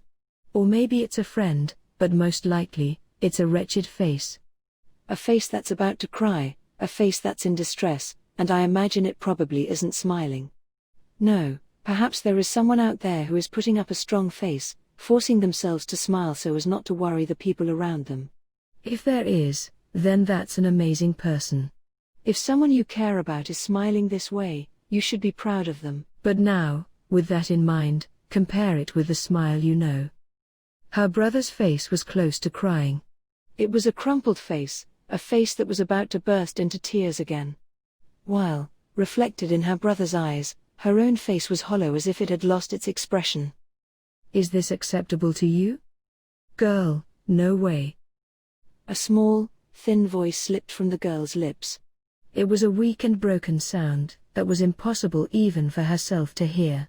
Nevertheless, I can't accept this. I will not accept this. The youth's voice rang, as though having heard her reply. I also have people I cherish. Friends I hold dear. And I cannot forgive whoever put that pained, sorrowful expression on the faces of the people I love. I don't want you to force yourself to smile. You kidding me? Quit joking around. I want to raise my voice and shout that the smile of the girl I know should be way cuter than this. Oi, be big sister. I don't want to keep losing. It'd be too pathetic to give up here, there's no way I can allow it. They are the ones in the wrong. Even if you are too weak to do the right thing, to strike down those in the wrong, you should at least know what is right. And when you know that you are right, there is no way you can allow yourself to lose to those who are wrong. At least, I don't intend to surrender and bow to those guys. Girl, Fredo. Hearing her little brother faintly calling her, she gently held him closer and pressed her forehead against his. A feverish heat transferred between them. Hot, very hot, it was the heat of life. She couldn't tell if it was her younger brother's or her own, but the heat was certainly there. I want to run away, but I can't run away. I want to cry, but I can't cry. The enemy is strong, but I don't want to lose. And so, I'll fight. I know I am weak and stupid, but still I will fight. They are wrong. They are wrong to have made the people I care about look like they're about to cry. So, fight. I will fight, and I want you all to fight. Girl, HK. Her breath clogged. Her throat suddenly closed, ashamed of her own weakness. Surely, it was because the voice of the youth had ceased to tremble, but had become powerful, as if pointing to the road ahead. She could understand the youth's feelings. She received the youth's message, painful and clear. In her heart, the girl's will was the same as the youth's. She wants to fight. She wants to do all she could to drive out the thugs who had attacked their city. But, both she and her little brother were small, young, and their reach were far too short. They were helpless, ignorant, weak, and cowardly, and so. Don't get me wrong. I said I want you to fight, but I'm not telling you to pick up a stick and fight them. In fact, please avoid doing anything so reckless. I don't want you to mob up and spill blood fighting against the witch cult. What I am asking you to fight for is to not look down. Girl, to not look down. Staring at your feet isn't going to change anything. Your gaze isn't going to bore a hole in the floor, and even if it does, that won't fix a thing. So please, lift your face and look ahead. She looked up. Not at her knees, not at her brother's blonde hair, but at the shelter. And there, she saw the faces of those around her also lifting. Their eyes met, wide open as if in astonishment. Just like the girl, everyone had subconsciously raised their faces, obeying the voice of the youth. If you look around you, surely, you'll meet someone's eyes. Like you, this is someone who is afraid and wants to run away. But, just like you, This is also someone who doesn't want to lose. There is the person you cherish, there is the person you are looking at now, and, if you add yourself to the list, that's already 3 people. There should be more depending on where you are. Just as the youth said, the people's gazes intersected as they lifted their faces. The gleams within their irises were complicated, and surely, the girl's own eyes must have been the same. However, there now seemed to be something more than just tremors of terror. If you can see that you are not alone, then that's enough. You are not alone. That in itself is powerful, don't you think? I don't want to see saddened expressions on the faces of people I love. And I don't want the people looking at me now to see a miserable expression in my eyes. I'm not the only one who's so vain, weak, and stubborn, am I? That beseeching, calling voice was trying to muster the people's courage. And yet, to the girl's ears, the youth was pleading for help, for something, anything, to cling to. And then, she realized it. The youth's feelings had never changed since the moment this broadcast began. While lamenting his weak, insufficient self, he did not give up. He was telling himself that that was his only weapon, and telling everyone else that they were also the same. Please, help me believe this. I may be weak and hopeless, but I can't give up just yet. I'm not the only coward who hates to give up. Please, help me believe it. It was a cowardly voice. A cowardly plea. It was a voice which, when everyone needed help, was shamelessly shouting quicker and louder than anyone, "Please help me." Or, "Am I the only one?" The voice lost its confidence. Or rather, the youth's voice had no confidence to begin with. A sense of agitation surged up. "Don't go." Whatever it takes, she wanted to shout for him to stay. "Girl, you're not." A faint voice, indiscernible like a mosquito's cry, spilled from her throat. This voice would not reach him. The reply would have to be louder. In order to answer the voice of that coward, afraid and alone. Who believes? Even now, we can still fight. Am I the only one? Girl, you're not. Opening her mouth, the girl screamed at the top of her lungs. Voices resounded throughout the refuge shelter. Not just the girls. Others who had also lifted their faces shouted out as well. They were voices resisting against sorrow, weakness, and fear. If that was the youth's plan all along, then they fell for it through and through. Who cares, even if it was? That wimpy trembling of his voice, that faltering pep talk, that pitiful encouragement, and that pleading, clinging faith, even if all of it had been an act. If they fell for such a masterful performance, who could blame them? But, if this really was the voice of a clumsy wimp, how could anyone just leave him be? I'm not, am I? Girl, you're not. You guys are still fighting, aren't you? You haven't been swallowed by weakness, have you? Girl, we haven't. We don't want to lose.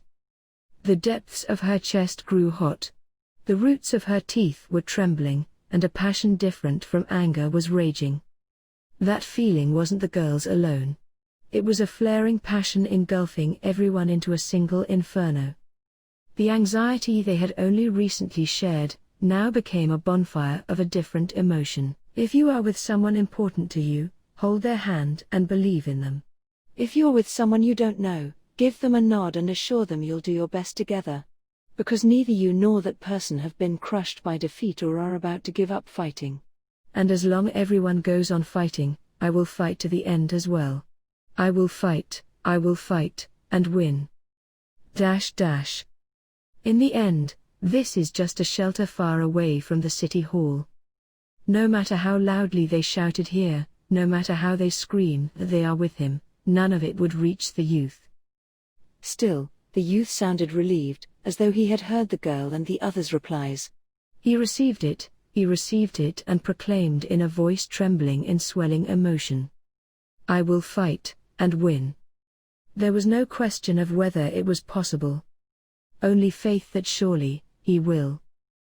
Just as the youth believed that the girl and the people of this city would not be beaten by despair. The girl and the citizens believed that the youth behind that voice will prevail in the perilous battle ahead, Why did they believe it? Because surely, this voice. My name is Natsuki Subaru. I am the spirit arts user who defeated Sin Archbishop Sloth of the witch cult. An uproar erupted at the revelation of the youth's identity. The girl didn't quite understand the significance of that declaration. But this was not the case for the people around her. The impact was overwhelming, and certainly not in the negative sense. At first, they were startled, then, as comprehension followed, hope and faith spread explosively as even the girl's heart was swallowed by that wave of emotion. My colleagues and I will do everything to take care of the witch cult in this city. So, please believe in us and fight on.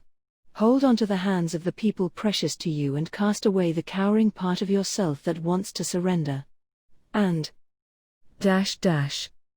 leave the rest to me. Deafening cheers erupted, flooding the shelter with heated enthusiasm. Expectation became hope, and, in a single breath, one hope became hope innumerable. The girl looked down at her younger brother in her arms and saw the undeniable light dwelling in his eyes. Just to be sure, she embraced her brother tightly once more.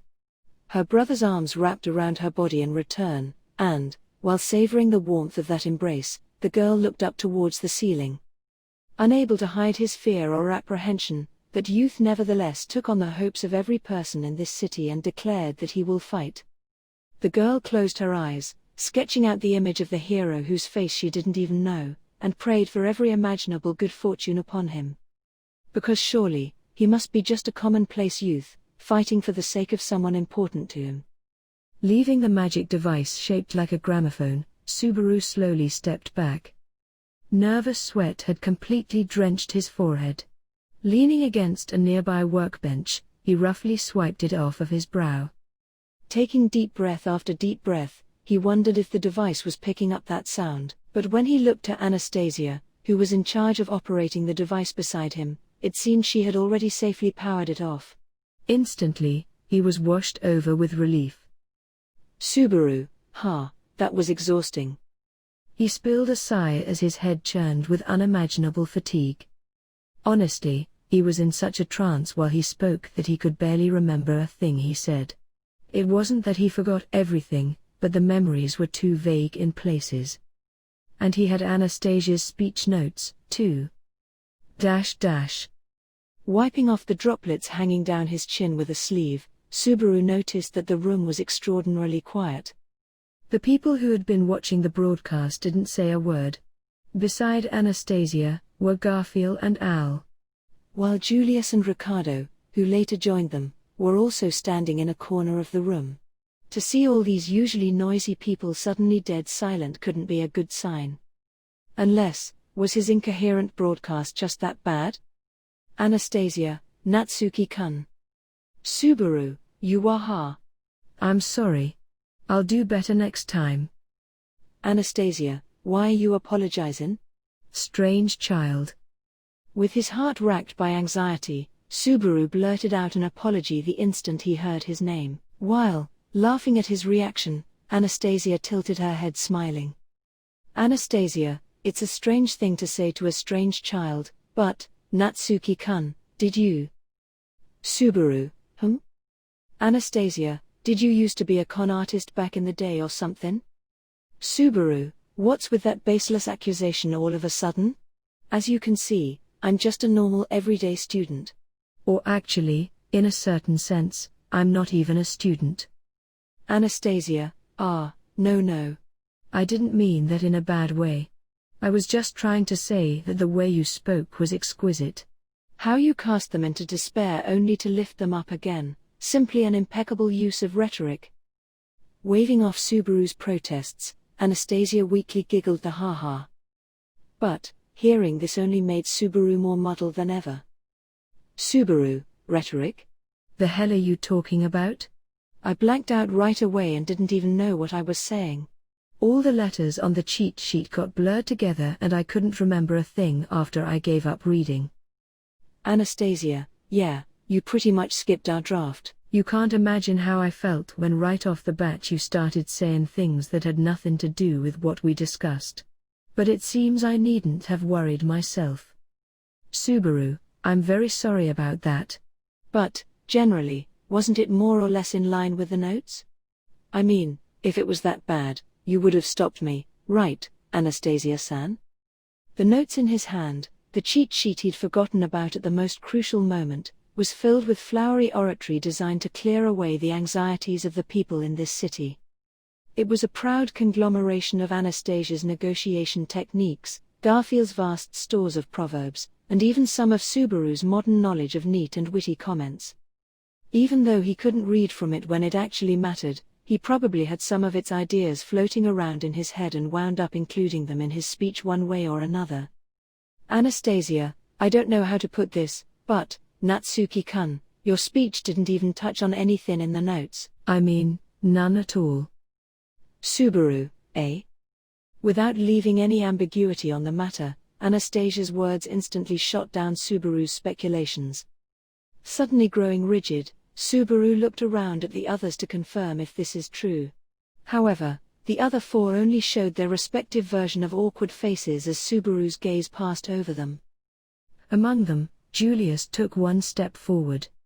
And, while picking at his front hair, Julius, it's just as Anastasia Summer said, Subaru.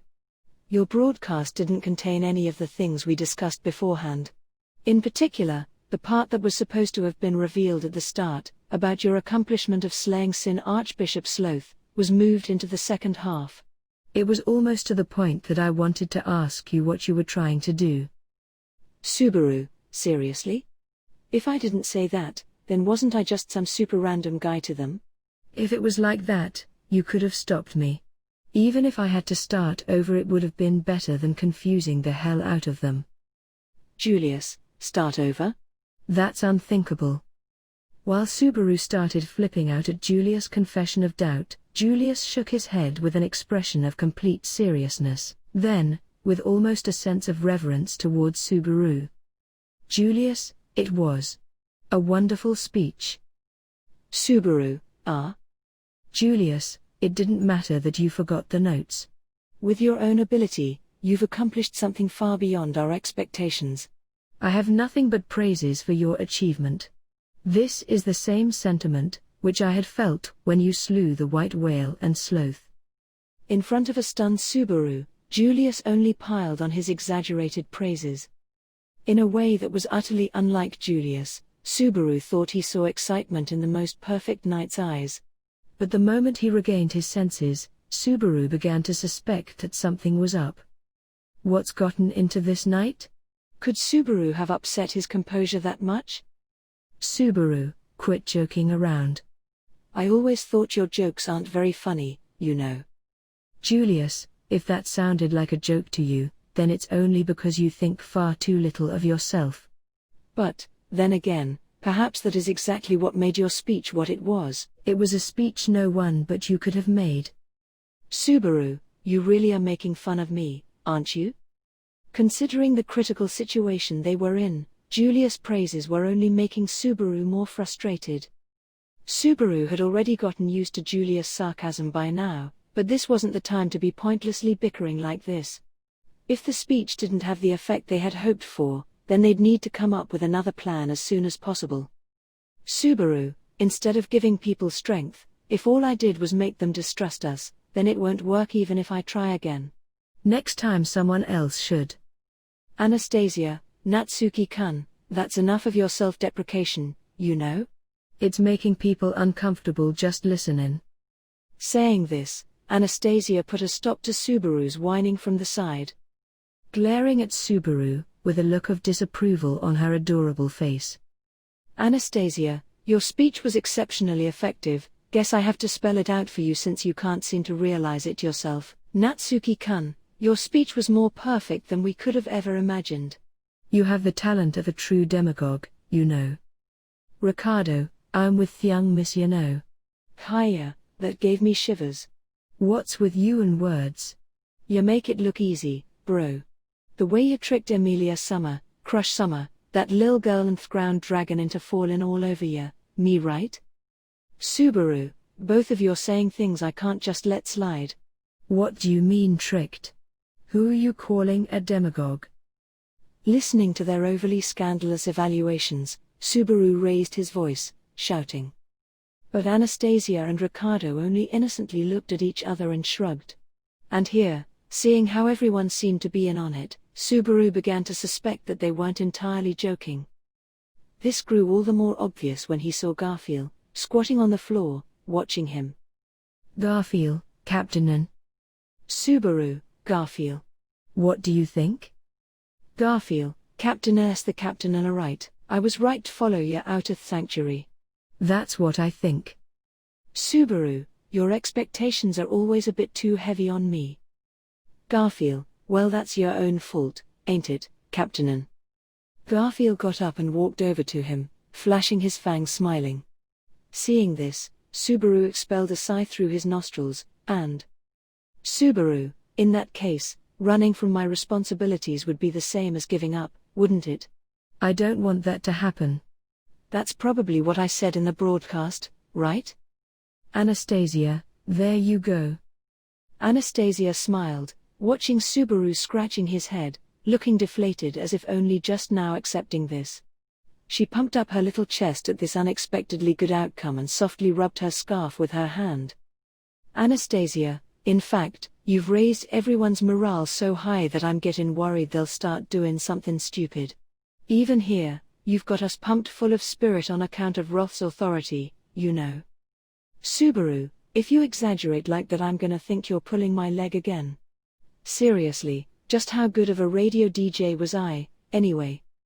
Getting hoisted up higher and higher was only making it harder to wrap his head around it. Tearing himself away from the whirlpool of warm gazes, Subaru slowly walked up to the arcane device once more.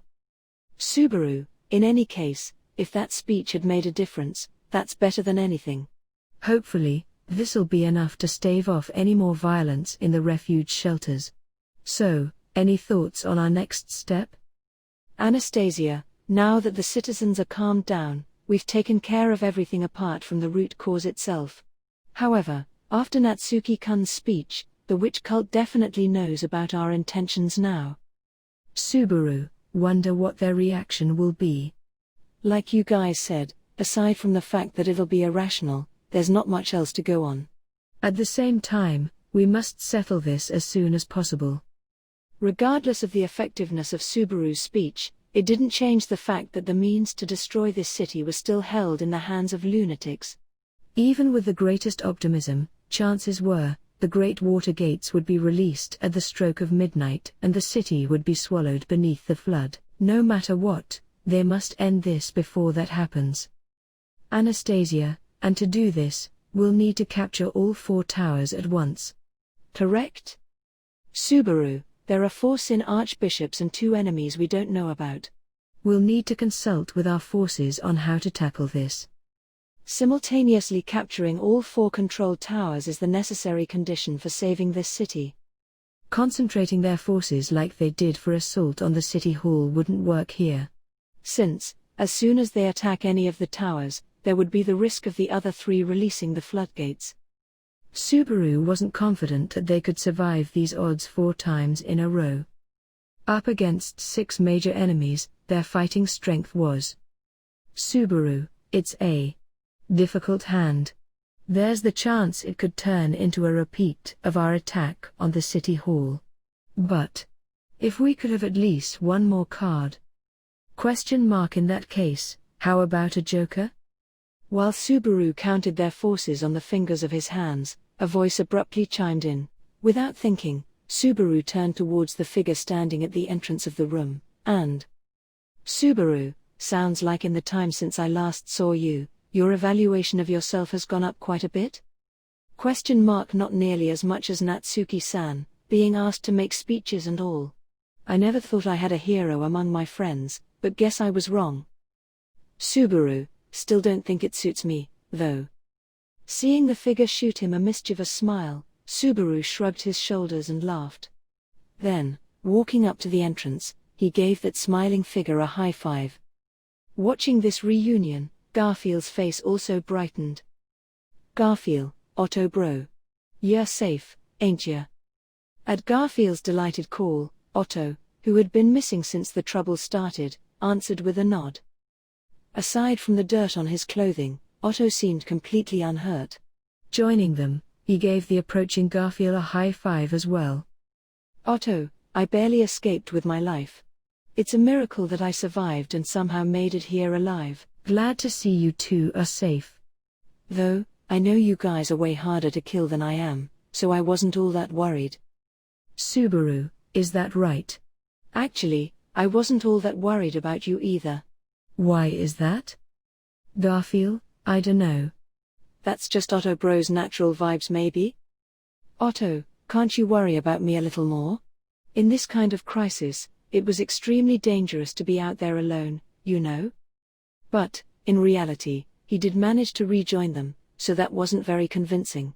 Anyway, while they were in the middle of this joyous reunion, Anastasia clapped her hands and squeezed herself into the conversation. Anastasia, all right, calm down, calm down. First off, it's nice to see that Otto-kun is alive. And I'm sure there are mountains of things you want to ask each other about what you've been up to and such, but... Cutting off her words there, Anastasia shot Otto a glare with her green onion-colored eyes. Anastasia, that conspicuous remark you just made. Mind telling me what it meant? Otto, the Joker, right? It's a simple story. If I let him come in right away, my survival would have been pretty much overlooked, so I cleverly asked him to wait outside for a bit.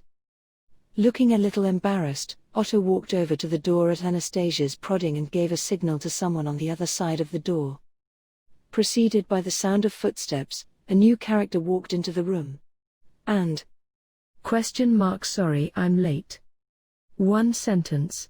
And that utterance alone charged its listeners with the feeling of being reinforced by 10,000 men. Alongside the sensation of a gust of wind sweeping by, was the illusion of a towering flame appearing before their eyes, compelling their hearts to shudder. And in reality, this reunion did indeed hold that kind of power. For the strength that they have been dying to obtain had arrived. Reinhard van Astria, it's a bit late, but I've come to join you. Saying this, the red flame sword saint announced his intention to join the fight. Arc 5, Chapter 43, Before the Rendezvous. I've me for not providing assistance at this critical moment. I can only reflect on how I was lacking. Receiving the gazes of those present inside, Reinhardt apologized. At the sight of the sword saint with bowed head, everyone grew silent for a moment. Speaking out harshly in response to his apology would be a simple matter. But, words of blame were easier to form than ones which conveyed true intent. In truth, that all this time they were in dire need of his power, and Reinhardt had been missing with his status unknown had not changed. At the moment City Hall was being retaken, if that same strength had been there, it was unthinkable. So even simply negative words did not easily emerge from anyone's lips. Only. Really, you idiot. Because you weren't here, how hard do you think it was for us? Approaching that crimson hero, Subaru called out while shoving his chest. As that fist lightly touched him, Reinhardt, with an attitude like he could not justify himself to Subaru, turned his gaze away. At that scolded and crestfallen appearance unbefitting of him, Subaru snorted, "You know, if you're coming anyway, just show up 15 minutes earlier. Then I wouldn't have to give a speech not fitting my character at all. That's supposed to be your job." Sorry. However, it was a great speech fitting of you. Though many things are required of me, giving courage-rousing broadcasts of that extent is not something I could do. You were the right choice. Between me and you, the required role for that broadcast is a little different, I think. At that bitterly smiling Reinhardt's chest, Subaru shoved once again. And, he also poked the tip of that downcast hero's nose with a finger. Reinhardt. Since you came it's like 100 guys did, no, 1,000. If it's just that, I can expect that much, right? I'm counting on it. It was power that rivaled the force of the tides.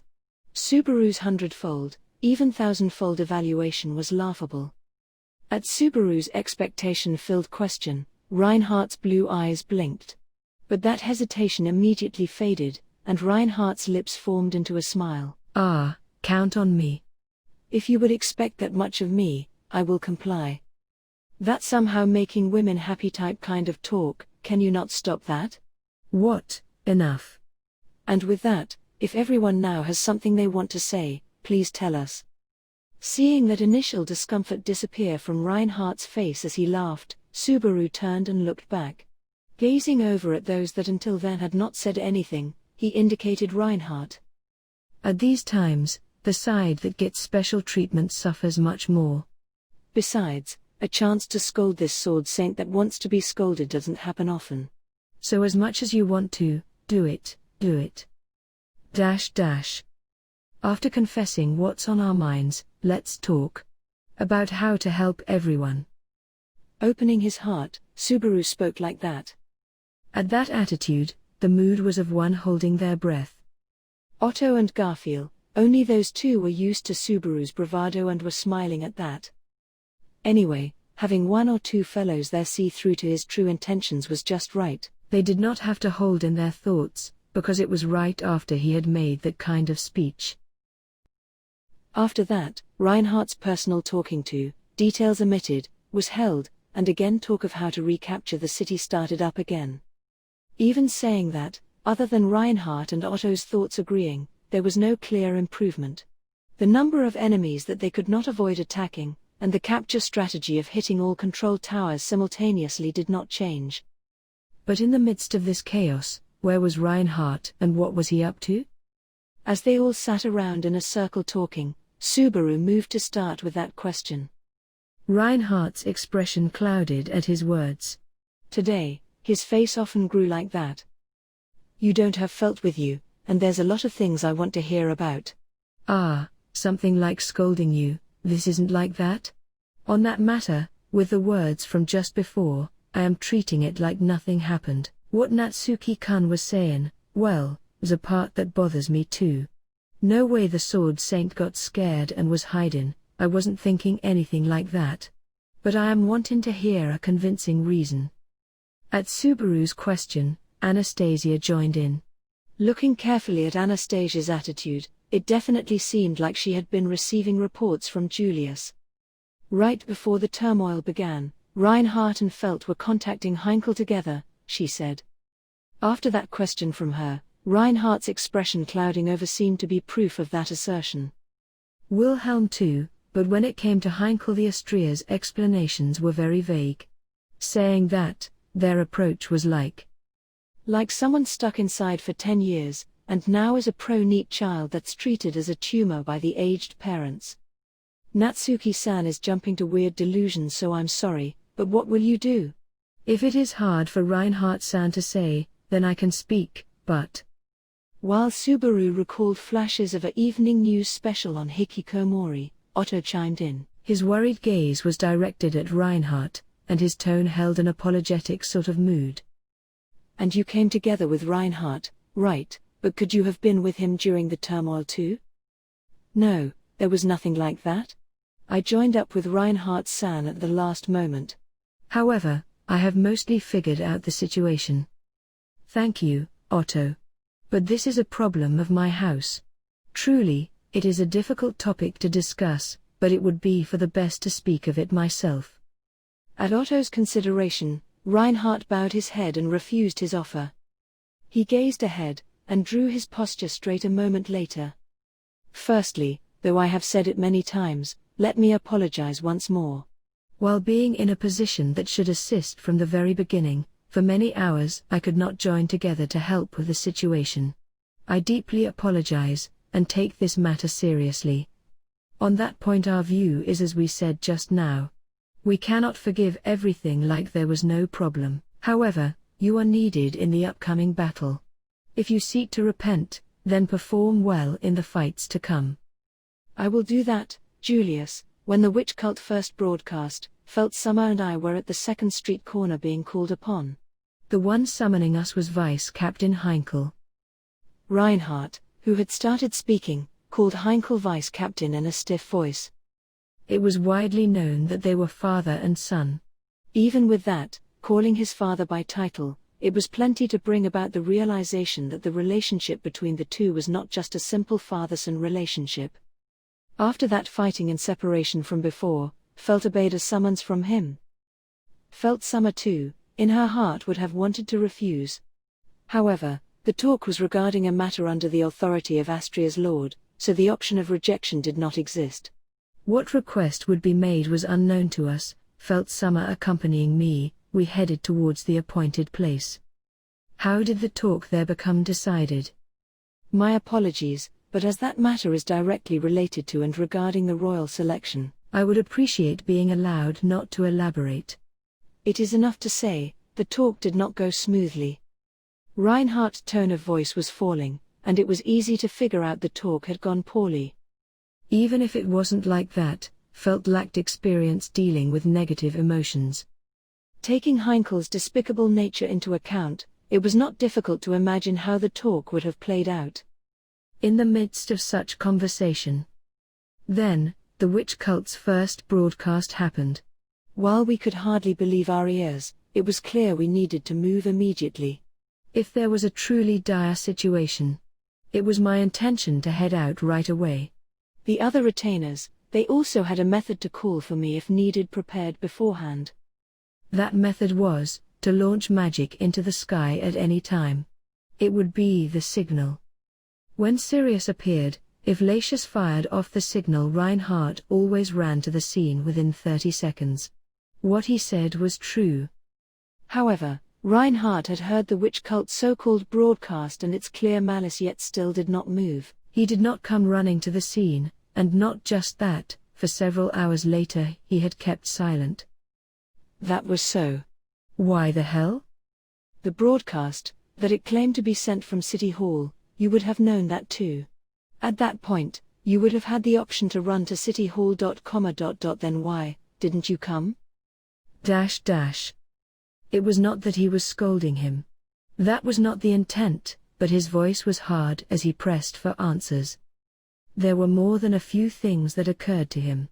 If before that a hard-fought City Hall recapture, Reinhardt's presence had arrived there. Even now, Crush, who was fighting her suffering, would not have been harmed.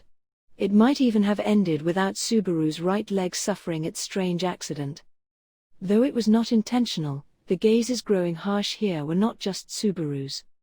Receiving the stares of everyone in the room, Reinhardt, who had until then been speaking fluently, closed his mouth, and lowered his gaze once again, with long lashes and shining eyes. In front of that he was hesitant to speak any words. Even so, after those few conflicted seconds slowly passed, the hero's stopped words started again. Vice Captain Heinkel had taken Felt Summer as a hostage. That is my irreversible failure. Felt Summer was grabbed, and a sword was held against her neck to stop my movements. And so, I could not act. Speaking those words, Subaru clearly understood why Reinhardt had struggled with it so much. The mistress he should give his all for, by none other than his father's hands, had been taken captive. Humiliated and shamed, just how much had Reinhardt mentally blamed himself? Che, what's that? That, Vice Captain, is he a pawn of the witch cult or something? Receiving a shocking confession, Subaru, while considering Reinhardt's feelings, was muttering to himself. Was that a truth too cruel? The witch cult was hidden here and there, so who could know who was a cultist, that he had heard, but to appear among family like that was something he did not even want to think about. Besides Betelgeuse, after seeing the reality of the other Sin archbishops, he now thought that even more strongly. Because the witch cultists were all, the lowest of the low, mere human trash. If it was like that, how would I react? My feelings, how might they be? What? However, at Subaru's offered conclusion, of those present, about half seemed convinced, and Reinhardt with a somewhere catching voice responded. That attitude of his, Subaru wondered at it. However, the other half, made up of Anastasia, Julius, and Otto, were making expressions that said they had come to another conclusion. The vice captain is not a member of the witch cult. At least in his remarks after seizing Felt Summer, I saw nothing that suggested that. Then what is it? Is he some kind of idiot? No, even if he isn't stupid, it is fine. Then, why? Why take Felt hostage? Doing something like that, what point is there? Subaru was about to say when he realized the depressed look on Reinhardt's face and the pitying one on Otto. Seeing those, the conclusion he drew almost made him want to laugh. He could not smile at that. There was no way to save it. If you say that, Heinkel's actions. It wasn't, just because he wanted to keep you there. From the witch cult broadcast, he realized the city was dangerous, so, to quickly get himself safe and protected, he just want to dearly hold on to the strongest guy there. The vice captain was saying. Your precious mistress and father are both here. Will you abandon them to save some bastards whose faces you don't even know? Your own father spouted that bullshit.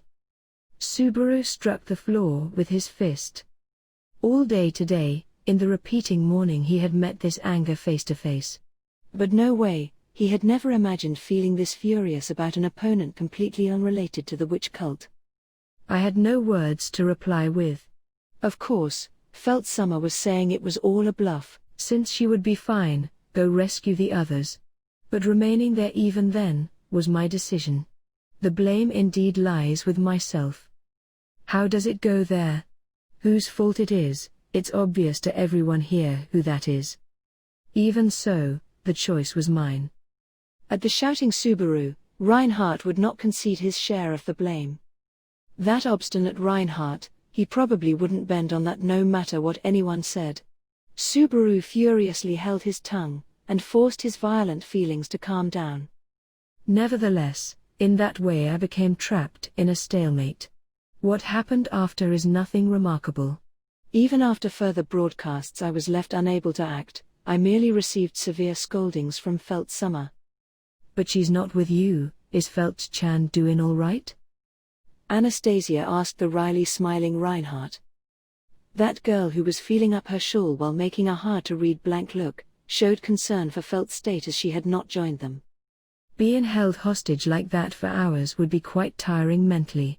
Now that Reinhardt Kun is here like this doing this, I'm thinking the issue has probably been all sorted out though.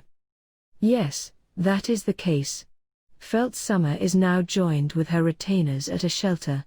The vice captain has been arrested and Felt Summer is watching over him. Arrested, he was caught, huh? That much I happily accepted.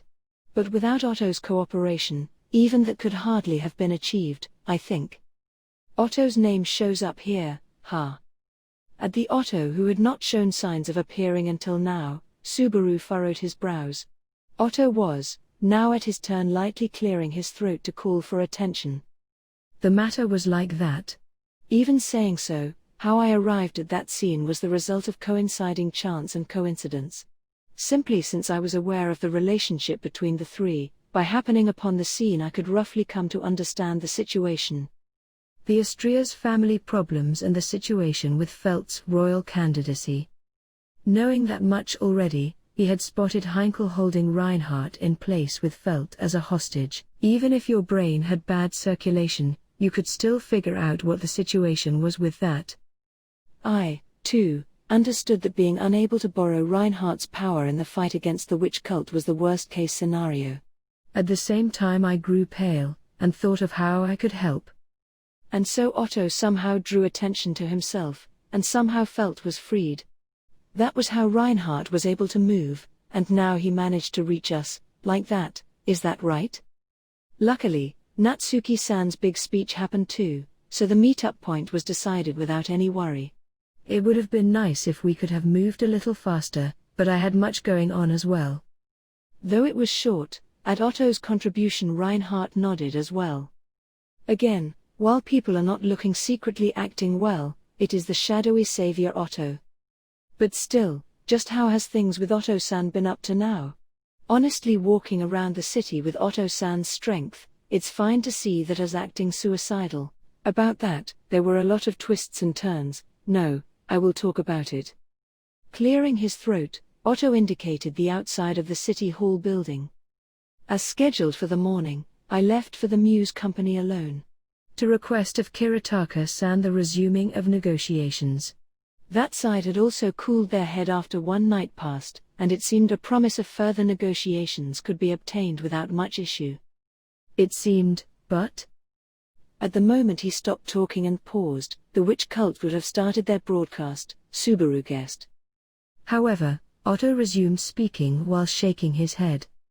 At the location of the Muse Company, the 3rd Street Plaza, the witch cult, a Sin Archbishop made an appearance. That figure created an uproar, so the witch cult attack was discovered. An archbishop? Before the broadcast? Yes. Indeed, before the broadcast. Otto confirmed for the surprised Subaru, who was leaning forward. But, if you thought about it, that was not impossible. If one were to speak of Sin archbishops acting before the broadcast, Sirius and Regulus were included too.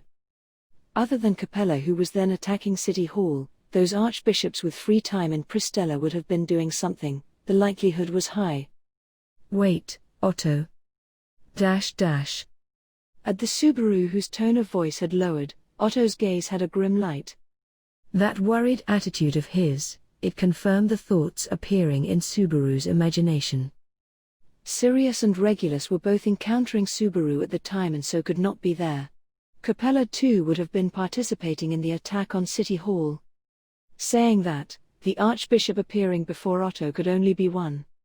The one you met by chance, could it be the Archbishop of Gluttony? Yes. He was claiming to be such. There is no specific reason to lie about it, so I think it is the truth. At the plaza, introducing himself as the Sin Archbishop of Gluttony, he still appeared to be a child. Otto's testimony matched up with what Subaru had seen of Roy Alphard, the selection standard for archbishops. It was not that he wanted to know anything about that, but Gluttony was at least outwardly a child.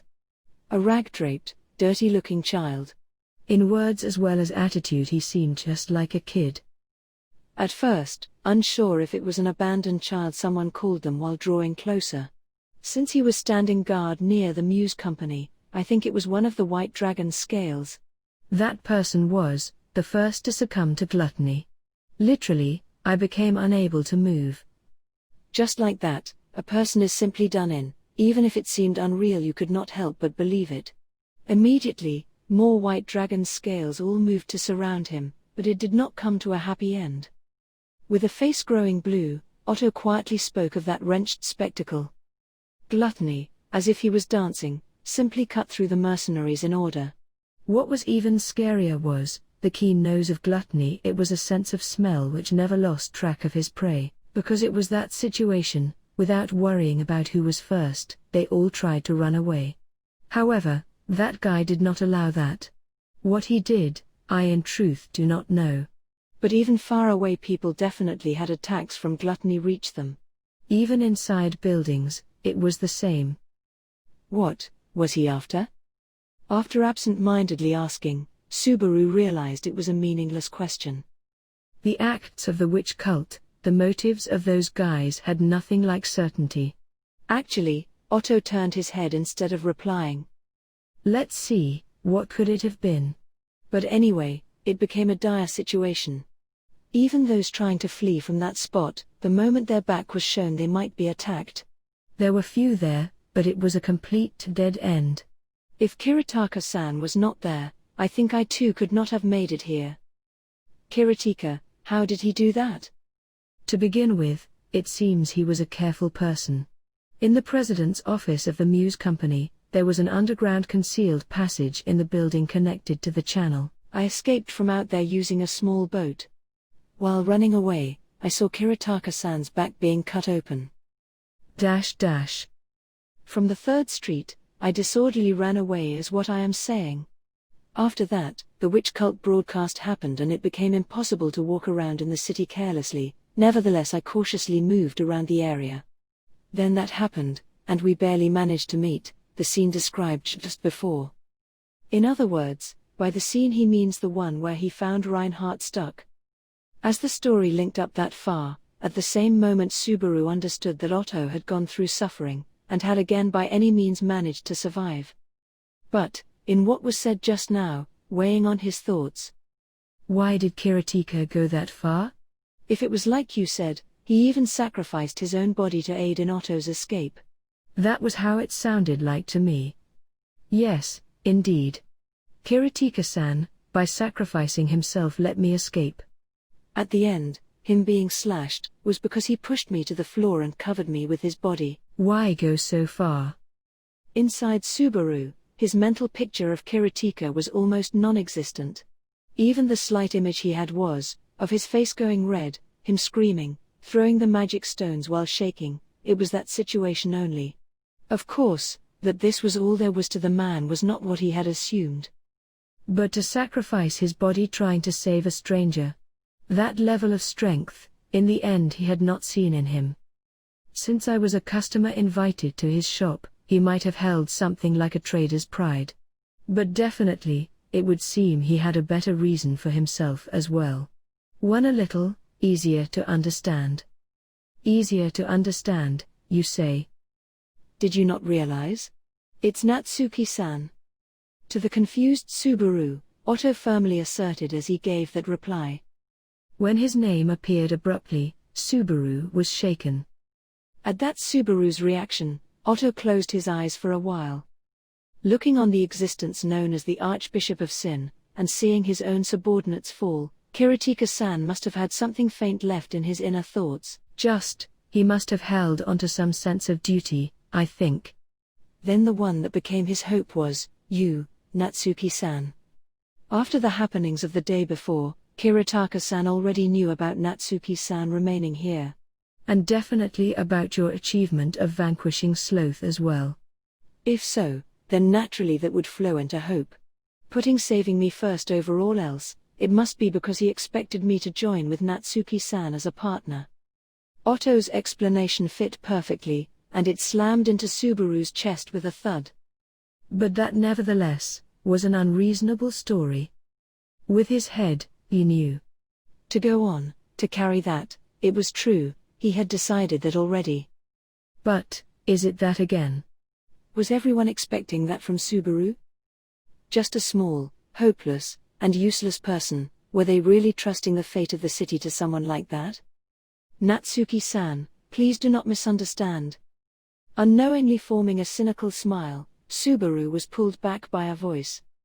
Otto looked straight ahead, as if gazing into Subaru. He spoke to that stiffening Subaru's expression while shrugging. Kiritaka-san too, in his head would have thought of various angles, regarding his role and responsibility to the city.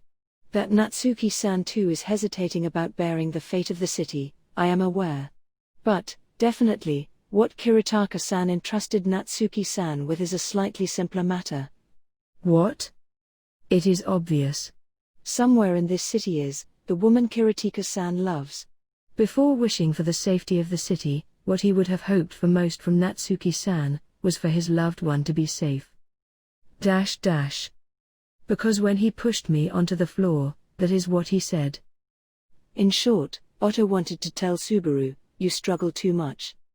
Having taken up the fate of the city just because he felt like it and now worried about that, watching that Subaru now struggling under that weight, he could not help but speak those words.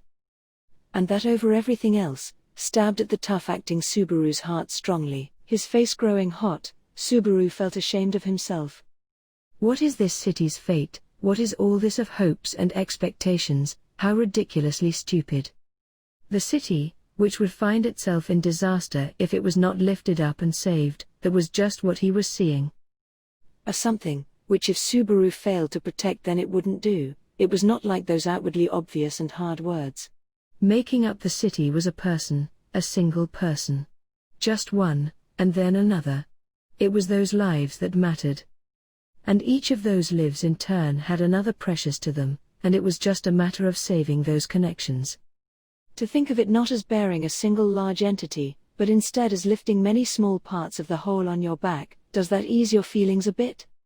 Otto's assistant power was just too high, Subaru really could only give in to him. That Subaru's face which had only been lowered before turned upwards, and at that result Otto seemed satisfied. What's that? Isn't it a nice relationship? Looking at it even makes me a little jealous. Sensing a pause in their chat, Anastasia threw out a joke like that. Sitting around, having almost gazed face to face as they talked, Subaru and Otto there reflected on themselves.